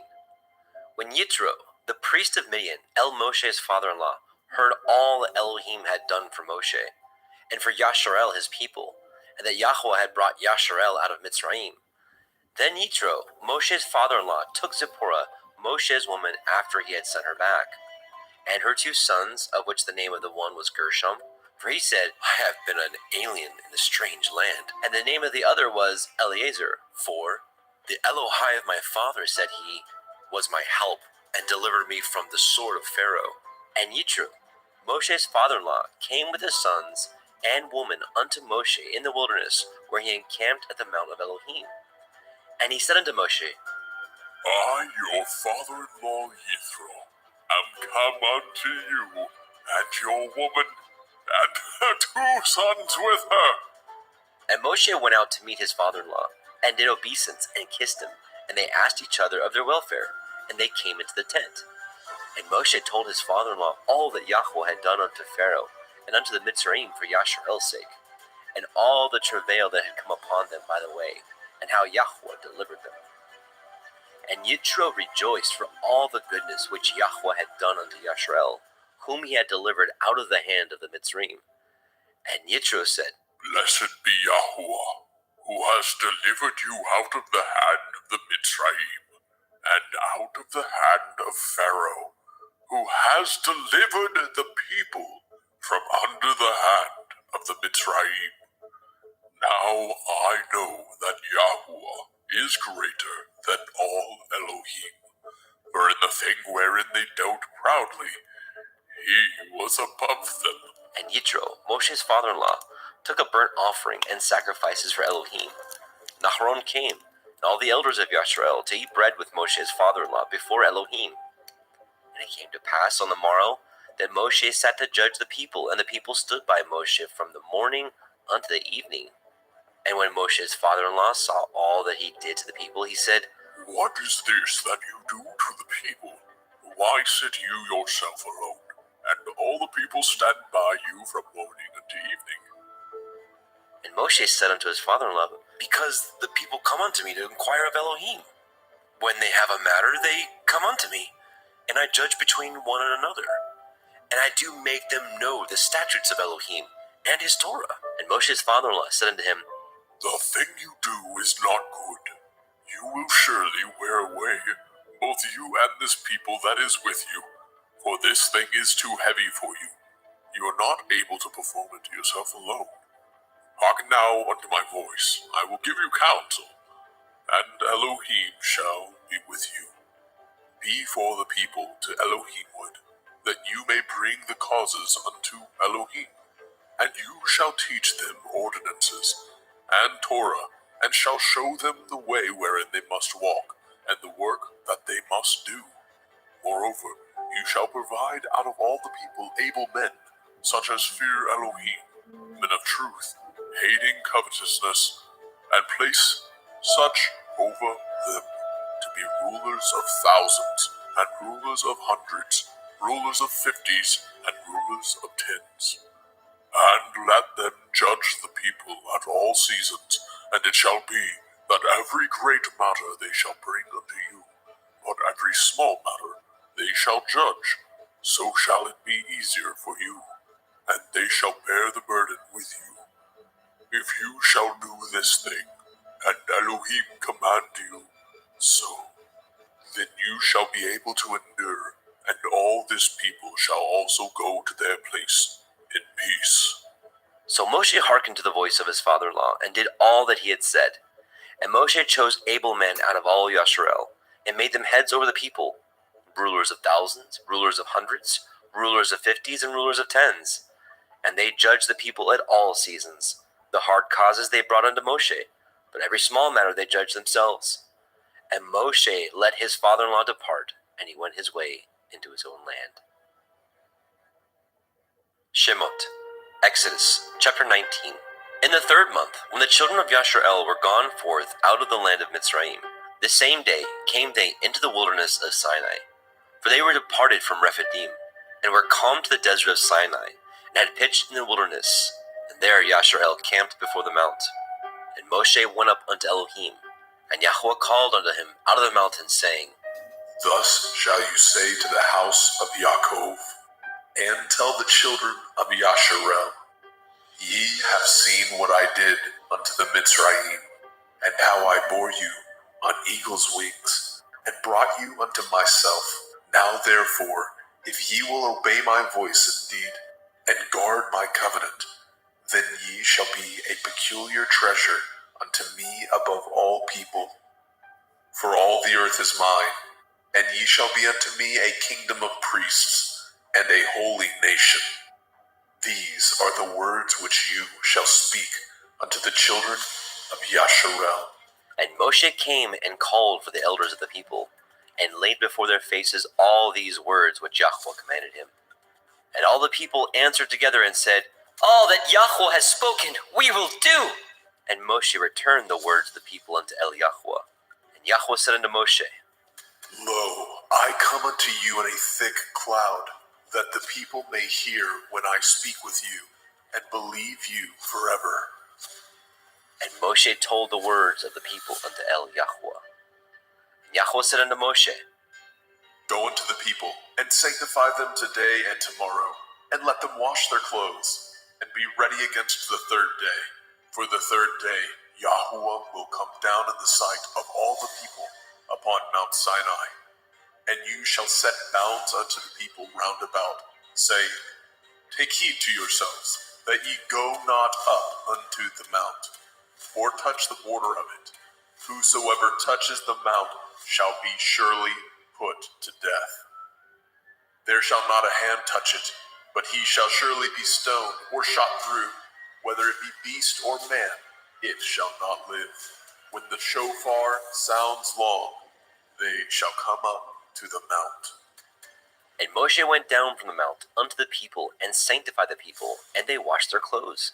And he said unto the people, Be ready against the third day, come not at your women.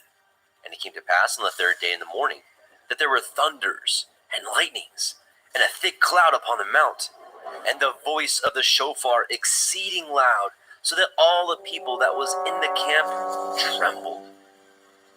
And Moshe brought forth the people out of the camp to meet with Elohim, and they stood at the nether part of the mount.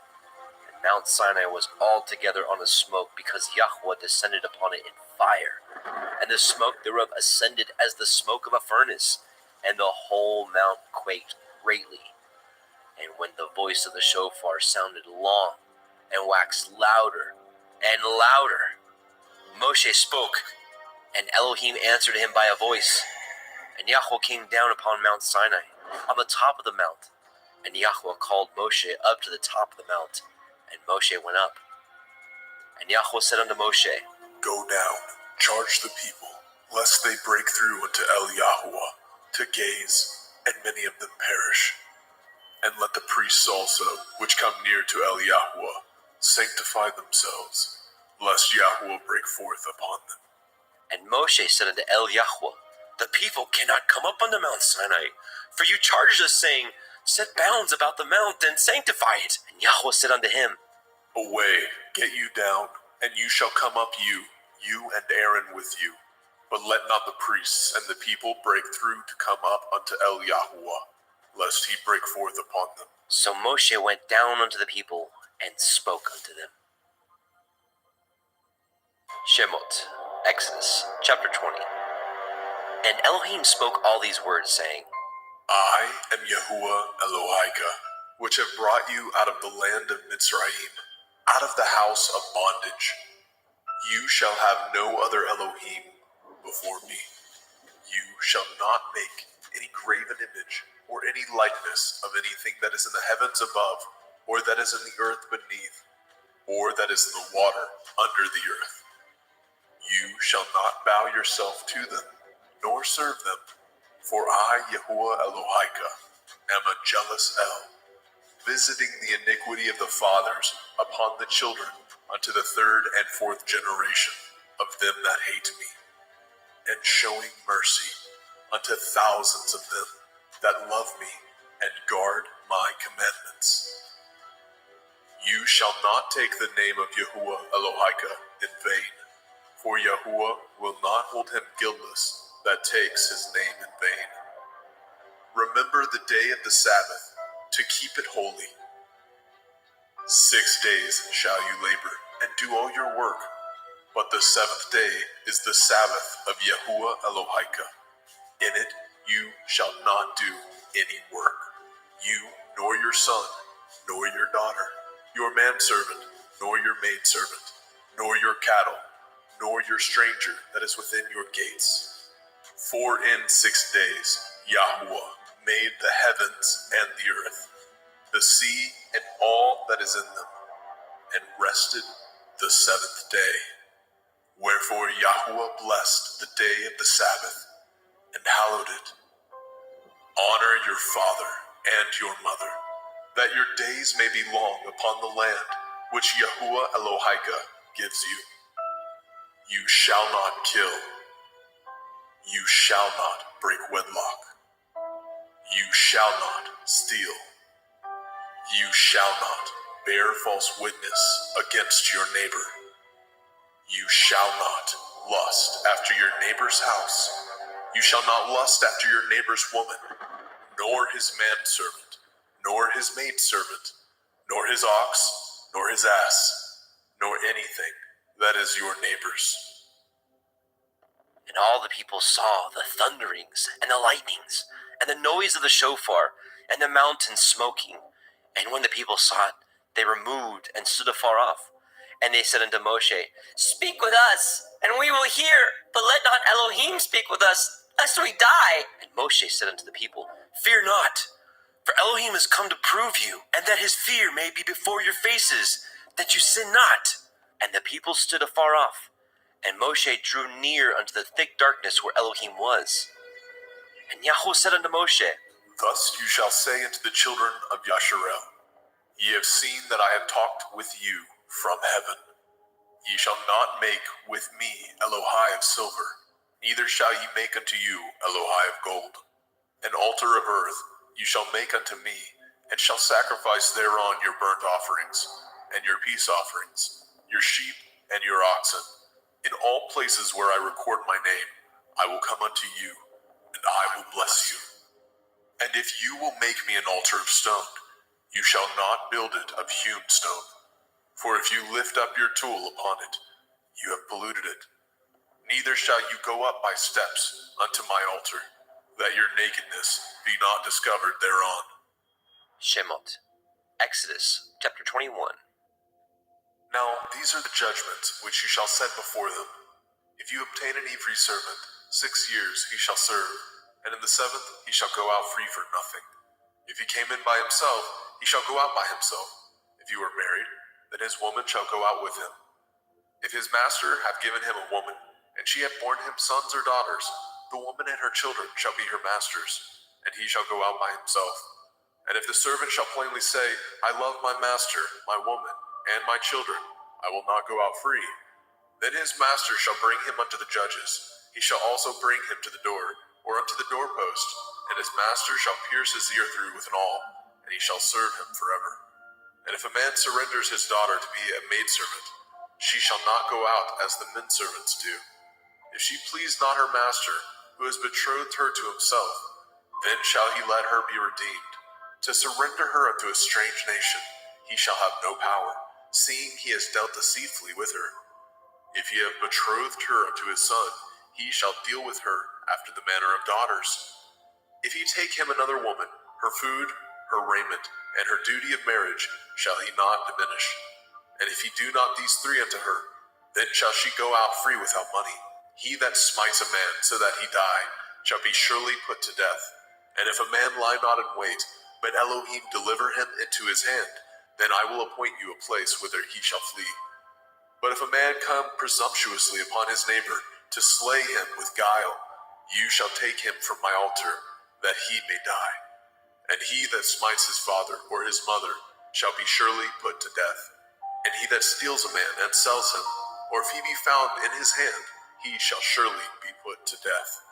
And he that curses his father or his mother shall surely be put to death.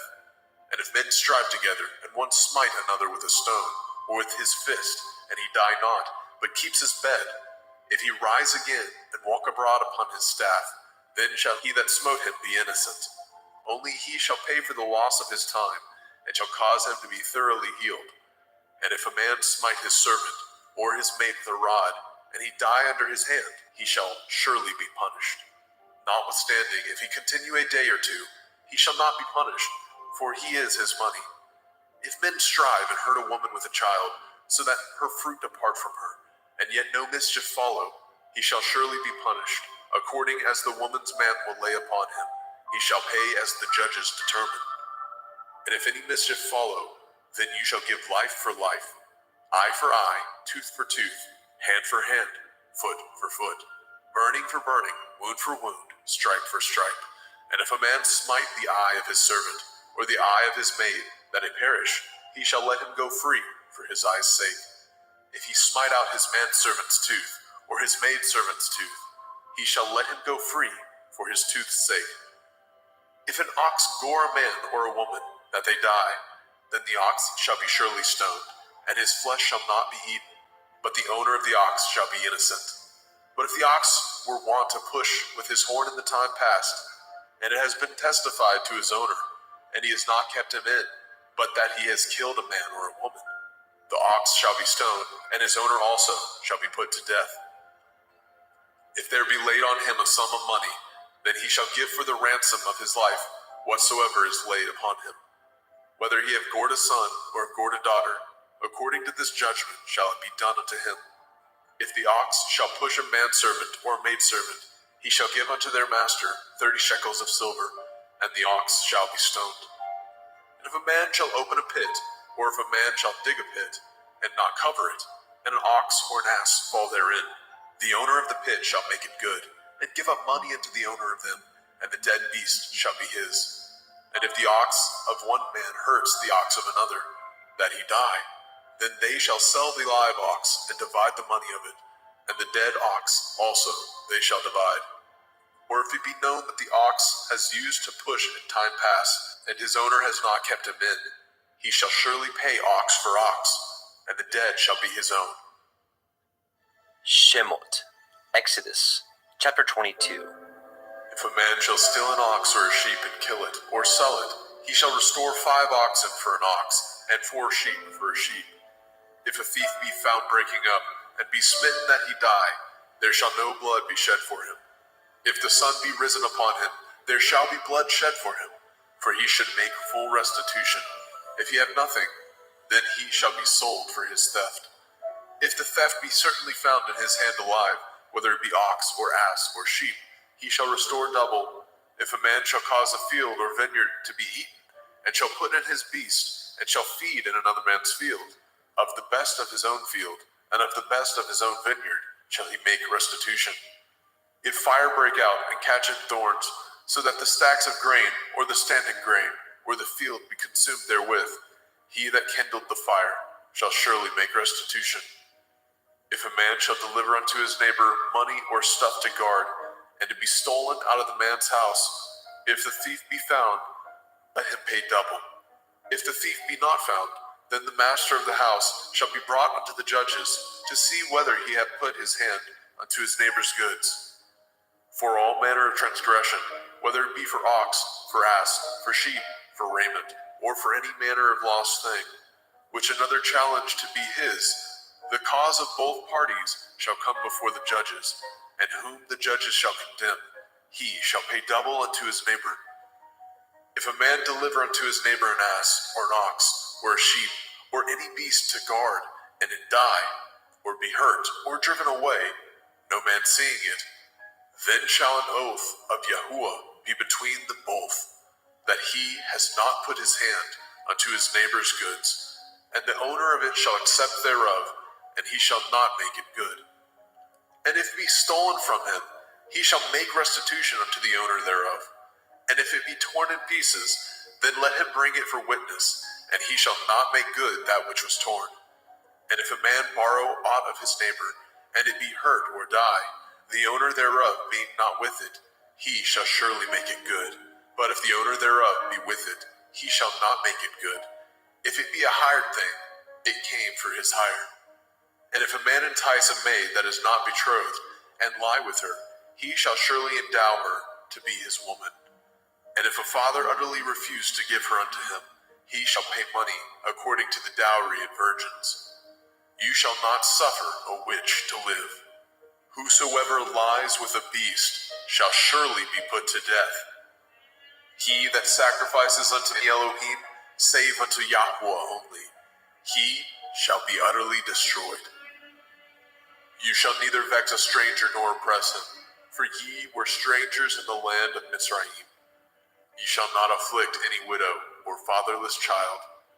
If you afflict them in any wise, and they cry at all unto me, I will surely hear their cry. And my wrath shall wax hot, and I will kill you with the sword, and your women shall be widows, and your children fatherless. If you lend money to any of my people that is poor by you, you shall not be to him as a usurer, neither shall you lay upon him usury. If you at all take your neighbor's raiment to pledge, you shall deliver it unto him by the time that the sun goes down. For that is his covering only, it is his raiment for his skin, wherein shall he sleep. And it shall come to pass, when he cries unto me, that I will hear, for I am gracious. You shall not revile the Elohim, nor curse the ruler of your people. You shall not delay to offer the first of your ripe fruit, and of your liquors, the firstborn of your sons shall you give unto me. Likewise shall you do with your oxen and with your sheep. 7 days it shall be with this stand. On the 8th day you shall give it to me. And ye shall be holy men unto me. Neither shall ye eat any flesh that is torn of beast in the field. Ye shall cast it to the dogs. Shemot, Exodus, chapter 23. You shall not raise a false report. Put not your hand with the wicked to be an unrighteous witness. You shall not follow a multitude to do evil, neither shall you speak in a cause, to decline after many, to pervert judgment. Neither shall you countenance a poor man in his cause. If you meet your enemy's ox or his ass going astray, you shall surely bring it back to him again. If you see the ass of him that hates you lying under his burden, and would forbear to help him, you shall surely help with him. You shall not pervert the judgment of your poor in his cause. Keep far from a false matter, and the innocent and righteous slay you not, for I will not justify the wicked. And you shall take no gift, for the gift blinds the wise, and perverts the words of the righteous. Also, you shall not oppress a stranger, for ye know the heart of a stranger, seeing ye were strangers in the land of Mizraim. In 6 years you shall sow your land, and shall gather in the fruits thereof. But the 7th year you shall let it rest and lie still, that the poor of your people may eat what they leave the beasts of the field shall eat. In like manner you shall deal with your vineyard and with your olive yard. 6 days you shall do your work, and on the 7th day you shall rest, that your ox and your ass may rest, and the sons of your handmaid and the stranger may be refreshed.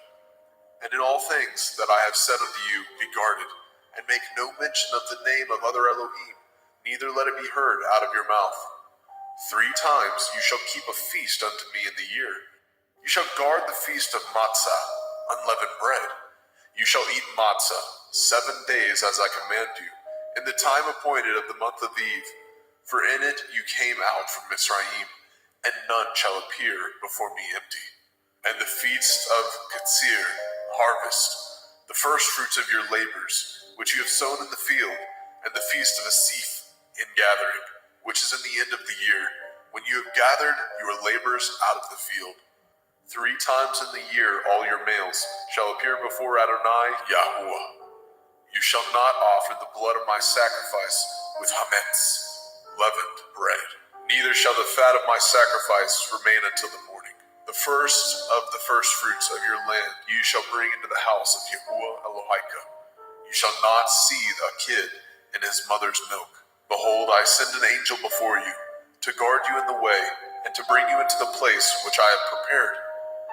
Beware of him, and obey his voice. Provoke him not, for he will not pardon your transgressions, for my name is in him. And if you shall indeed obey his voice, and do all that I speak, then I will be an enemy unto your enemies, and an adversary unto your adversaries. For my angel shall go before you, and bring you in unto the Amorim, and the Hittim, and the Perizim, and the Kenainim, and the Hivim, and the Yebusim, and I will cut them off. You shall not bow down to their Elohim, nor serve them, nor do after their works, but you shall utterly overthrow them, and quite break down their images. And ye shall serve Yahuwah Elohim, and he shall bless your bread and your water, and I will take sickness away from the midst of you. There shall nothing cast their young, nor be barren in your land, and the number of your days I will fulfill. I will send my fear before you, and will destroy all the people to whom you shall come, and I will make all your enemies turn their backs unto you. And I will send hornets before you, which shall drive out the Hivi, and the Kinaini, and the Hittite from before you. And I will not drive them out from before you in 1 year, lest the land become desolate, and the beasts of the field multiply against you. By little and little I will drive them out before you, until you be increased and inherit the land. And I will set your bonds from the Red Sea, even unto the sea of the Pelishtim, and from the desert unto the river. For I will deliver the inhabitants of the land unto your hand, and you shall drive them out before you. You shall cut no covenant with them, nor with their Elohim. They shall not dwell in your land, lest they make you sin against me. For if you serve their Elohim, it will surely be a snare unto you. Shemot, Exodus, chapter 24. And he said unto Moshe, Come up unto Eliyahu, you and Aaron, Nadav and Abihu, and 70 of the elders of Yasharel, and worship ye afar off. And Moshe alone shall come near Eliyahu, but they shall not come nigh, neither shall the people go up with him. And Moshe came and told the people all the words of Yahuwah, and all the judgments. And all the people answered with one voice and said, All the words which Yahuwah said, we will do. And Moshe wrote all the words of Yahuwah, and rose up early in the morning, and built an altar unto the hill, and 12 pillars, according to the 12 tribes of Yasharel. And he sent young men of the children of Yasharel, which offered burnt offerings, and sacrificed peace offerings of oxen unto Yahuwah. And Moshe took half of the blood, and put it in the basins, and half of the blood he sprinkled on the altar. And he took the sefer of the covenant, and read it in the audience of the people. And they said, All that Yahuwah has said, we will do, and be obedient. And Moshe took the blood, and sprinkled it on the people, and said, Behold, the blood of the covenant, which Yahuwah has cut with you, concerning all these words. Then went up Moshe, and Aaron, Nadab, and Abihu, and 70 of the elders of Yasharel. And they saw the Elohai of Yasharel, and there was under his feet, as it were, a paved work of sapphire stone, and as it were the body of heaven in his clearness. And upon the nobles of the children of Yasharel he laid not his hand. Also they saw Elohim, and did eat and drink. And Yahuwah said unto Moshe, Come up to me into the mount, and be there, and I will give you sapphire stones, and a Torah, and commandments which I have written, that you may teach them. And Moshe rose up, and his minister Yahusha, and Moshe went up into the mount of Elohim. And he said unto the elders, Tarry ye here for us, until we come again unto you. And behold, Aaron and Horai are with you.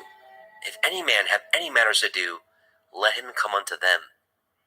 And Moshe went up into the mount, and a cloud covered the mount. And the glory of Yahuwah abode upon Mount Sinai, and the cloud covered it 6 days. And the 7th day he called unto Moshe out of the midst of the cloud. And the sight of the glory of Yahuwah was like devouring fire on the top of the mount in the eyes of the children of Yasharel. And Moshe went into the midst of the cloud, and got him up into the mount. And Moshe was in the mount 40 days and 40 nights. Shemot, Exodus chapter 25. And Yahuwah spoke unto Moshe, saying, Speak unto the children of Yasharel, that they bring me an offering. Of every man that gives it willingly with his heart, ye shall take my offering. And this is the offering which ye shall take of them: gold, and silver, and brass, and blue, and purple, and scarlet, and fine linen, and goat's hair, and ram skin dyed red, and badger skin, and shittim wood, oil for the light, spices for anointing oil, and for sweet incense, onyx stones, and stones to be set in the ephod, in the breastplate. And let them make me a sanctuary, that I may dwell among them. According to all that I show you, after the pattern of the tabernacle, and the pattern of all the instruments thereof, even so shall ye make it.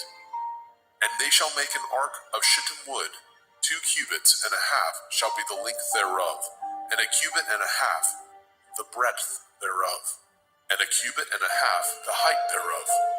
And you shall overlay it with pure gold, within and without shall you overlay it, and shall make upon it a crown of gold round about. And you shall cast 4 rings of gold for it, and put them in the corners thereof. And 2 rings shall be in the one side of it, and 2 rings on the other side of it. And you shall make staves of shittim wood, and overlay them with gold. And you shall put the staves into the rings by the sides of the ark, that the ark may be borne with them. The staves shall be in the rings of the ark, they shall not be taken from it. And you shall put into the ark the testimony which I give you. And you shall make a mercy seat of pure gold. 2 cubits and a half shall be the length thereof, and a cubit and a half the breadth thereof. And you shall make 2 cherubim of gold, of beaten work shall you make them, in the 2 ends of the mercy seat. And make 1 cherub on one end, and the other cherub on the other end. Even of the mercy seat shall ye make the cherubim on the 2 ends thereof. And the cherubim shall stretch forth their wings on high, covering the mercy seat with their wings, and their faces shall look one to another. Towards the mercy seat shall the faces of the cherubim be.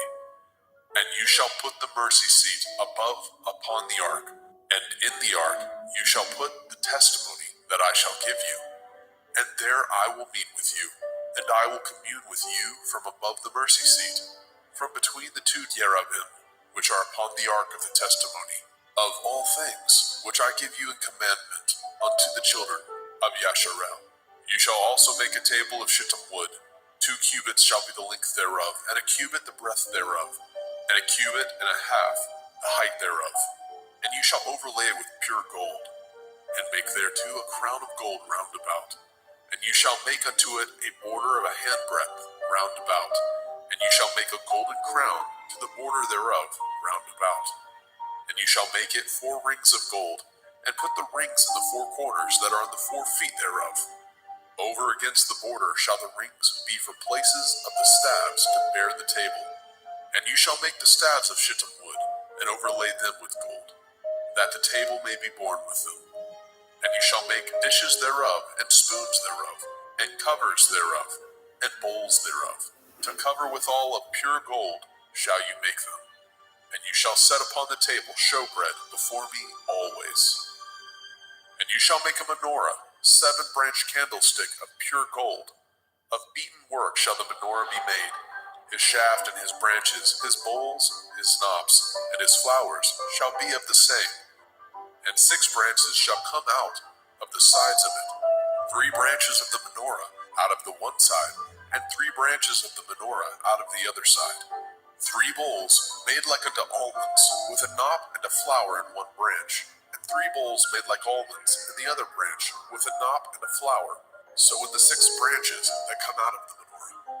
And in the menorah shall be 4 bowls made like unto almonds, with their knops and their flowers. And there shall be a knop under 2 branches of the same, and a knop under 2 branches of the same, and a knop under 2 branches of the same, according to the 6 branches that proceed out of the menorah. Their knops and their branches shall be of the same. All of it shall be one beaten work of pure gold. And you shall make the 7 lamps thereof, and they shall light the lamps thereof, that they may give light over against it.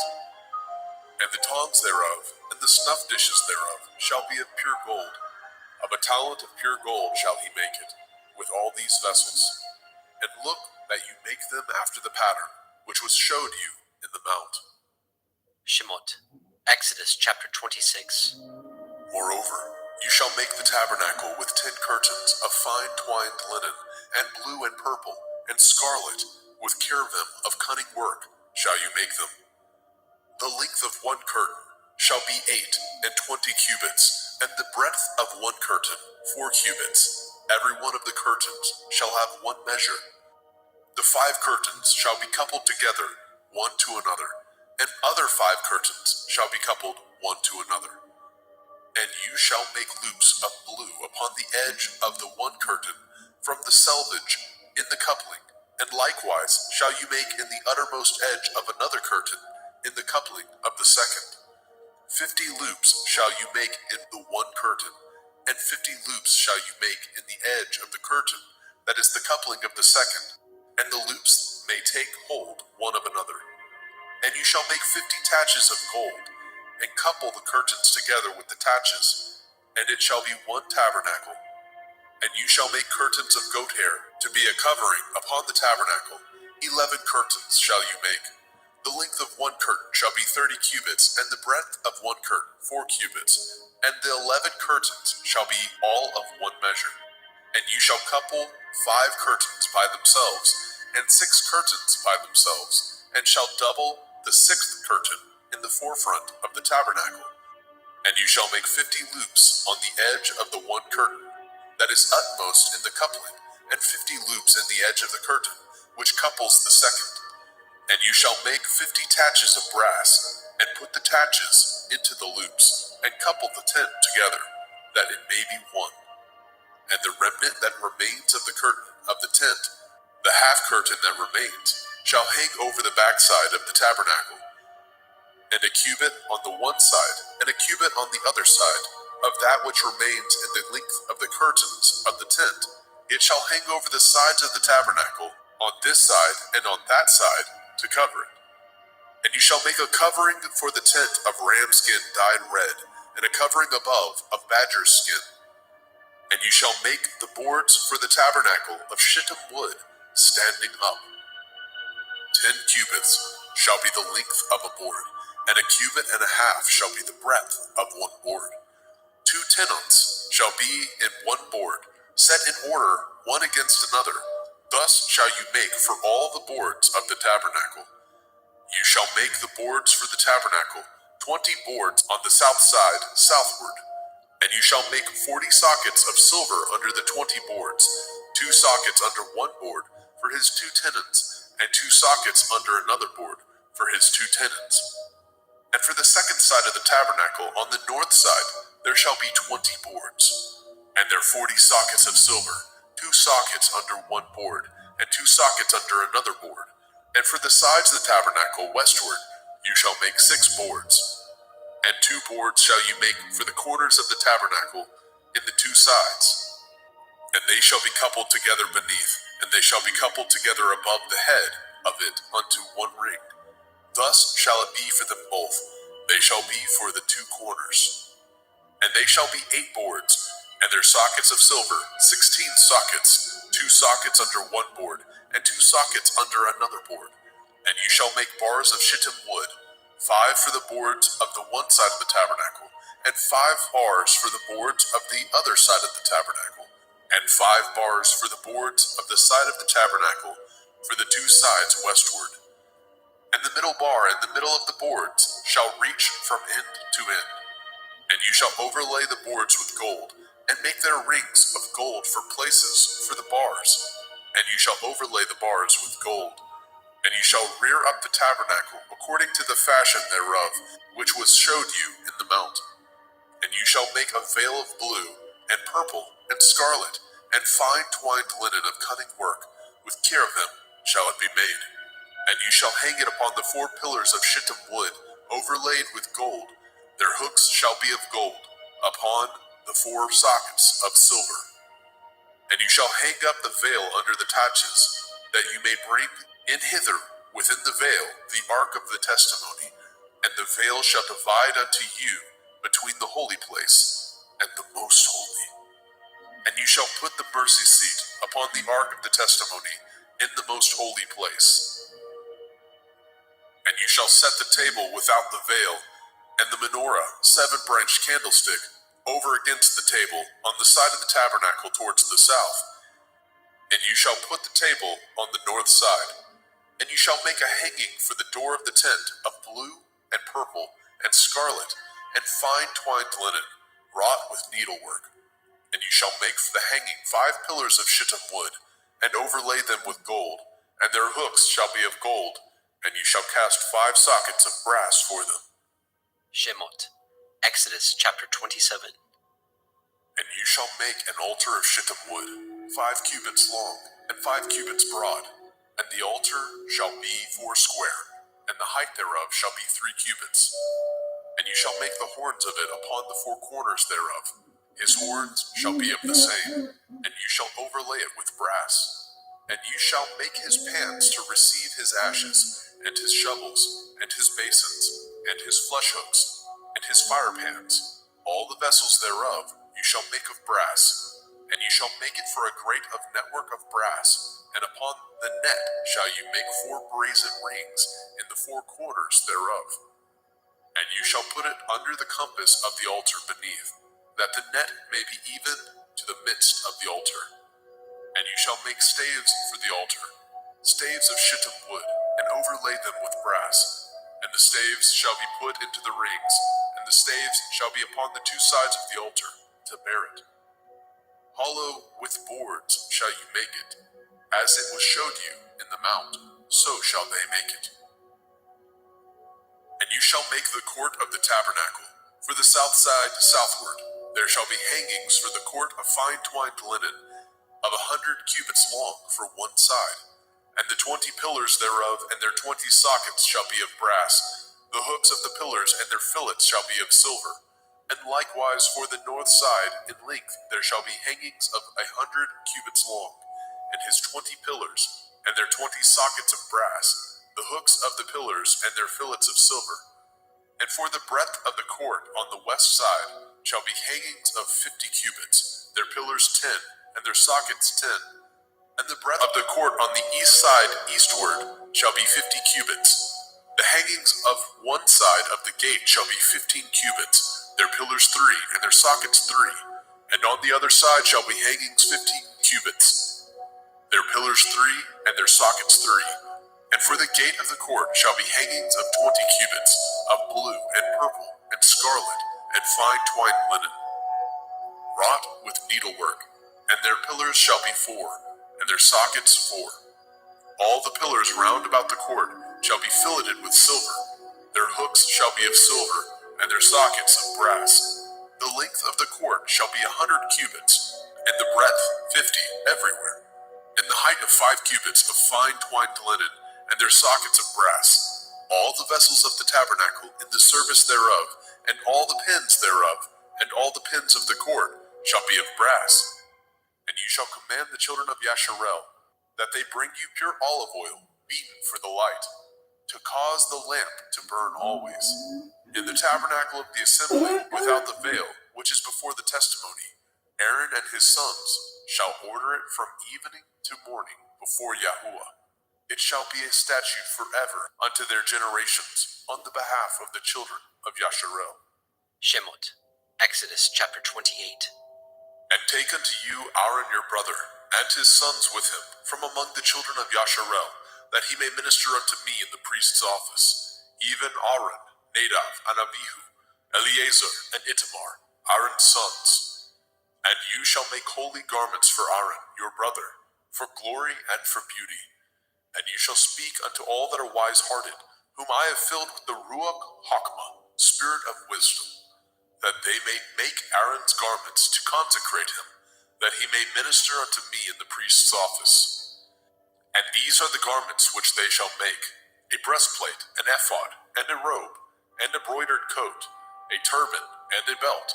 And they shall make holy garments for Aaron your brother, and his sons, that he may minister unto me in the priest's office. And they shall take gold, and blue, and purple, and scarlet, and fine linen, and they shall make an ephod of gold, of blue, of purple, of scarlet, and fine twined linen, with cunning work. It shall have the 2 shoulder pieces thereof joined at the 2 edges thereof, and so it shall be joined together. And the belt of the ephod, which is upon it, shall be of the same, according to the work thereof, even of gold, of blue, and purple, and scarlet, and fine twined linen. And you shall take the 2 onyx stones, and grave on them the names of the children of Yasharel, 6 of their names on one stone, and the other 6 names of the rest on the other stone, according to their birth, with the work of an engraver in stone, like the engravings of a signet, shall you engrave the 2 stones with the names of the children of Yasharel, You shall make them to be set in ouches of gold. And you shall put the 2 stones upon the shoulders of the ephod for stones of memorial unto the children of Yasharel.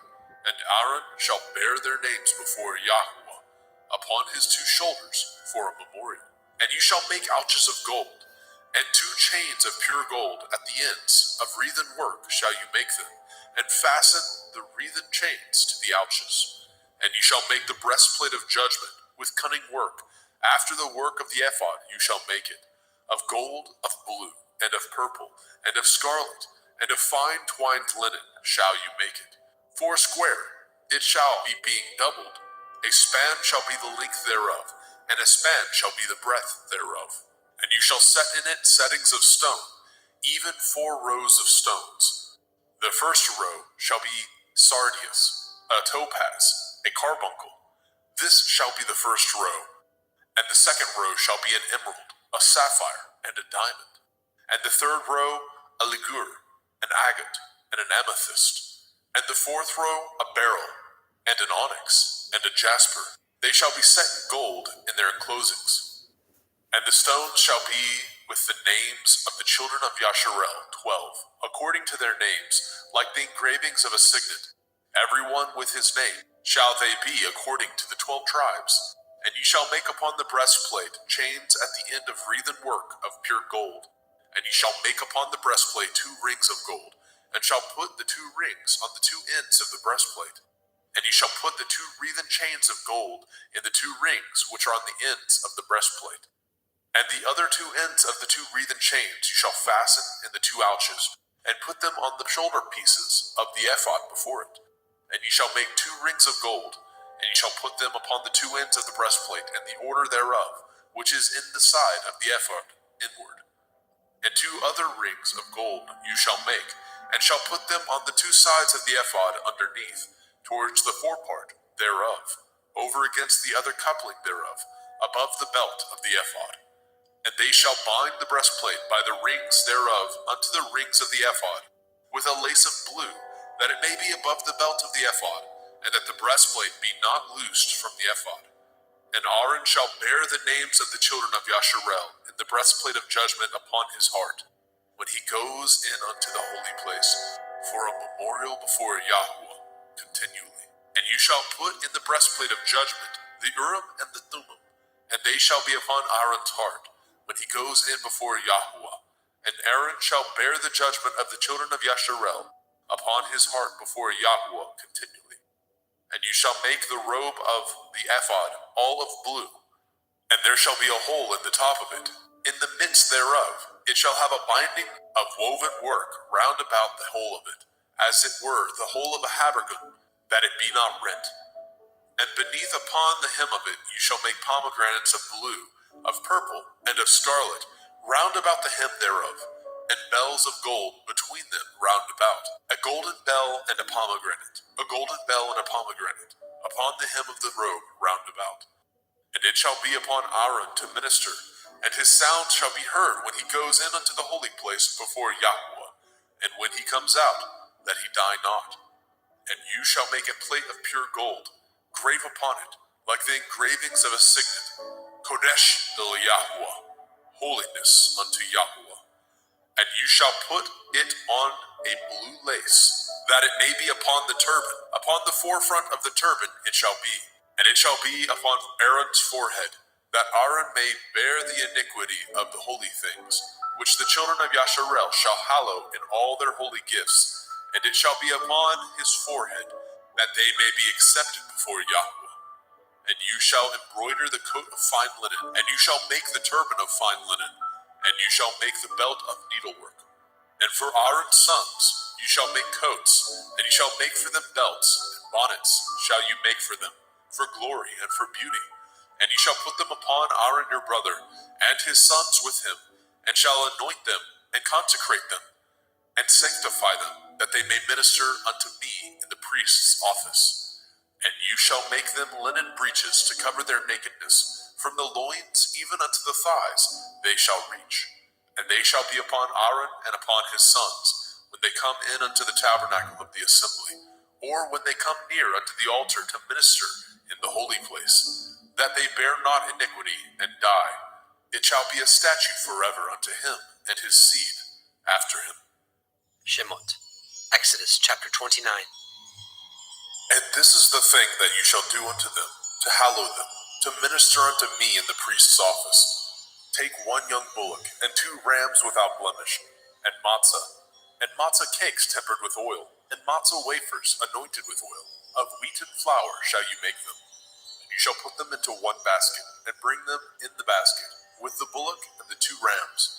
And Aaron and his sons you shall bring unto the door of the tabernacle of the assembly, and shall wash them with water. And you shall take the garments and put upon Aaron the coat, and the robe of the ephod, and the breastplate, and gird him with the belt of the ephod. And you shall put the turban upon his head, and put the holy crown upon the turban. Then shall you take the anointing oil, and pour it upon his head, and anoint him. And you shall bring his sons, and put coats upon them. And you shall gird them with belts, Aaron and his sons, and put the bonnets on them. And the priest's office shall be theirs for a perpetual statute. And you shall consecrate Aaron and his sons. And you shall cause a bullock to be brought before the tabernacle of the assembly. And Aaron and his sons shall put their hands upon the head of the bullock. And you shall kill the bullock before Yahweh, by the door of the tabernacle of the assembly. And you shall take the blood of the bullock, and put it upon the horns of the altar with your finger, and pour all the blood beside the bottom of the altar. And you shall take all the fat that covers the inwards, and the caul that is above the liver, and the 2 kidneys, and the fat that is upon them, and burn them upon the altar. But the flesh of the bullock, and his skin, and his dung, shall you burn with fire without the camp. It is a sin offering. You shall also take 1 ram, and Aaron and his sons shall put their hands upon the head of the ram. And you shall slay the ram, and you shall take his blood, and sprinkle it round about upon the altar. And you shall cut the ram in pieces, and wash the inwards of him, and his legs, and put them unto his pieces, and unto his head. And you shall burn the whole ram upon the altar. It is a burnt offering unto Yahweh. It is a sweet savor, an offering made by fire unto Yahweh. And you shall take the other ram, and Aaron and his sons shall put their hands upon the head of the ram. And you shall kill the ram, and take his blood, and put it upon the tip of the right ear of Aaron, and upon the tip of the right ear of his sons, and upon the thumb of their right hand, and upon the great toe of their right foot, and sprinkle the blood upon the altar round about. And ye shall take the blood that is upon the altar, and of the anointing oil, and sprinkle it upon Aaron, and upon his garments, and upon his sons, and upon the garments of his sons with him, and he shall be hallowed, and his garments, and his sons' garments with him. Also you shall take of the ram the fat and the rump, and the fat that covers the inwards, and the caul above the liver, and the 2 kidneys, and the fat that is upon them, and the right shoulder, for it is a ram of consecration. And 1 loaf of bread, and 1 cake of oiled bread, and 1 wafer out of the basket of the matzah that is before Yahweh. And you shall put it all in the hands of Aaron, and in the hands of his sons, and shall wave them for a wave offering before Yahweh. And you shall receive them of their hands, and burn them upon the altar for a burnt offering, for a sweet savor before Yahweh. It is an offering made by fire unto Yahweh. And you shall take the breast of the ram of Aaron's consecration, and wave it for a wave offering before Yahweh, and it shall be your part. And you shall sanctify the breast of the wave offering, and the shoulder of the heave offering, which is waved, and which is heaved up, of the ram of the consecration, even of that which is for Aaron, and of that which is for his sons. And it shall be Aaron and his sons by a statute forever from the children of Yasharel, for it is a heave offering, and it shall be a heave offering from the children of Yasharel, of the sacrifice of their peace offerings, even their heave offering unto Yahweh. And the holy garments of Aaron shall be his sons after him, to be anointed therein, and to be consecrated in them. And that son that is priest in his stead shall put them on 7 days, when he comes into the tabernacle of the assembly to minister in the holy place. And you shall take the ram of the consecration, and seethe his flesh in the holy place. And Aaron and his sons shall eat the flesh of the ram, and the bread that is in the basket by the door of the tabernacle of the assembly. And they shall eat those things wherewith the atonement was made, to consecrate and to sanctify them. But a stranger shall not eat thereof, because they are holy. And if aught of the flesh of the consecrations, or of the bread, remain unto the morning, then you shall burn the remainder with fire. It shall not be eaten, because it is holy. And thus shall you do unto Aaron and to his sons, according to all things which I have commanded you. 7 days shall you consecrate them. And you shall offer every day a bullock for a sin offering, for atonement.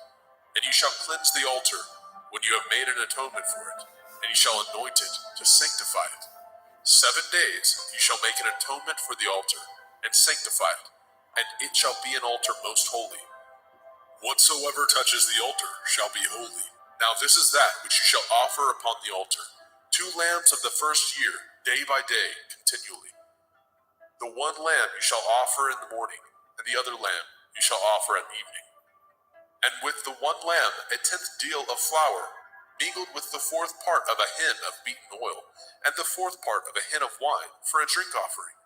And the other lamb you shall offer at evening, and shall do thereto according to the meat offering of the morning, and according to the drink offering thereof, for a sweet savor, an offering made by fire unto Yahweh. This shall be a continual burnt offering throughout your generations, at the door of the tabernacle of the assembly, before Yahweh, where I will meet you, to speak there unto you. And there I will meet with the children of Yasharel, and the tabernacle shall be sanctified by my glory. And I will sanctify the tabernacle of the assembly and the altar, and I will sanctify also both Aaron and his sons, to minister to me in the priest's office. And I will dwell among the children of Yasharel, and will be their Elohim. And they shall know that I am Yahuwah Elohim, that brought them forth out of the land of Mitzrayim, that I may dwell among them. I am Yahuwah Elohim. Shemot, Exodus chapter 30. And you shall make an altar to burn incense upon. Of shittim wood shall you make it. A cubit shall be the length thereof, and a cubit the breadth thereof. 4 square shall it be, and 2 cubits shall be the height thereof. The horns thereof shall be of the same. And you shall overlay it with pure gold, the top thereof, and the sides thereof round about, and the horns thereof. And you shall make unto it a crown of gold round about. And 2 golden rings shall you make it under the crown of it. By the 2 corners thereof, upon the 2 sides of it, shall you make it, and they shall be for places for the staves to bear it withal. And you shall make the staves of shittim wood, and overlay them with gold. And you shall put it before the veil that is by the ark of the testimony, before the mercy seat that is over the testimony, where I will meet with you. And Aaron shall burn thereon sweet incense every morning. When he dresses the lamps, he shall burn incense upon it. And when Aaron lights the lamp at evening, he shall burn incense upon it, a perpetual incense before Yahweh throughout your generations. Ye shall offer no strange incense thereon, nor burn sacrifice, nor meat offering, neither shall ye pour drink offering thereon. And Aaron shall make an atonement upon the horns of it once in a year, with the blood of the sin offering of atonement. Once in the year shall he make atonement upon it throughout your generations. It is most holy unto Yahweh. And Yahweh spoke unto Moshe, saying, When you take the sum of the children of Yasharel after their number, then shall they give every man a ransom for his soul unto Yahweh, when you number them, that there be no plague among them when you number them. This they shall give, every one that passes among them that are numbered, 1/2 shekel, after the shekel of the sanctuary. A shekel is 20 gerahs. A 1/2 shekel shall be the offering of Yahweh. Every one that passes among them that are numbered, from 20 years old and above, shall give an offering unto Yahweh. The rich shall not give more, and the poor shall not give less than 1/2 shekel, when they give an offering unto Yahweh to make an atonement for your souls. And you shall take the atonement money of the children of Yasharel, and shall appoint it for the service of the tabernacle of the assembly, that it may be a memorial unto the children of Yasharel before Yahweh, to make an atonement for your souls. And Yahweh spoke unto Moshe, saying, You shall also make a laver of brass, and his foot also of brass, to wash withal, and you shall put it between the tabernacle of the assembly and the altar, and you shall put water therein.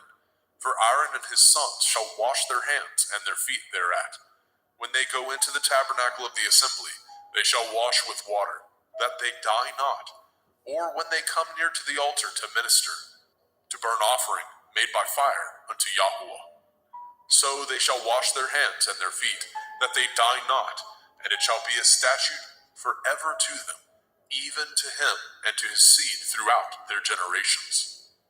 And Yahweh spoke unto Moshe, saying, Take also unto you principal spices of pure myrrh, 500 shekels, and of sweet cinnamon, half so much, even 250 shekels, and of sweet calamus, 250 shekels, and of cassia, 500 shekels, after the shekel of the sanctuary, and of olive oil, a hin. And you shall make it an oil of holy ointment, an ointment compound after the art of the apothecary. It shall be holy anointing oil.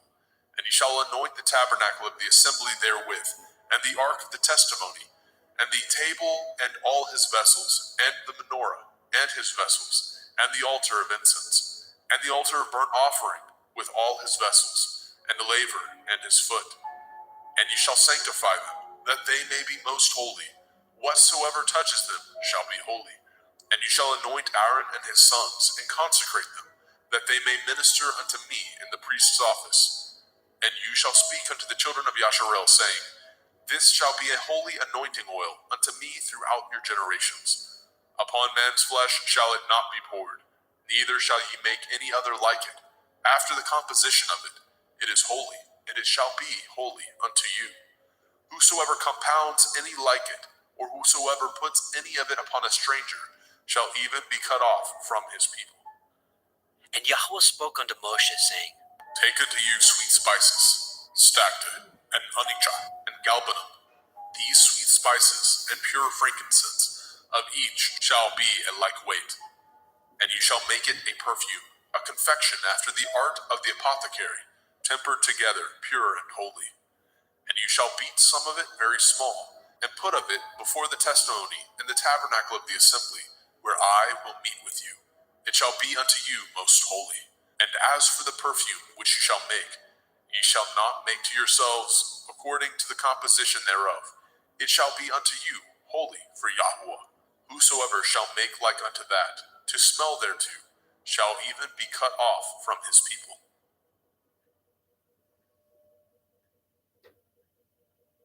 Shemot, Exodus chapter 31.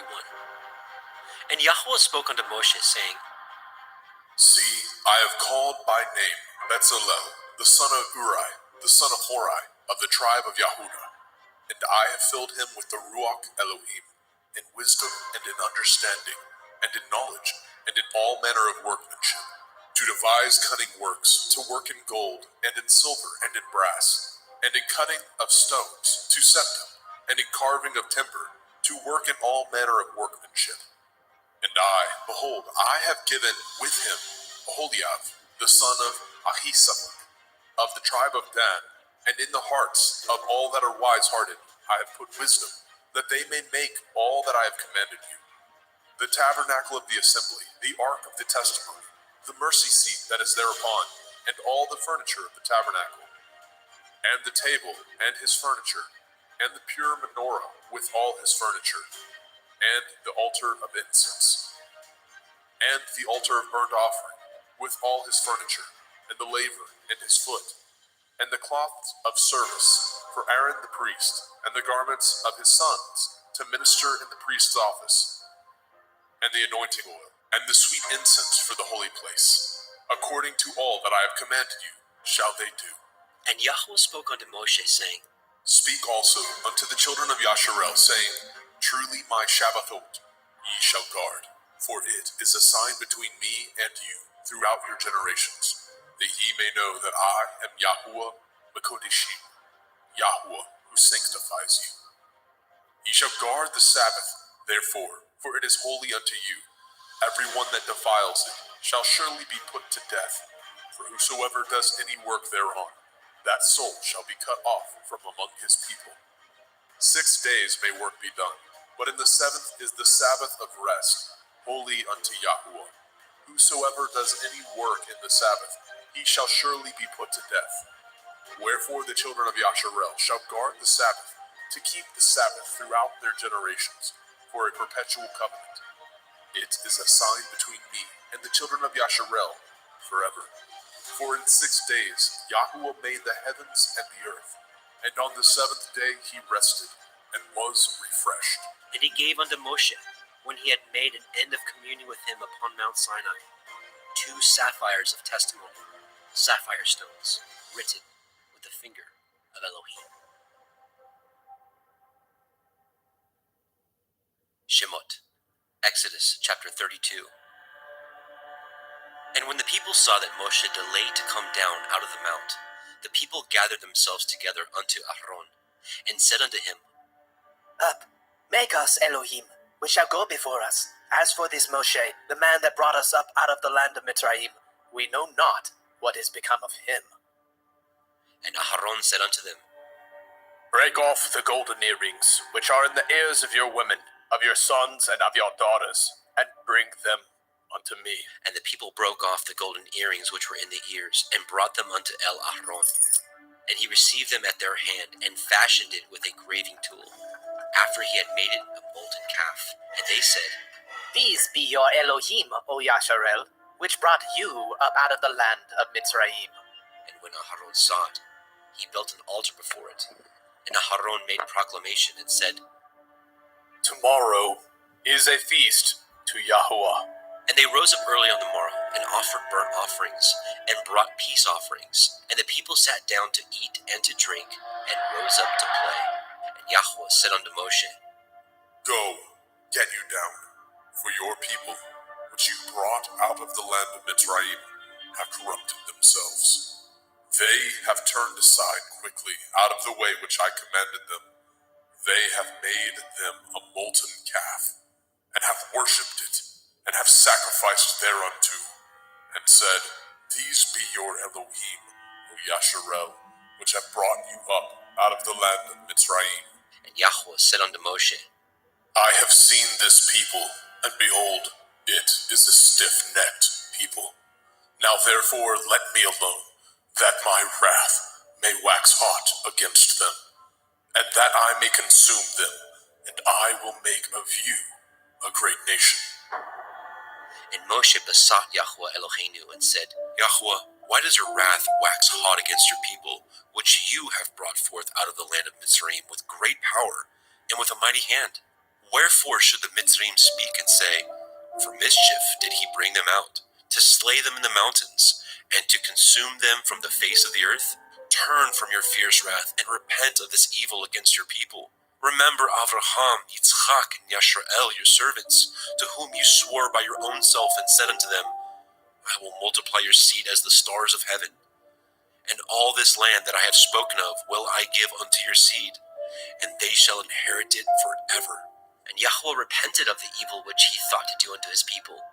And Moshe turned, and went down from the mount, and the 2 sapphires of the testimony were in his hand. The sapphires were written on both their sides. On the one side and on the other were they written.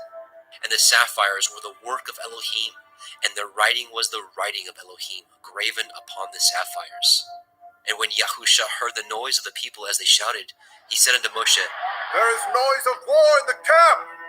And he said, It is not the voice of them that shout for mastery, neither is it the voice of them that cry for being overcome, but the noise of them that sing do I hear. And it came to pass, as soon as he came nigh unto the camp, that he saw the calf and the dancing. And Moshe's anger waxed hot, and he cast the sapphires out of his hands, and broke them beneath the mount. And he took the calf which they had made, and burnt it in the fire, and ground it to powder, and strawed it upon the water, and made the children of Yasharel drink of it. And Moshe said unto Aaron, What did this people unto you, that you have brought so great a sin upon them? And Aaron said, Let not the anger of my Lord wax hot. You know the people, that they are set on mischief. For they said unto me, Make us Elohim, which shall go before us. For as for this Moshe, the man that brought us up out of the land of Mitzrayim, we know not what has become of him. And I said unto them, Whosoever has any gold, let them break it off. So they gave it me, and I cast it into the fire. And there came out this calf. And when Moshe saw that the people were naked, for Aharon had made them naked unto their shame among their enemies, then Moshe stood in the gate of the camp and said, Who is on Yahweh's side? Let him come unto me. And all the sons of Levi gathered themselves together unto him. And he said unto them, Thus says Yahweh Elohai of Yasharel, Put every man his sword by his side, and go in and out from gate to gate throughout the camp, and slay every man his brother, and every man his companion, and every man his neighbor. And the children of Levi did according to the word of Moshe, and there fell of the people that day about 3,000 men. For Moshe had said, Consecrate yourselves today to Yahweh, even every man upon his son, and upon his brother, that he may bestow upon you a blessing this day. It came to pass on the morrow, that Moshe said unto the people, Ye have sinned a great sin. And now I will go up unto El Yahweh. Perchance I shall make an atonement for your sin. And Moshe returned unto El Yahweh and said, Oh, this people have sinned a great sin, and have made them Elohai of gold. Yet now, if you will forgive their sin, and if not, blot me, I pray you, out of your sefer which you have written. And Yahweh said unto Moshe, Whosoever has sinned against me, him will I blot out of my sefer. Therefore now go, lead the people into the place of which I have spoken unto you. Behold, my angel shall go before you. Nevertheless, in the day when I visit, I will visit their sin upon them. And Yahweh plagued the people, because they made the calf, which Aharon made. Shemot, Exodus chapter 33. And Yahweh said unto Moshe, Depart, and go up hence, you and the people which you have brought up out of the land of Mitzrayim, unto the land which I swore unto Abraham, to Yitzhak, and to Yaakov, saying, Unto your seed will I give it. And I will send an angel before you, and I will drive out the Kenai, the Amorai, the Hittai, the Perizzai, the Hivi, and the Jebusai, unto a land flowing with milk and honey, for I will not go up in the midst of you, for you are a stiff-necked people, lest I consume you in the way. And when the people heard the evil report, they mourned. And no man did put on him his ornaments. For Yahweh had said unto Moshe, Say unto the children of Yasharel, Ye are a stiff-necked people. I will come up into the midst of you in a moment, and consume you. Therefore now put off your ornaments from you, that I may know what to do unto you. And the children of Yasharel stripped themselves of their ornaments by the Mount Horeb. And Moshe took the tabernacle, and pitched it without the camp, afar off from the camp, and called it the tabernacle of the assembly. And it came to pass, that everyone which sought Yahweh went out unto the tabernacle of the assembly, which was without the camp. And it came to pass, when Moshe went out unto the tabernacle, that all the people rose up, and stood every man at his tent door, and looked after Moshe until he was gone into the tabernacle. And it came to pass, as Moshe entered into the tabernacle, the cloudy pillar descended, and stood at the door of the tabernacle, and Yahweh talked with Moshe. And all the people saw the cloudy pillar stand at the tabernacle door, and all the people rose up and worshipped, every man in his tent door. And Yahweh spoke unto Moshe face to face, as a man speaks unto his friend. And he turned again into the camp, but his servant Yahusha, the son of Nun, a young man, departed not out of the tabernacle. And Moshe said unto Eliyahu, See, you say unto me, Bring up this people, and you have not let me know whom you will send with me. Yet you have said, I know you by name, and you have also found grace in my sight. Now therefore, I pray you, if I have found grace in your sight, show me now your way, that I may know you, that I may find grace in your sight, and consider that this nation is your people. And he said, My presence shall go with you, and I will give you rest. And he said unto him, If your presence go not with me, carry us not up hence. For wherein shall it be known here that I and your people have found grace in your sight? Is it not in that you go with us? So shall we be separated, I and your people, from all the people that are upon the face of the earth. And Yahweh said unto Moshe, I will do this thing also that you have spoken, for you have found grace in my sight, and I know you by name. And he said, I beseech you, show me your glory. And he said, I will make all my goodness pass before you, and I will proclaim the name of Yahweh before you, and will be gracious to whom I will be gracious, and will show mercy on whom I will show mercy. And he said, You cannot see my face, for there shall no man see me and live. And Yahweh said, Behold, there is a place by me, and you shall stand upon a rock. And it shall come to pass, while my glory passes by, that I will put you in the cleft of the rock, and will cover you with my hand, while I pass by.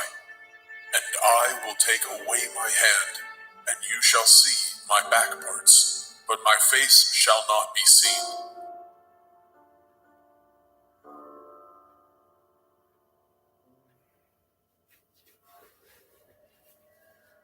Shemot, Exodus chapter 34.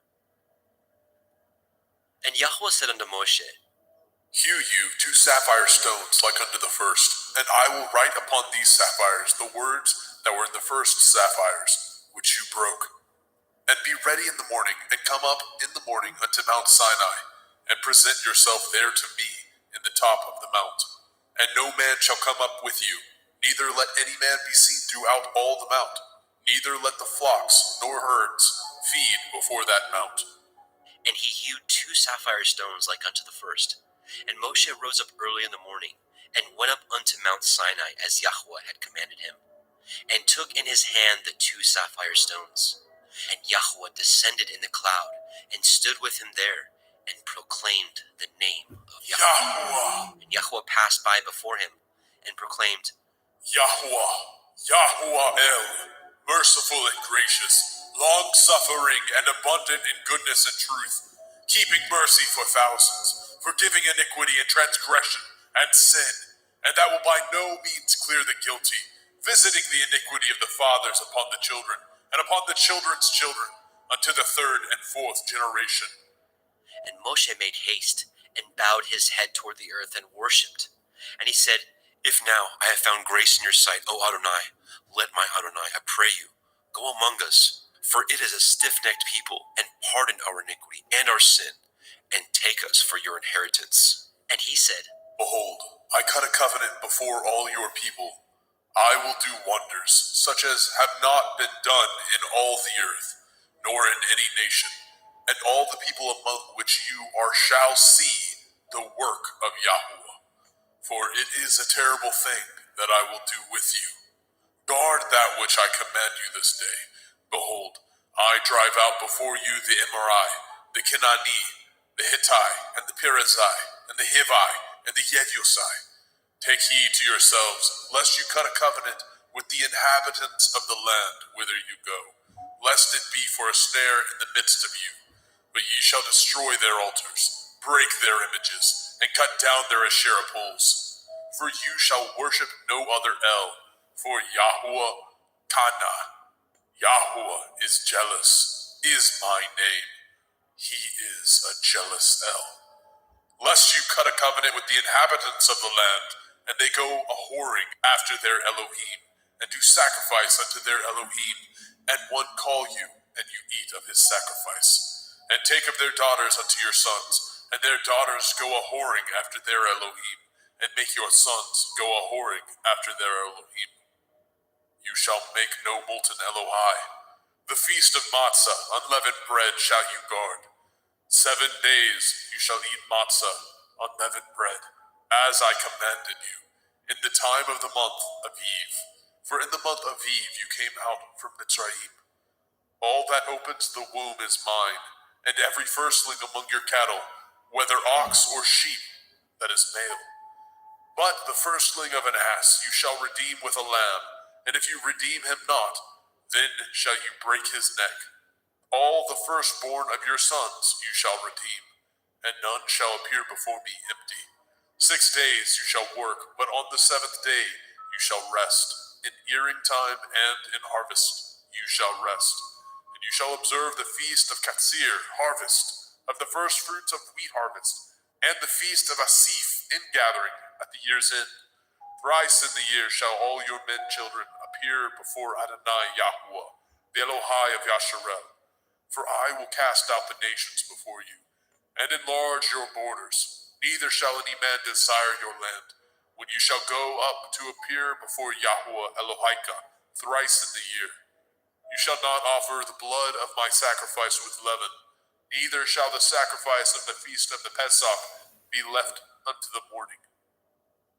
The first of the first fruits of your land you shall bring into the house of Yahuwah Elohika. You shall not see the kid in his mother's milk.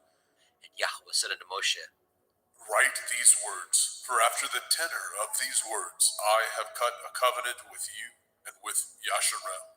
And he was there with Yahweh 40 days and 40 nights. He did neither eat bread nor drink water. And he wrote upon the sapphires the words of the covenant, the 10 Devarim.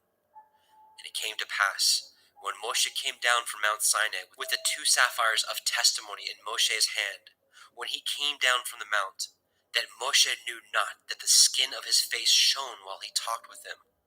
And when Aharon and all the children of Yasharel saw Moshe, behold, the skin of his face shone, and they were afraid to come nigh him.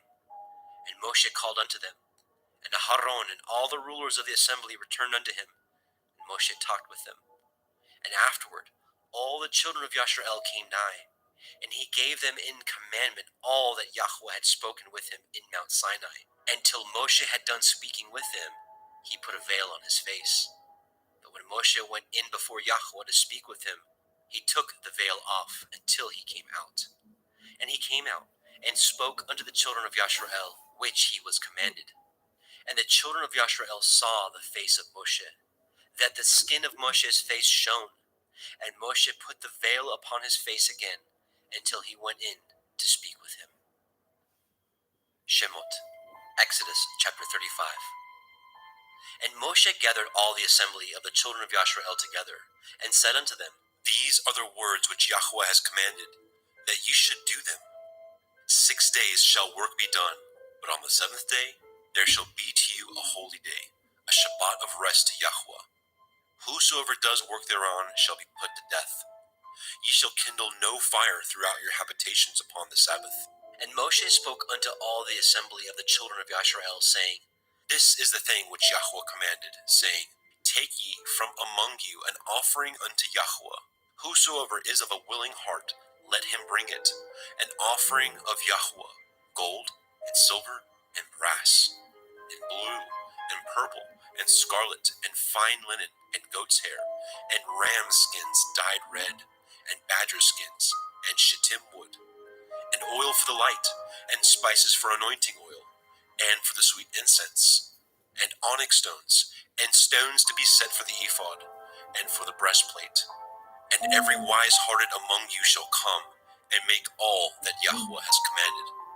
The tabernacle, his tent, and his covering, his taches, and his boards, his bars, his pillars, and his sockets, the ark, and the staves thereof, with the mercy seat, and the veil of covering, the table, and his staves, and all his vessels, and the showbread, the menorah, also for the light, and his furniture, and his lamps, with the oil for the light, and the incense altar, and his staves, and the anointing oil, and the sweet incense, and the hanging for the door at the entering in of the tabernacle, the altar of burnt offering, with his brazen grate, his staves, and all his vessels, the laver and his foot, the hangings of the court, his pillars, and their sockets, and the hanging for the door of the court, the pins of the tabernacle, and the pins of the court, and their cords, the cloths of service, to do service in the holy place,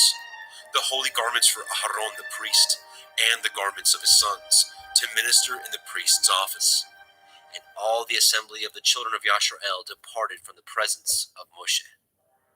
And they came, everyone whose heart stirred him up, and everyone whom his ruach made willing, and they brought Yahweh's offering, to the work of the tabernacle of the assembly, and for all his service, and for the holy garments. And they came, both men and women, as many as were willing-hearted, and brought bracelets and earrings and rings and tablets, all jewels of gold. And every man that offered an offering of gold unto Yahweh. And every man with whom was found blue and purple and scarlet, and fine linen and goat's hair, and red skins of rams and badger skins, brought them. Everyone that did offer an offering of silver and brass brought Yahweh's offering. And every man with whom was found shittim wood for any work of the service brought it. And all the women that were wise-hearted did spin with their hands, and brought that which they had spun, both of blue, and of purple, and of scarlet, and of fine linen. And all the women whose heart stirred them up in wisdom spun goat's hair. And the rulers brought onyx stones, and stones to be set for the ephod and for the breastplate, and spice, and oil for the light, and for the anointing oil, and for the sweet incense. The children of Yasharel brought a willing offering unto Yahweh, every man and woman, whose heart made them willing to bring for all the manner of work, which Yahweh had commanded to be made by the hand of Moshe. And Moshe said unto the children of Yasharel, See, Yahweh has called by name Betzalel, the son of Uri, the son of Horai, of the tribe of Yehudah, and he has filled him with the Ruach Elohim, in wisdom, in understanding, and in knowledge, and in all manner of workmanship, and to devise curious works, to work in gold, and in silver, and in brass, and in the cutting of stones, to set them, and in carving of wood, to make any manner of cunning work. And he has put in his heart that he may teach, both he and Aholiab, the son of Ahisamach, of the tribe of Dan. Them has he filled with wisdom of heart, to work all manner of work, of the engraver, and of the cunning workman, and of the embroiderer, in blue, and in purple, in scarlet, and in fine linen, and of the weaver, even of them that do any work, and of those that devise cunning work. Shemot, Exodus chapter 36.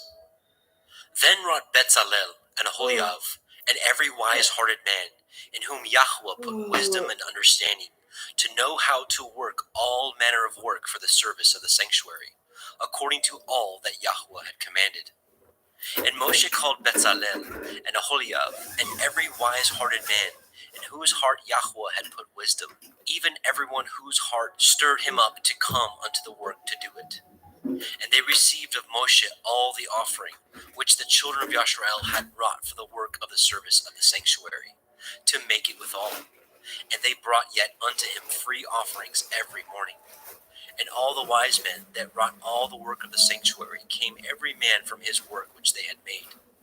And they spoke unto Moshe, saying, The people bring much more than enough for the service of the work which Yahweh commanded to make. And Moshe gave commandment, and they caused it to be proclaimed throughout the camp, saying, Let neither man nor woman make any more work for the offering of the sanctuary. So the people were restrained from bringing, for the stuff they had was sufficient for all the work to make it, and too much. And every wise-hearted man among them that wrought the work of the tabernacle made 10 curtains of fine twined linen, and blue, and purple, and scarlet. With cherubim of cunning work made he them. The length of one curtain was 28 cubits, and the breadth of one curtain 4 cubits. The curtains were all of one size. And he coupled the 5 curtains one unto another, and the other 5 curtains he coupled one unto another. And he made loops of blue on the edge of one curtain from the selvage in the coupling. Likewise, he made in the uttermost side of another curtain, in the coupling of the second. 50 loops made he in one curtain, and 50 loops made he in the edge of the curtain which was in the coupling of the second. The loops held one curtain to another. He made 50 taches of gold, and coupled the curtains one unto another with the taches. So it became one tabernacle. And he made curtains of goat's hair for the tent over the tabernacle. 11 curtains he made them. The length of one curtain was 30 cubits, and 4 cubits was the breadth of one curtain. 11 curtains were of one size. And he coupled the 5 curtains by themselves, and 6 curtains by themselves. And he made 50 loops upon the uttermost edge of the curtain in the coupling, and 50 loops made he upon the edge of the curtain which couples the second. And he made 50 taches of brass to couple the tent together, that it might be one. And he made a covering for the tent of ram skins dyed red, and a covering of badger skins above that. And he made the boards for the tabernacle of shittim wood, standing up. The length of a board was 10 cubits, and the breadth of a board 1 cubit and a half. One board had 2 tenons, equally distant one from another. Thus did he make for all the boards of the tabernacle. And he made the boards for the tabernacle, 20 boards for the south side, southward. And 40 sockets of silver he made under the 20 boards, 2 sockets under one board for his 2 tenons, and 2 sockets under another board for his 2 tenons. And for the other side of the tabernacle, which is toward the north corner, he made 20 boards. And there 40 sockets of silver, 2 sockets under one board, and 2 sockets under another board. And for the sides of the tabernacle westward, he made 6 boards. And 2 boards made he for the corners of the tabernacle in the 2 sides. And they were coupled beneath, and coupled together at the head thereof, to one ring. Thus he did to both of them in both of the corners. And there were 8 boards, and their sockets were 16 sockets of silver, and under every board 2 sockets. And he made bars of shittim wood, 5 for the boards of the one side of the tabernacle, and 5 bars for the boards of the other side of the tabernacle, and 5 bars for the boards of the tabernacle for the sides westward. And he made the middle bar to shoot through the boards from the one end to the other. And he overlaid the boards with gold, and made their rings of gold, to be places for the bars, and overlaid the bars with gold. And he made a veil of blue, and purple, and scarlet, and fine twined linen. With cherubim he made it of cunning work. And he made thereunto 4 pillars of shittim wood, and overlaid them with gold. Their hooks were of gold. And he cast for them 4 sockets of silver. And he made a hanging for the tabernacle door of blue, and purple, and scarlet, and fine twined linen of needlework. And the 5 pillars of it, their hooks, and he overlaid their chapiters and their fillets with gold. But their 5 sockets were of brass. Shemot, Exodus chapter 37. And Bezalel made the ark of shittim wood. 2 cubits and a half was the length of it, and a cubit and a half the breadth of it, and a cubit and a half the height of it. And he overlaid it with pure gold, within and without, and made a crown of gold to it round about. And he cast for it 4 rings of gold, to be set by the 4 corners of it, even 2 rings upon the one side of it, and 2 rings upon the other side of it. And he made staves of shittim wood, and overlaid them with gold. And he put the staves into the rings by the sides of the ark, to bear the ark. And he made the mercy seat of pure gold. 2 cubits and a half was the length thereof, and 1 cubit and a half the breadth thereof. And he made 2 cherubim of gold, beaten out of one piece made he them, on the 2 ends of the mercy seat, 1 cherub on the end of this side, and another cherub on the other end of that side. Out of the mercy seat made he the cherubim on the 2 ends thereof. And the cherubim spread out their wings on high, and covered with their wings over the mercy seat, with their faces one to another, even to the mercy seatward were the faces of the cherubim. And he made the table of shittim wood. 2 cubits was the length thereof, and a cubit the breadth thereof, and a cubit and a half the height thereof. And he overlaid it with pure gold, and made thereunto a crown of gold round about. Also he made thereunto a border of a handbreadth round about, and made a crown of gold for the border thereof round about. And he cast for it 4 rings of gold, and put the rings upon the 4 corners that were in the 4 feet thereof. Over against the border were the rings, the places for the staves to bear the table. And he made the staves of shittim wood, and overlaid them with gold, to bear the table. And he made the vessels which were upon the table, his dishes, and his spoons, and his bowls, and his covers to cover withal of pure gold. And he made the menorah of pure gold, of beaten work he made the menorah, his shaft, and his branch, his bowls, his knops, and his flowers were of the same. And 6 branches going out of the sides thereof, 3 branches of the menorah out of the one side thereof, and 3 branches of the menorah out of the other side thereof.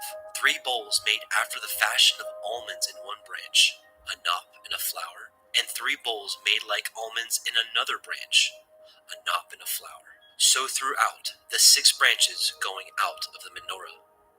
And in the menorah were 4 bowls made like almonds, his knops and his flowers, and a knop under 2 branches of the same, and a knop under 2 branches of the same, and a knop under 2 branches of the same, according to the 6 branches going out of it.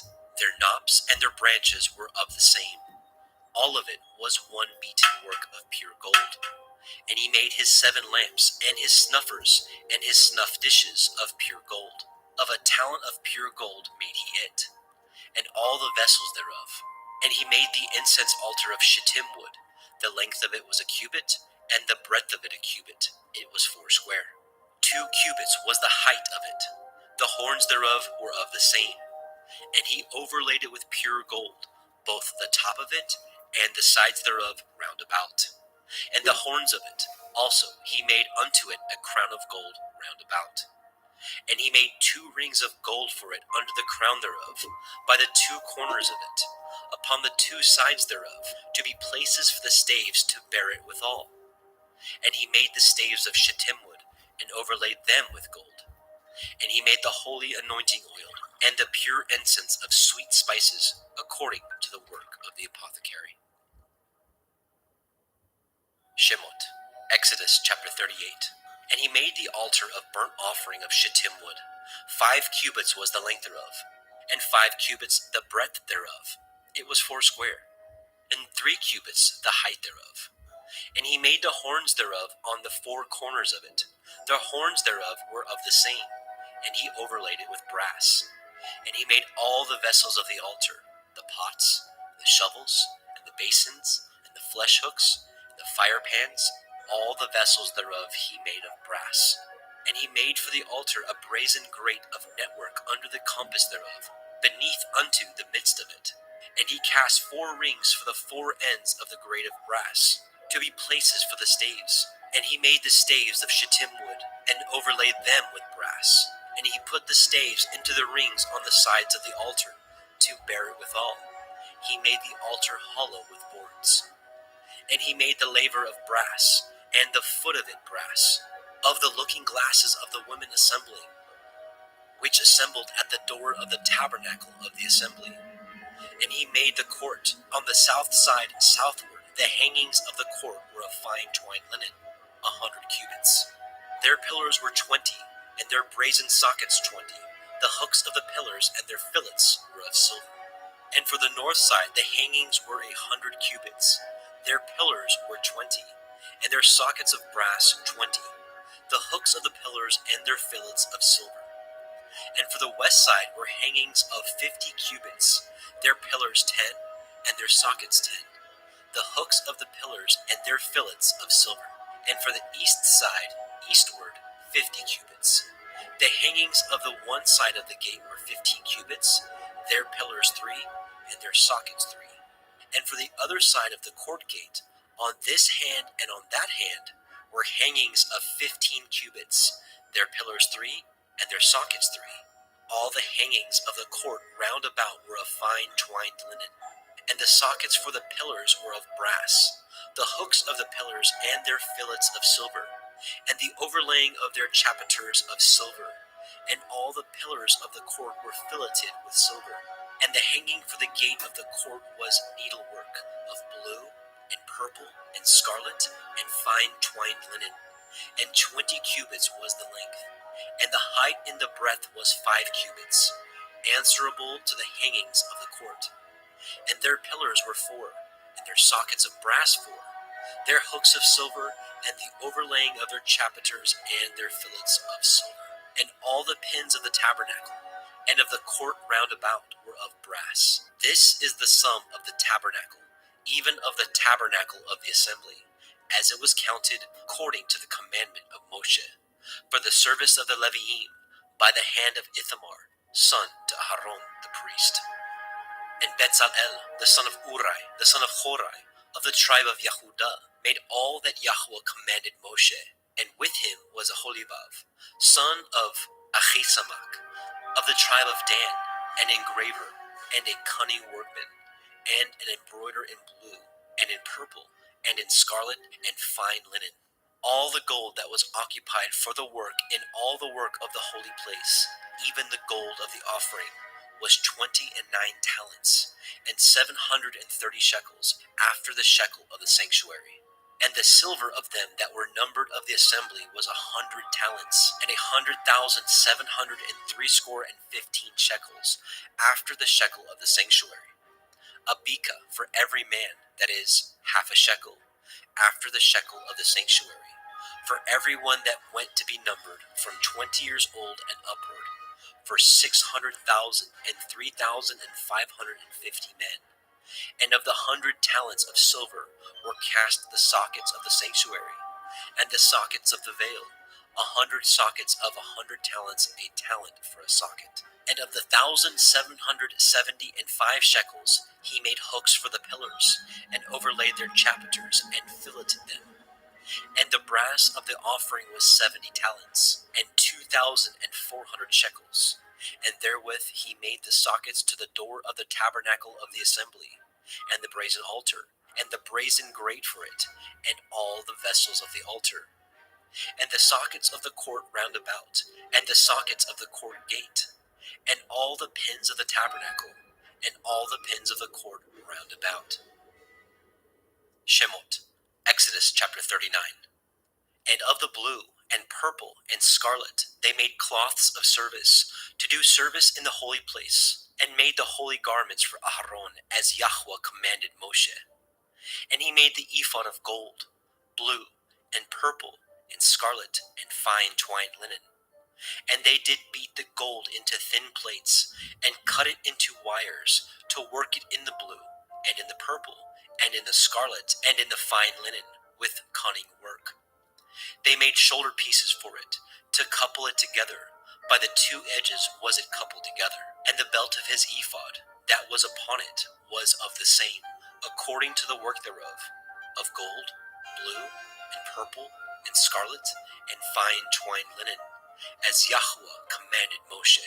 And they wrought onyx stones enclosed in ouches of gold, graven as signets are graven, with the names of the children of Yasharel. And he put them on the shoulders of the ephod, that they should be stones for a memorial to the children of Yasharel, as Yahweh commanded Moshe. And he made the breastplate of cunning work, like the work of the ephod, of gold, blue, and purple, and scarlet, and fine twined linen. It was foursquare. They made the breastplate double. A span was the length thereof, and a span the breadth thereof, being doubled. And they set in it 4 rows of stones. The first row was a sardius, a topaz, and a carbuncle. This was the first row. And the second row, an emerald, a sapphire, and a diamond. And the third row, a ligure, an agate, and an amethyst. And the fourth row, a beryl, an onyx, and a jasper. They were enclosed in ouches of gold in their enclosings. And the stones were according to the names of the children of Yasharel, 12, according to their names. Like the engravings of a signet, every one with his name, according to the 12 tribes. And they made upon the breastplate chains at the end of wreathen work of pure gold. And they made 2 ouches of gold, and 2 gold rings, and put the 2 rings in the 2 ends of the breastplate. And they put the 2 wreathen chains of gold in the 2 rings on the ends of the breastplate. And the 2 ends of the 2 wreathen chains they fastened in the 2 ouches, and put them on the shoulder pieces of the ephod before it. And they made 2 rings of gold, and put them on the 2 ends of the breastplate, upon the border of it, which was on the side of the ephod inward. And they made 2 other golden rings, and put them on the 2 sides of the ephod underneath, toward the forepart of it, over against the other coupling thereof, above the belt of the ephod. And they did bind the breastplate by his rings unto the rings of the ephod with a lace of blue. that it might be above the belt of the ephod, and that the breastplate might not be loosed from the ephod, as Yahweh commanded Moshe. And he made the robe of the ephod of woven work, all of blue. And there was a hole in the midst of the robe, as the hole of a habergeon, with a band round about the hole, that it should not rend. And they made upon the hems of the robe pomegranates of blue, and purple, and scarlet, and twined linen. And they made bells of pure gold, and the bells between the pomegranates unto the hem of the robe, round about between the pomegranates. A bell and a pomegranate, a bell and a pomegranate, round about the hem of the robe to minister in, as Yahweh commanded Moshe. And they made coats of fine linen of woven work for Aharon, and for his sons, and a turban of fine linen, and goodly bonnets of fine linen, and linen breeches of fine twined linen, and a belt of fine twined linen, and blue, and purple, and scarlet of needlework, as Yahweh commanded Moshe. And they made the plate of the holy crown of pure gold, and wrote it upon a writing, like the engravings of a signet, Kodesh el Yahweh. And they tied it unto a lace of blue, to fasten it on high upon the turban, as Yahweh commanded Moshe. Thus was all the work of the tabernacle of the tent of the assembly finished. And the children of Yashrael did according to all that Yahweh commanded Moshe. So did they. And they brought the tabernacle unto El Moshe, the tent, and all his furniture, his taches, his boards, his bars, and his pillars, and his sockets, and the covering of ram skins dyed red, and the covering of badger skins, and the veil of the covering, the ark of the testimony, and the staves thereof, and the mercy seat, the table, and all the vessels thereof, and the showbread, the pure menorah, with the lamps thereof, even with the lamps to be set in order, and all the vessels thereof, and the oil for light, and the golden altar, the anointing oil, and the sweet incense, and the hanging for the tabernacle door, the brazen altar, his grate of brass, his staves, and all his vessels, the laver, and his foot, the hangings of the court, his pillars, his sockets, and the hanging for the court gate, his cords, and his pins, and all the vessels of the service of the tabernacle, for the tent of the assembly, the cloths of service to do service in the holy place, and the holy garments for Aharon the priest, and for his sons' garments to minister in the priest's office, according to all that Yahweh commanded Moshe. So the children of Yashrael made all the work. And Moshe did look upon all the work, and behold, they had done it as Yahweh had commanded. Even so had they done it, and Moshe blessed them. Shemot, Exodus chapter 40. And Yahweh spoke unto Moshe, saying, On the first day of the first month shall you set up the tabernacle of the tent of the assembly, and you shall put therein the ark of the testimony, and cover the ark with the veil. And you shall bring the table, and set in order the things that are to be set in order upon it. You shall bring the menorah, and light the lamps thereof. And you shall set the altar of gold for the incense before the ark of the testimony, and put the hangings of the door to the tabernacle. And you shall set the altar of burnt offering before the door of the tabernacle of the tent of the assembly. And you shall set the laver between the tent of the assembly and the altar, and shall put water therein. And you shall set the court round about, and hang up the hanging at the court gate. And you shall take the anointing oil, and anoint the tabernacle, and all that is therein, and shall hallow it, and all the vessels thereof, and it shall be holy. And you shall anoint the altar of the burnt offering, and all his vessels, and sanctify the altar, and it shall be an altar most holy. And you shall anoint the laver and his foot, and sanctify it. And you shall bring Aharon and his sons unto the door of the tabernacle of the assembly, and wash them with water. And you shall put upon Aharon the holy garments, and anoint him, and sanctify him, that he may minister unto me in the priest's office. And you shall bring his sons, and clothe them with coats. And you shall anoint them, as you anointed their father, that they may minister unto me in the priest's office. For their anointing shall surely be an everlasting priesthood throughout their generations. Thus did Moshe, according to all that Yahweh commanded him, so did he. And it came to pass in the first month in the second year, on the first day of the month, that the tabernacle was reared up. And Moshe reared up the tabernacle, and fastened his sockets, and set up the boards thereof, and put in the bars thereof, and reared up his pillars. And he spread abroad the tent over the tabernacle, and put the covering of the tent above upon it, as Yahweh commanded Moshe. And he took and put the testimony into the ark, and set the staves on the ark, and put the mercy seat above upon the ark. And he brought the ark into the tabernacle, and set up the veil of the covering, and covered the ark of the testimony, as Yahweh commanded Moshe. And he put the table in the tent of the assembly, upon the side of the tabernacle northward, without the veil. And he set the bread in order upon it before Yahweh, as Yahweh commanded Moshe. And he put the menorah in the tent of the assembly, over against the table, on the side of the tabernacle southward. And he lighted the lamps before Yahweh, as Yahweh commanded Moshe. And he put the golden altar in the tent of the assembly before the veil. And he burnt sweet incense thereon, as Yahweh commanded Moshe. And he set up the hanging at the door of the tabernacle. And he put the altar of burnt offering by the door of the tabernacle of the tent of the assembly, and offered upon it the burnt offering and the meat offering, as Yahweh commanded Moshe.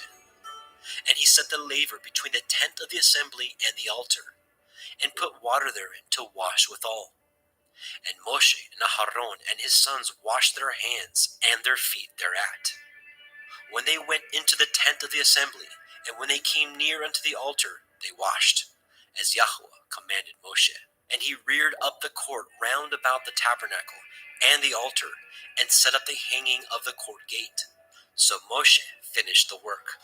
Then a cloud covered the tent of the assembly, and the glory of Yahweh filled the tabernacle.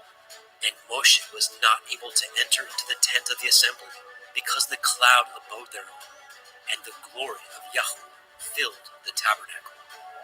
And when the cloud was taken up over the tabernacle, the children of Yasharel went onward in all their journeys. But if the cloud were not taken up, then they journeyed not till the day that it was taken up. For the cloud of Yahweh was upon the tabernacle day by day, and fire on it by night, in the sight of all the house of Yasharel, throughout all their journeys.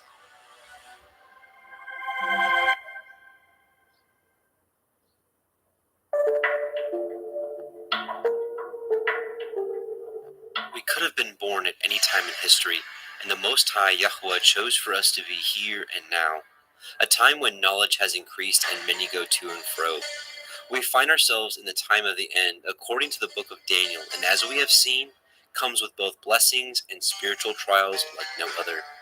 The book of Revelation, the field manual to the end times, tells us what to expect and how to prepare, but was obscured from the generations with parables and hidden understandings, just waiting for these last days to be unsealed. While we may also not get everything right, we will be leaning on the spirit of truth of the Most High Yahuwah Sebaoth in the name of Yahushua HaMashiach to reveal to us the proper understanding. For who knows if you have come to the kingdom for such a time as this?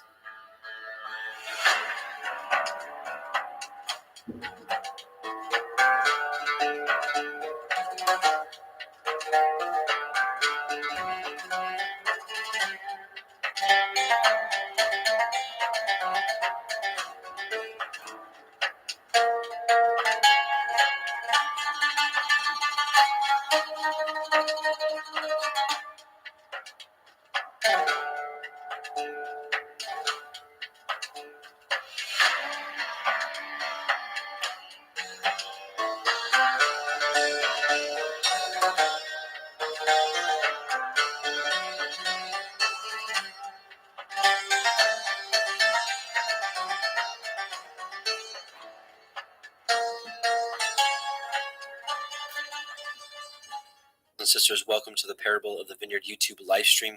My name is Adam, your host, and I welcome you. Brothers and sisters, welcome to what may be one of the most important line-by-line studies we have done on Parable of the Vineyard. The book of Revelation has truly been veiled over the centuries, and I do believe that Yahweh has begun to unseal it over the past few years. Now, with that being said, let it be known that I am merely a student of the Word and have felt led to share the little bit of wisdom that Yahweh may have bestowed upon me, which means that I will not get everything right. This study, I ask you to test everything, and honestly, with all studies for that matter, and with all studies out there. This study will be so in depth that even the new believer will be able to understand it, and likewise, the learned disciple will also be able to glean new information.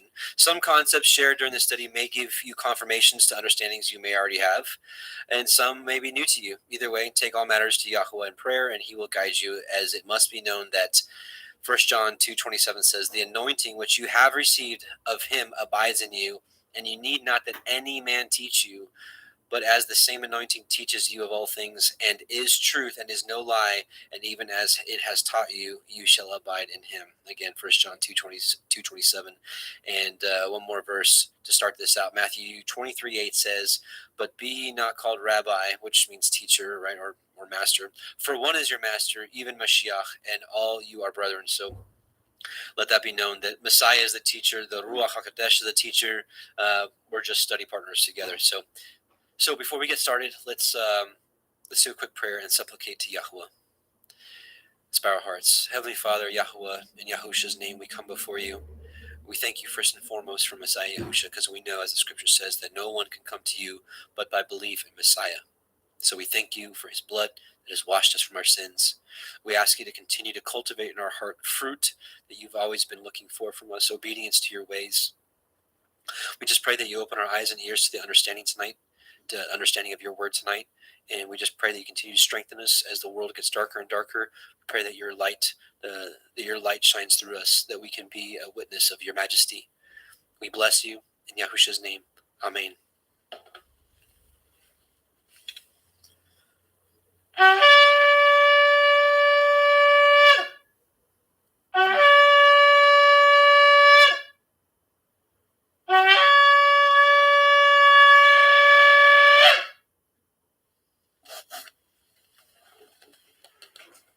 Let's get into it. So last week in part 1, we got through Revelation 1:1 through 1:13.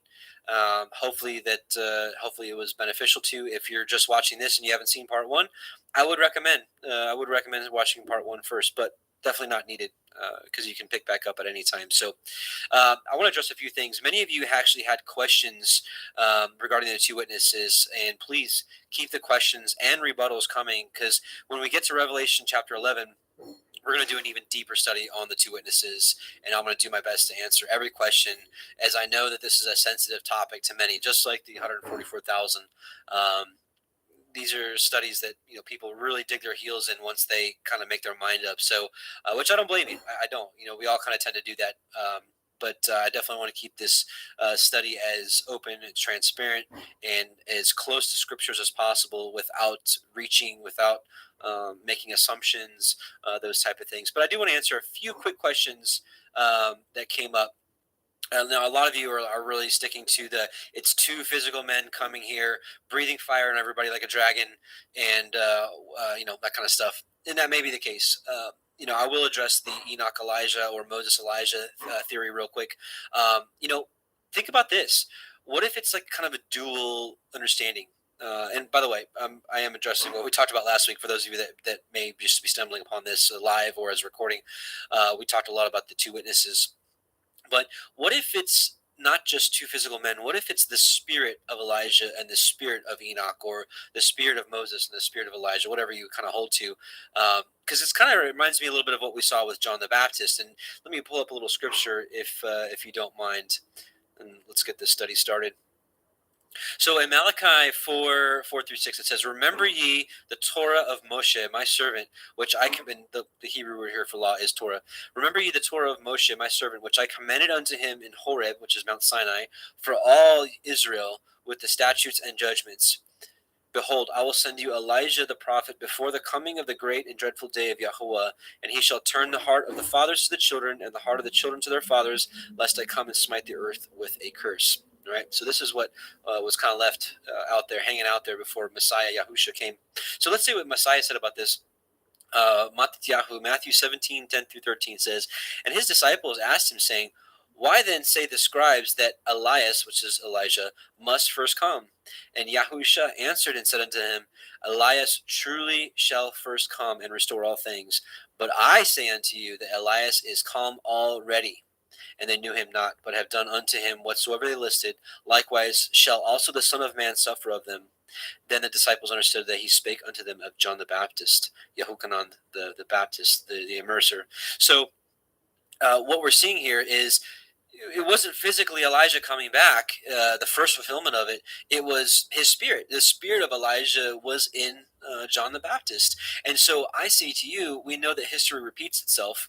And honestly, we're starting to see a lot of things that happened 2,000 years ago is happening now. We have...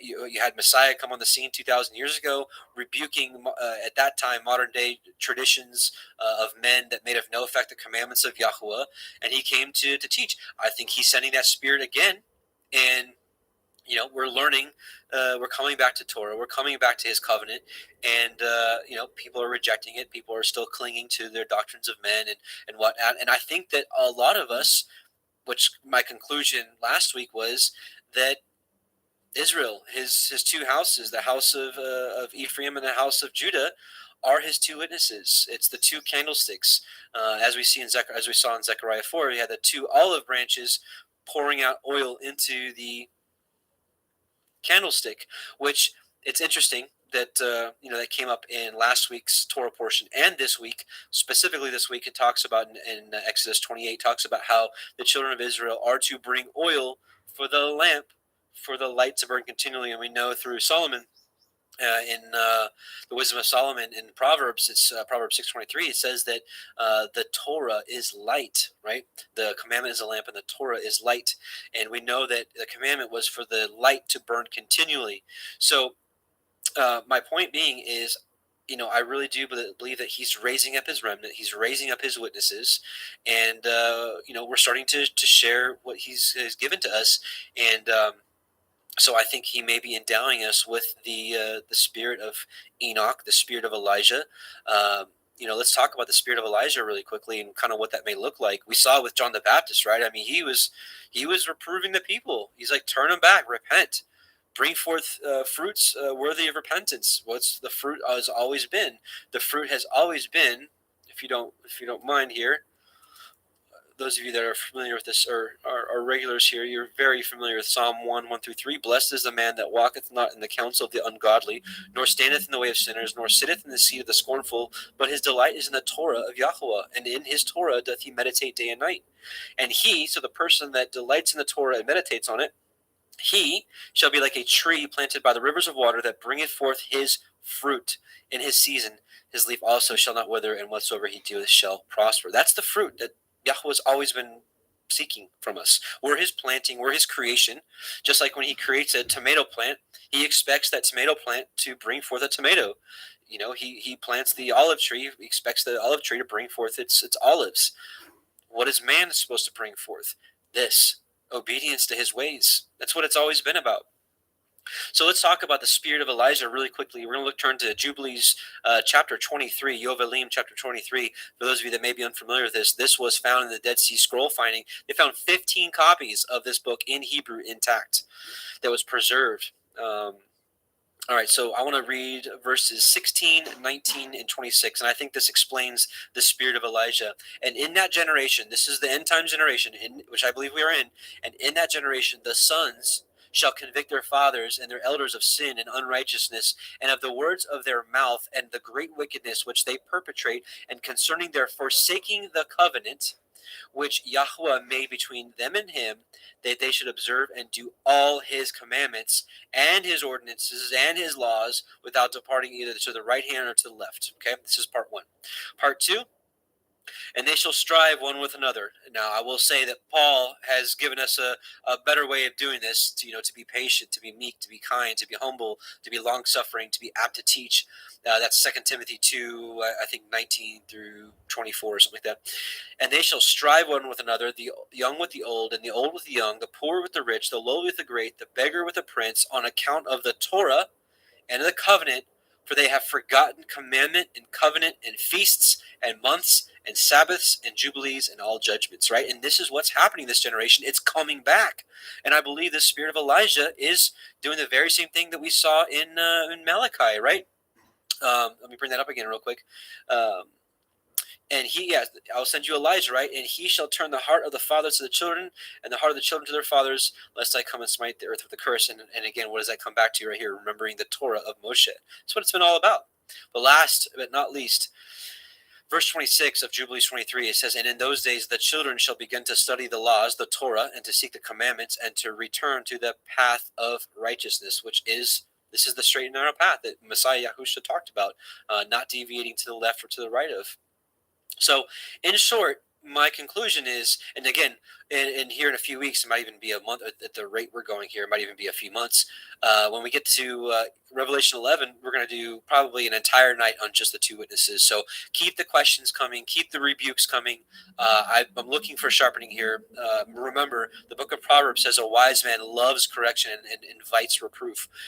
It's the foolish man that does not like it because he doesn't want to be wrong, and that's pride. So. Excuse me. So I'm waiting, or I'm not waiting. I'm inviting.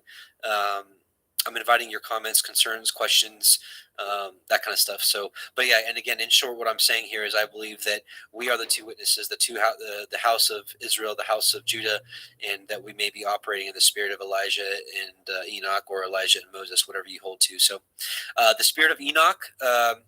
Which the whole book of Enoch, it's instructing in righteousness, just like Elijah. And it is also interesting that this generation has been the generation that has been bringing forth Enoch back to the center stage here.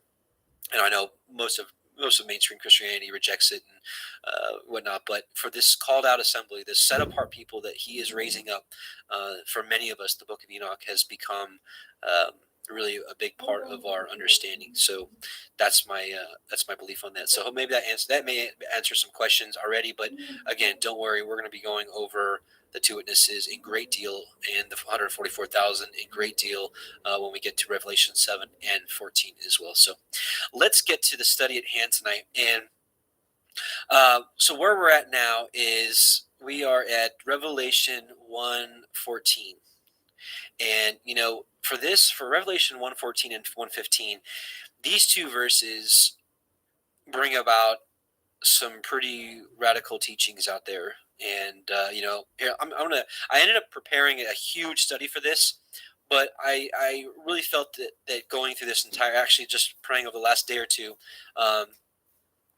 I really felt that Yahweh was like, this is a teaching I want you to do, but it's not going to be part of this Revelation study, because I want the Revelation study to stay on track, and I don't want to get too far off on rabbit trails. But I will be making a video of this, but I do want to read a few excerpts here from this write-up I did over the last few days in preparation for this study. It's called All Nations, All Tribes, the True Seed of Abraham. So let me read this portion for you. In preparation for this portion of our Revelation study, I honestly wanted to skip over Revelation 1:14 through 15 due to the arguments over the flesh it seems to bring about, to which I have zero desire to get into. We have much more important things to discuss. Although after prayer and what seems to be nudges from Yahuwah, as the days leading up to this, I've been targeted once again by those who glory in the flesh and claim superiority due to what they perceive as themselves being the true Israelites. They call themselves the Black Hebrew Israelites. And that all others must recognize this, so we all must recognize that they are the true seed to be part of the kingdom. I get this all the time, I get this all the time. They're like, Adam, you're preaching a lot of truth, bro. You're preaching a lot of truth, but you ain't preaching the truth, which to them is that, that they are the true seed of Israel, and everybody needs to recognize that, or they're not going to be part of the kingdom. And even if we get into the kingdom, we're going to be like servants to them. And it's just crazy stuff. Anyways, back on track. So we must recognize this to be part of the kingdom, and lesser beings at that.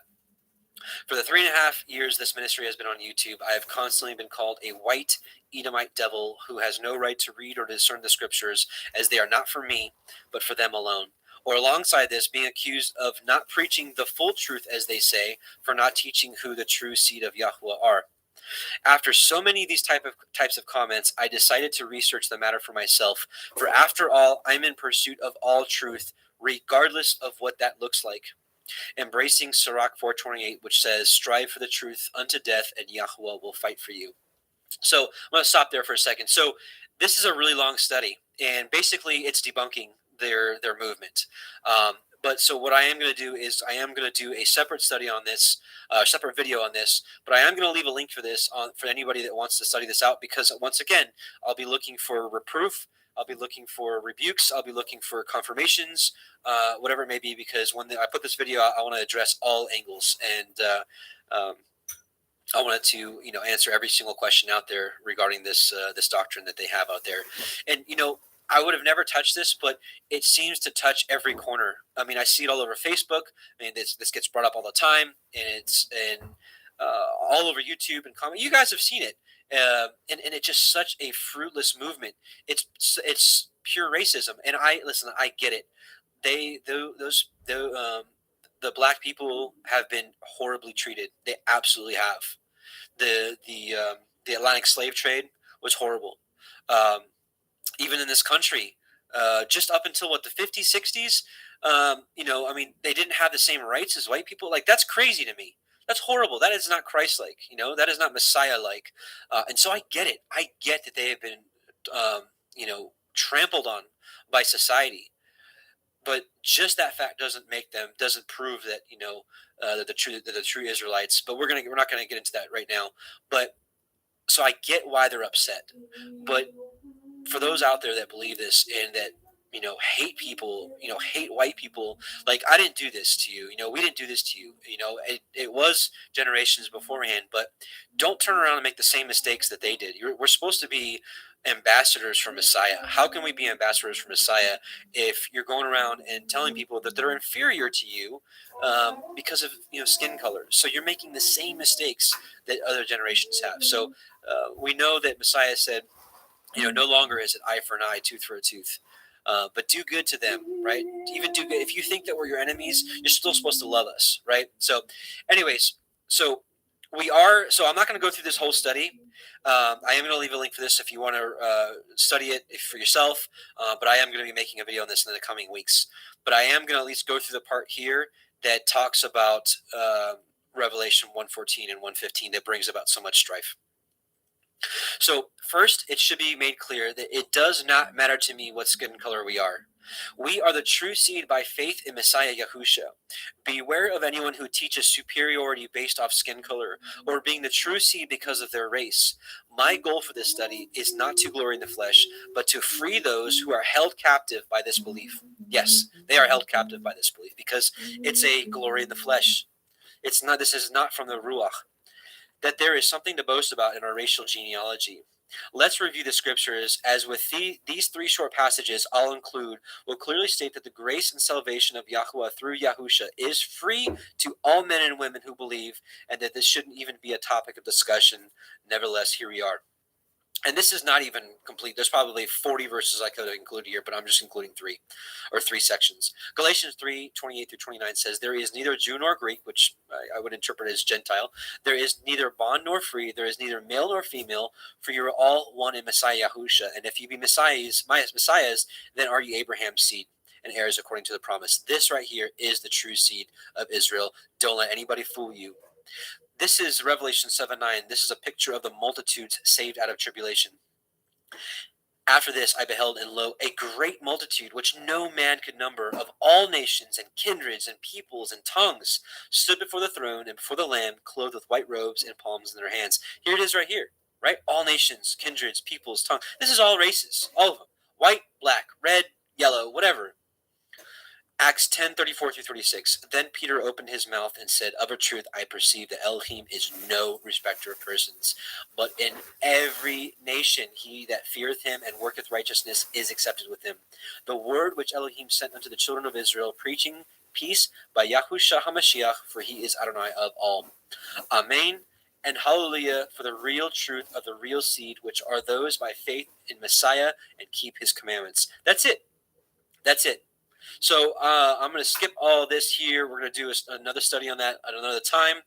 But I do want to address the conclusion again. So My conclusion remains: skin color should be of no importance to us, nor cause quarrels within the body of Messiah, recognizing the true seed are those who believe in Yahusha, the Word and begotten of Yahuwah, and keep his commandments, not a particular skin color or race. When you read opposing comments to this discussion, discern the spirit they carry and the fruits they bear, as this will be the most telling sign as to who is holding the truth. Blessings in Yahusha's name.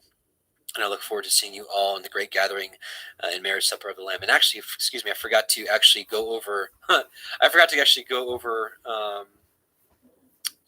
What is written in Revelation 1:14-15. So, what do the scriptures say regarding skin color? Before we go here, I need to reiterate that I despise having to do this. But again, there is a large group of people claiming the heritage of the biblical Israelites based off their skin color. So, as with all false doctrine, we must expose it by sharing the truth. And in his infinite wisdom, Yahuwah thought it meet to express the color of his people and his son, Yahusha HaMashiach, through the scripture. So, Yahusha. Revelation 1:14 says, his head and his hairs were white like wool, as white as snow, and his eyes were as a flame of fire. Now, interestingly enough, this movement that I'm talking about actually uses this verse to say that they're the true race. But it says right here, right, his head and his hair. So actually, let me read it here. So notice it emphasizes the color twice. It does not say his hair was the texture of wool, but the color. Then continues to reinforce his complexion being white as snow. Backing up to the beginning of that verse, it says his head was also white alongside his hair. What do we do with that?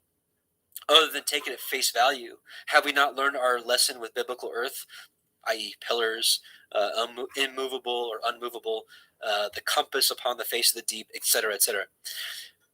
Then Revelation 1:15, it says, and his feet like unto fine brass, as if they burned in a furnace. So let's look at the Greek word used for fine brass. It's kalkolebanon. All right. So it's a root word, or the root word here, in the implied mean of whiteness or brilliancy.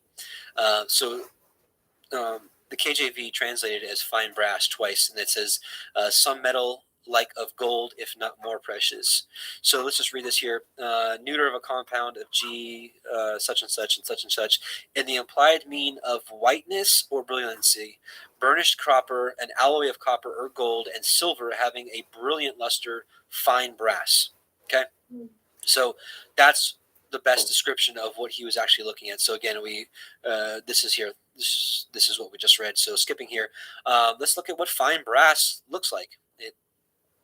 Oops. Let's go to here.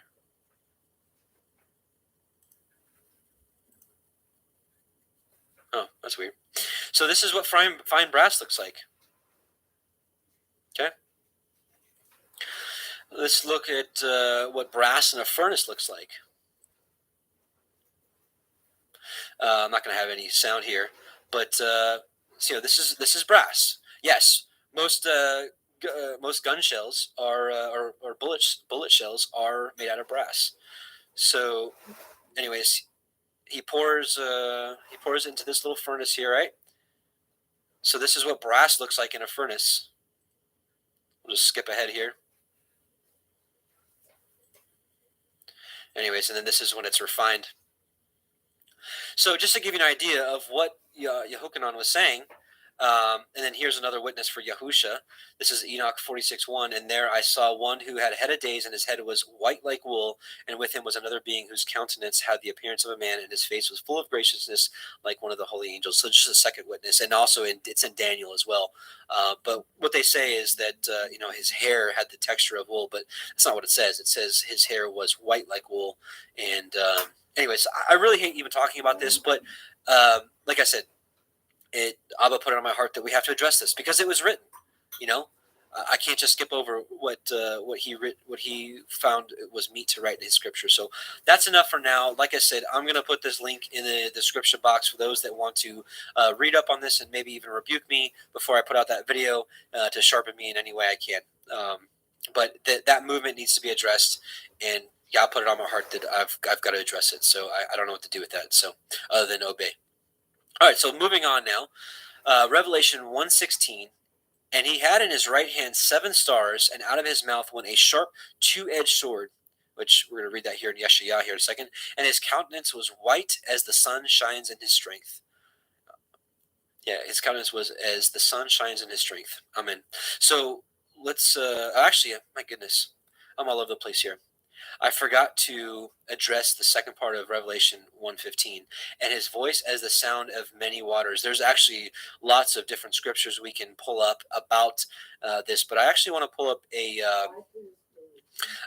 a vision that included this section right here. So we're going to take a look at 2 Ezra chapter 6, verses 1 through 28, and this is going to have a little section in here about the sound of many waters. So, and he said to me, at the beginning of the circle of the earth, before the portals of the world were in place, and before the assembled winds blew, and by the way, it is interesting, right? The circle of the earth, just like we see in Yeshayah, in Isaiah 40:22, it reminds me of the compass set upon the face of the deep, right? A circle does not mean a ball. And in Isaiah 22, he actually says the word gadur, which is ball. And so he could have said that in Isaiah, but he didn't. He said circle. Anyways, and before the rumblings of the thunder sounded, and before the flashes of lightning shone, and before the foundations of paradise were laid, and before the beautiful flowers were seen, and before the powers of movement were established, and before the innumerable hosts of angels were gathered together, and before the heights of the air were lifted up, and before the measures of the firmaments were named, and before the footstool of Zion was established, and before the present years were reckoned, and before the imaginations of those who now sin were estranged, and before those who stored up treasures of faith were sealed, then I planted these things, and they were made through me and not through another, just as the end shall come through me and not through another. And I answered, this is Ezra speaking, right, to the angel Uriel, and I answered and said, what will be the dividing of times, or when will be the end of the first age and the beginning of the age that follows? And he said to me, from Abraham to Yitzchak, because from him were born Yaakov and Esau. For Jacob's hand held Esau's heel from the beginning. For Esau is the end of this age, and Jacob is the beginning of the age that follows. For the beginning of a man is his hand, and the end of the man is his heel. Between the heel and the hand, seek for nothing else, Ezra. It is interesting that right now, technically, Esau is ruling this earth in the physical sense. With the Rothschilds, the royal families, the DuPonts, the Rockefellers. These are all Esau. Esau is ruling this age, but there's going to be a time at the end of this age when Messiah Yahusha comes back and gives us that sword. Jacob will be the beginning of the age that follows. I answered and said, O sovereign Adonai, if I have found favor in your sight, show your servant the end of the signs which you did show me in part on the previous night. He answered and said to me, rise to your feet, and you will hear a full resounding voice. And if the place where you are standing is greatly shaken while the voice is speaking, do not be terrified, because the word concerns the end, and the foundations of the earth will understand that the speech concerns them, right? The foundations of the earth, right? Just like a house is built, it has foundations it's set upon. They will tremble and be shaken, for they know that their end must be changed. When I heard this, I rose to my feet and listened, and behold, a voice was speaking, and its sound was like the sound of many waters. So what we just saw, right? And his voice, the sound of many waters. This is Messiah Yahusha speaking to Ezra. And it said, behold, the days are coming, and it shall be that when I draw near to visit the inhabitants of the earth, and when I require from the doers of iniquity the penalty of their iniquity, right? Iniquity is lawlessness. And when the humiliation of Zion is complete, and when the seal is placed upon the age which is about to pass away, then I will show these signs. The book shall be opened before the firmament, which we saw in Daniel, and all shall see it together. Infants a year old shall speak with their voices, and women with child shall give birth to premature children at 3 or 4 months, and these shall live and dance. Now, I will say, this kind of happens. I've had 5 children, and I've had infants at a year speaking with their voices. Now, not full sentences, not maybe this is what this is implying, so maybe we're not there yet. But with modern day medicine, which I hate even saying that word, but I mean, let's just say what it is. I mean, there's technology, and I don't know. I mean, is this the will of Yahweh that this technology came about so that premature preemies that are born at 3 or 4 months, they can live